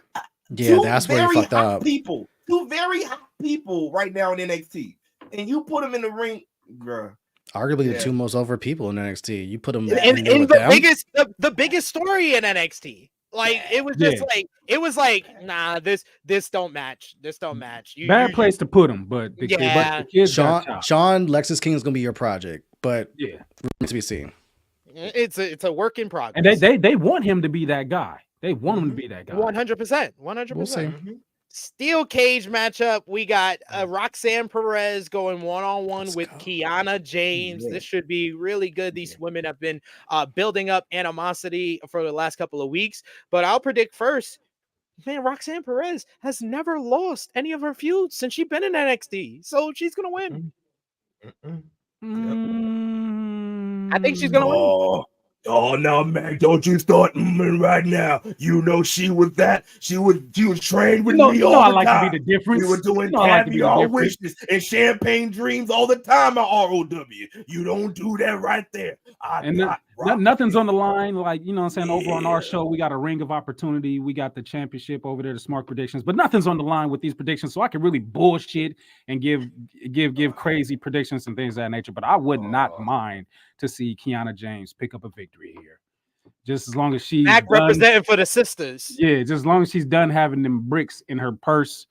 Because the last time we seen that brick and they poured it out and it was just, I fucking hated the hell out of that shit. So don't do that was so bad. That was so terrible. Bad. That was fucking terrible. The Legos, indeed it was. But I feel like Roxy's at a point where she's good. She's great. You know what I'm saying? L ain't gonna hurt her where she's at right now. You know what I'm saying? I would even go a step further and say that we'll be seeing her in the Royal Rumble next month. You know what I'm saying? So I don't know if that's going to end up being a main roster call up, but I wouldn't mind it either.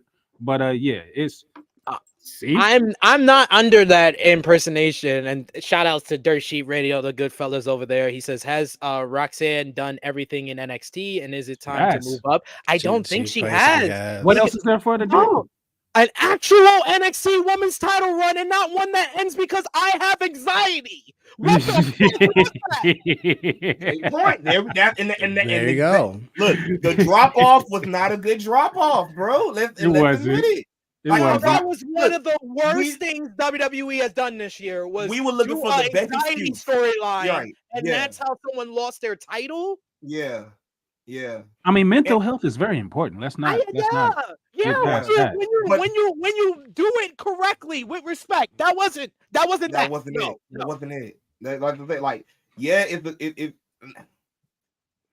You know, remember when we used to say everything should be made a storyline?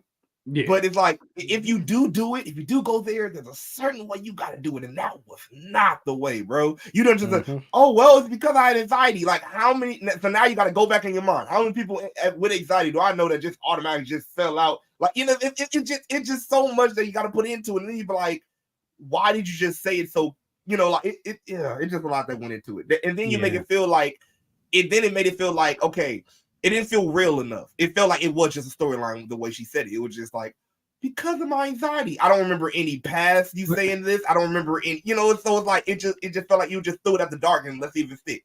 Can we all actively agree that there hasn't been a great NXT women's title run since Mandy dropped it?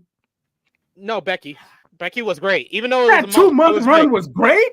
Because why? Because she was defending it everywhere? No, you know why? She was putting on some bangers though with that title. Because of the reigns. The reigns. That's why it was great. It was great.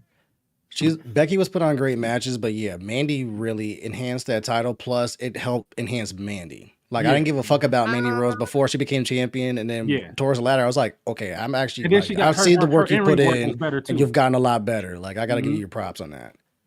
It was a great do for me, do for you type balance between Mandy and the championship there. Yeah. But after that, like the championship or whoever's had the championship, it hasn't been that way since. It's been a bad year. And I always go in about the number of title changes or different champions we had with the TNT champion.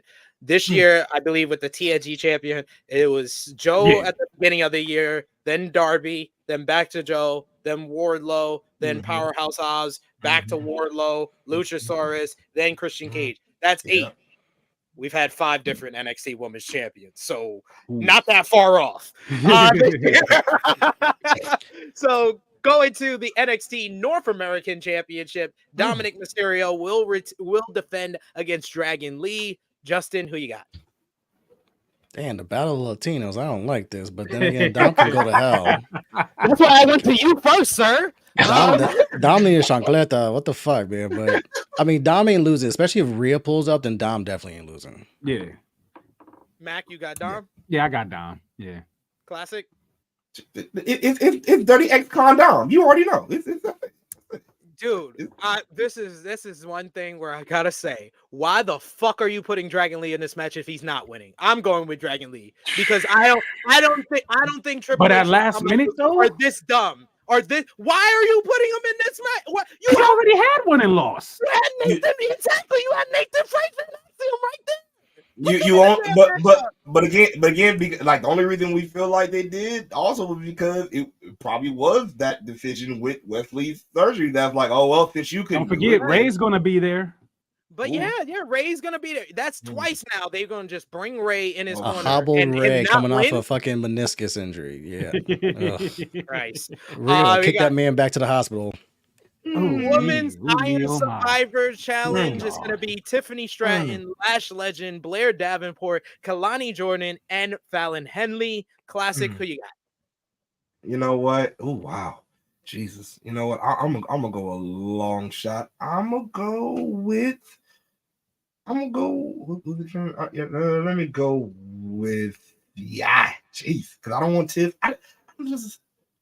Come on, spit it out. It is a hard decision with this one because I'm like, I don't really know. Like, really, I really don't know. I'm gonna just go out there. I'm gonna say Blair. I'll say Blair. I'm gonna just go wild when I say Blair. Yep, I'm gonna go wild and say Blair. What that you go with? Yep. Mac, who you got? You're damn right. I'll go wild. Blair's definitely not winning because Takita's back, so she's taken care of. My heart says Kalani Jordan. But my brain says, show that graphic one more time. My brain says Tiffany Stratton. So, I'm going to go Titty Tiff. You think they're going to give Tiff back? So, because if she faces, yeah. Who you got, Justin?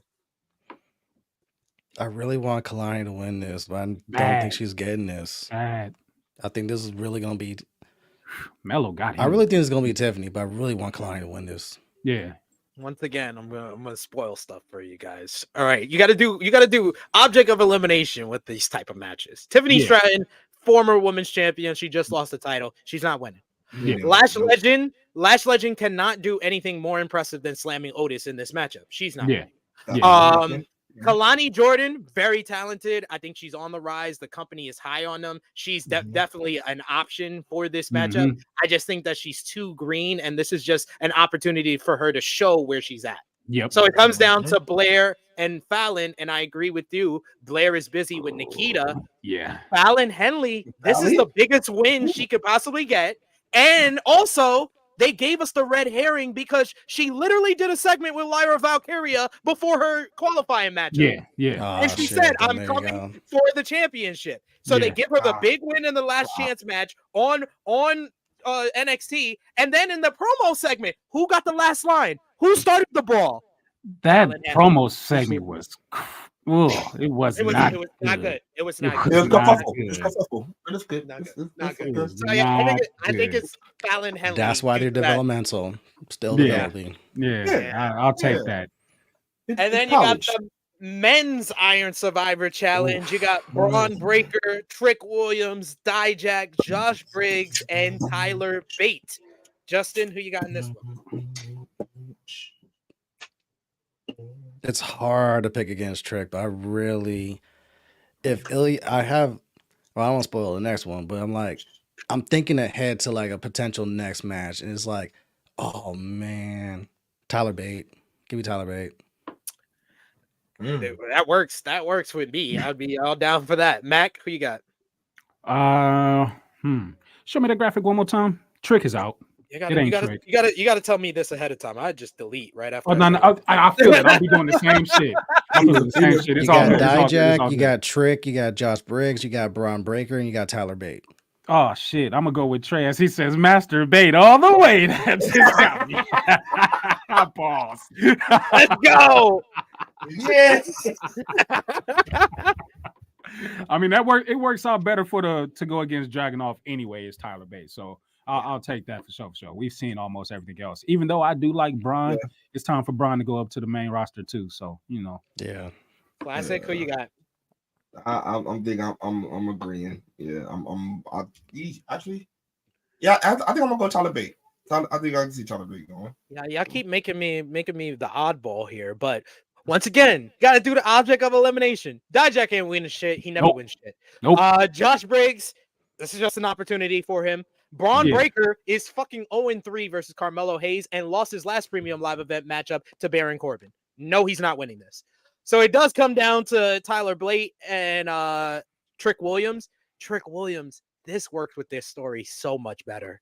Yeah. Carmelo loses to Lexis King earlier in the night, and then Trick Williams wins the Iron Survivor Challenge.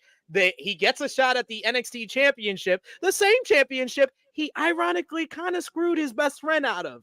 So what's Carmelo going to do when he gets his shot? Yeah. I mean, he distracted him. He definitely did distract him. So get the final turn. I mean, but I was looking at that and thinking maybe Melo comes in somewhere here and causes Trick this match, and he doesn't. No, he causes him the title match. The title match. I see the vision and the roadmap. It's just I want the other match right now, but I know this is sitting right fucking there. I mean, it's sitting right there whenever they want to pull it. But just give me this now and give me this later. And they can, because we're still on the we're not even officially on the road to WrestleMania and WrestleMania weekend. We're going to get Trick and Melo then. It's just could it be better over the championship, or could it not? Could it be better without the championship? You know what I'm saying? Like where would the story take it? And I'm invested in that story. I wanted the official turn to happen some time ago, but I'm like, okay, I'll take the slow burn since you guys are doing a good job of telling the story. I'll take it for what it's worth. I think they laid it out. I think they laid it out on what it's about, and I think it is going to be more than just the title. I don't know if the title going to be about, but I do believe that they're definitely plainly made that this is more than just a title argument, especially when Trick was like, oh yeah, guess what? This pay-per-view, you're opening the show. I'm closing. Like it's the thing. It's been a feeling of, bro, like I've been here for you, but it seems like you were just cool with it when you were in the limelight. So how's it now when you open it? I'm the one in the main event. How is it now? Are you gonna have the same support? That's why Trick needs to win. He needs to win to further this story. But they don't need the title, I think, because I'm looking at it like the template for there is Gargano and Ciampa when they had their trilogy match in NXT, and that first match, that unsanctioned match in TakeOver New Orleans, which was the best of the three, where they just beat the living fuck out of each other. And it was like one of the greatest matches I've ever seen, but they didn't need a title. This feud is kind of getting to a point where it's like you can have that, but without the title. Yeah, that is true. And then speaking of the title, you got Ilya Dragunov versus Baron Corbin. Let's not waste any time. Dragunov about to beat the hair back out of Corbin's head. Yeah, like I'm not even going to waste time on. Oh, this is how I think it's going. Yeah, Dragunov. The ship's gimmick. It's Baron a pirate. If you give me Dragunov and Bate, I will not make fun of you for 3 solid months. Please give me what I want. It's like, what are we Respect to doing? Baron Corbin. Why but is no. Baron Corbin in a main event of a premium live event? Classic said he's picking Corbin. He's not here now, but I know my brother. He said It's going to be an interesting match because Dragunov has not missed this year. And I'm interested to see how Dragunov works with Corbin, where Corbin's limited, but he knows his strengths. And with the right opponent, it could work. Corbin's a pro. Dragunov was in one of the best matches of the year with Carmelo Hayes, the second match at No Mercy. But also, Baron Corbin was in one of the worst matches of the year with Gable Stevenson. And he literally... That match should have never happened. He literally ended the man's career. We have not seen that man. For good reason. I just saw a picture of him on a live event or whatever for NXT not too long ago, Gable Stevenson. So that was what, handing out pamphlets? No, he was in the ring getting his hands raised. So I guess he won whatever match he was in. Well, there you go. All right. Very quickly, y'all. Final battle is next Friday, the 15th. So rapid fire here. Not really much to go over with the build-up for these. Keith Lee versus Shane Taylor. Who you got, Justin? I almost called him Bearcat. Mac, who you got? Shout outs to the homie Shane Taylor's STP all day. You know what we stand over at Smark Psychology Podcast. I'm going with Keith Lee in this one, but shout outs to Shane Taylor. This one I am looking forward to very, very much. Jay Briscoe tribute match, Fight Without Honor, FTR and Mark Briscoe versus the Blackpool Combat Club. I'm going with FTR and Mark. Who you got, Mac? It's a no-brainer. If it's not FTR and Mark, I'm done watching the ROH. You know, I'll put it like that. Justin, you're really about to have a Briscoe lose in this fucking match? We're really gonna do this? I love all six involved, but nah, this has to be Mark Briscoe, FTR. Otherwise, what are we doing here? Absolutely right. You got an I Quit match. Tony Nese going one-on-one with All Ego Ethan Page. Mac? Obviously, Ethan Page. Justin? Ethan. Classic is back. Classic you got. Ethan Page versus Tony Nese. Go ahead and pick Mark Sterling. I got Ethan Page. Then you got the survival of the fittest so far qualified for this matchup. Dalton Castle, Commander, Kyle Fletcher, Lee Johnson, and Lee Moriarty. God. I'm going with Dalton Castle. They've been building to him winning the TV title for months. Classic, who you got? Boys! Oh, we're about to be eating bird feet tonight because the boys are about to be partying. Woo! Dalton Castle. We Dalton Castle. Got Dalton Castle. Mac? I don't care. Did I mention how much I hate silver championships? This shit is dumb as shit. I don't care. Justin? I also don't care. And then finally, you got Athena defending the Ring of Honor Women's World Championship against her minion, Billy Starks. This rivalry has been going since like 6 months. Probably the best women's storyline in North America in 2023. Justin, who you got? This I'm excited for. Give me Athena. Mac, who you got? What up, 3J? Shit, man. Hi. I kind of want to be the difference and say, give me Billy Starks, but fuck it. Give me Billy. Why not? Give me Billy. I'm gonna agree with you. I'm jumping on all Billy this for Billy Stark bandwagon. 18 Billy all day. Billy all day. Yeah, like I rock with Athena and her work and everything. Yeah. I was thinking about Athena. Athena, I got faith in you. But it's like who beats Athena if I mean, because the Ronda Rousey thing was just a tease. Yeah. We did enjoy it out in LA. I'm not gonna front, I'm not gonna lie. We popped for it when it took place. But like if not Billy, then who? They already messed up one babyface win. They better not mess up this. All I'm saying. You know what I'm saying? And ROH isn't on the level of bringing in somebody that's going to like, oh, let's bring in Mercedes and we'll give it to her. Like that's not going to boom ROH. We don't need another babyface losing again. That's yeah. But that brings us to a close on another edition of the Tru Heel Heat Flagship Podcast. Probably our longest episode ever because I had so much fun with these guys. You guys are all awesome and great in your own ways. So I want to give each of you the spotlight. Do all your plugs. Let the people know where they can follow you. And thank you so much for joining me. Justin, the floor is yours. We'll start with you. Sweet. Well, you can find me on all social media platforms at It's Justin Ritch, as well as YouTube. You can find me Wednesday nights on Those Wrestling Girls Twitch channel for TWG Fan Club, live at 7 p.m. with myself, Queen PR, Brian H. Waters, and CNOB. We actually did a special TWG Fan Club this Friday, last night, for a SmackDown watch along, and we did Randy Orton Appreciation Night. Yes, we showed love to Daddy. Pause. But I had to do it one time because I got a lot of people in my life that fuck with Randy Orton. So I was like, all right, for Randy for his limited time, I'll do the Daddy, but otherwise, pause.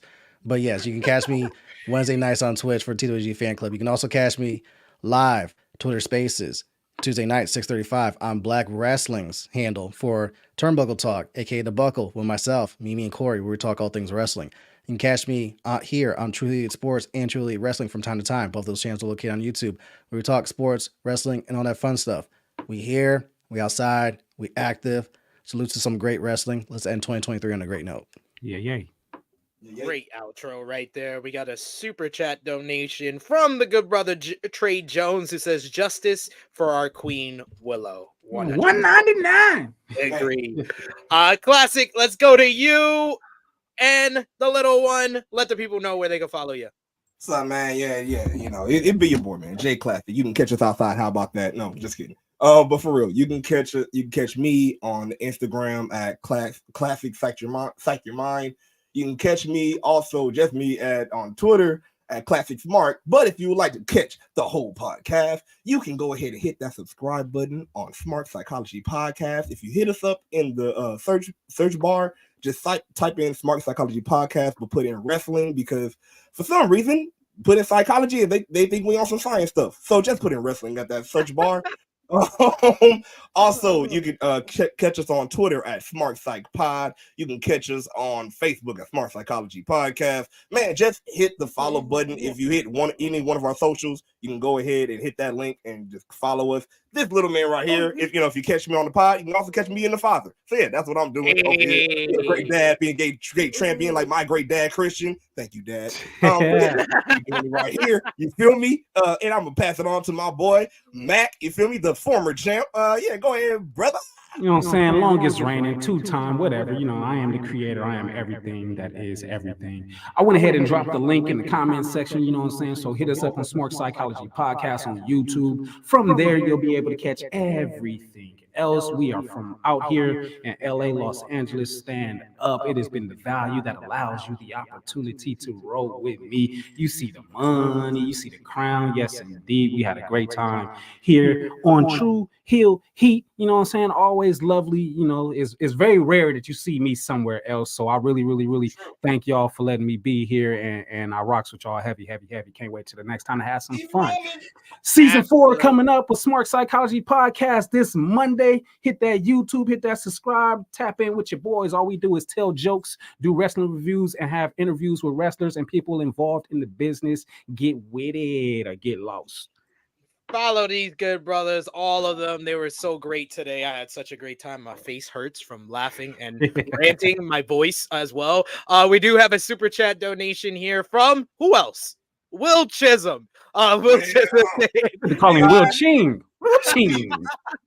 And was not good. Let's be real. Take her looks out of it.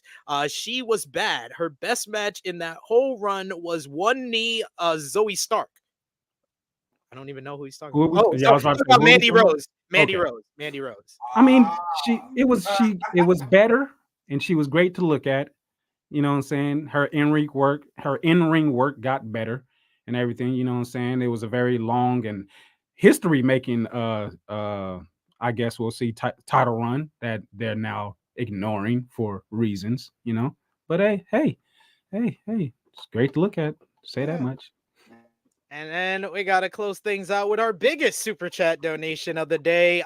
Shay Nasty, thank you so much for the love. He says, showing some love for a super fire show. This is one of our best podcasts we've done this year because these good fellas. But you can follow me on the Twitter machine at Tru Heel SP3. Follow the gang, Facebook, Twitter, Instagram, TikTok at Tru Heel Heat. And check out all the great content we got on the channel right now, as well as go over to patreon.com/Tru Heel Heat to show your support to what we do here. But For Jade Classic, for King Mac, for Justin, it is me, your Tru Heel Phenom SP3. This has been Tru Heel Heat 254. 254! Decision or defection. We are signing off until next time.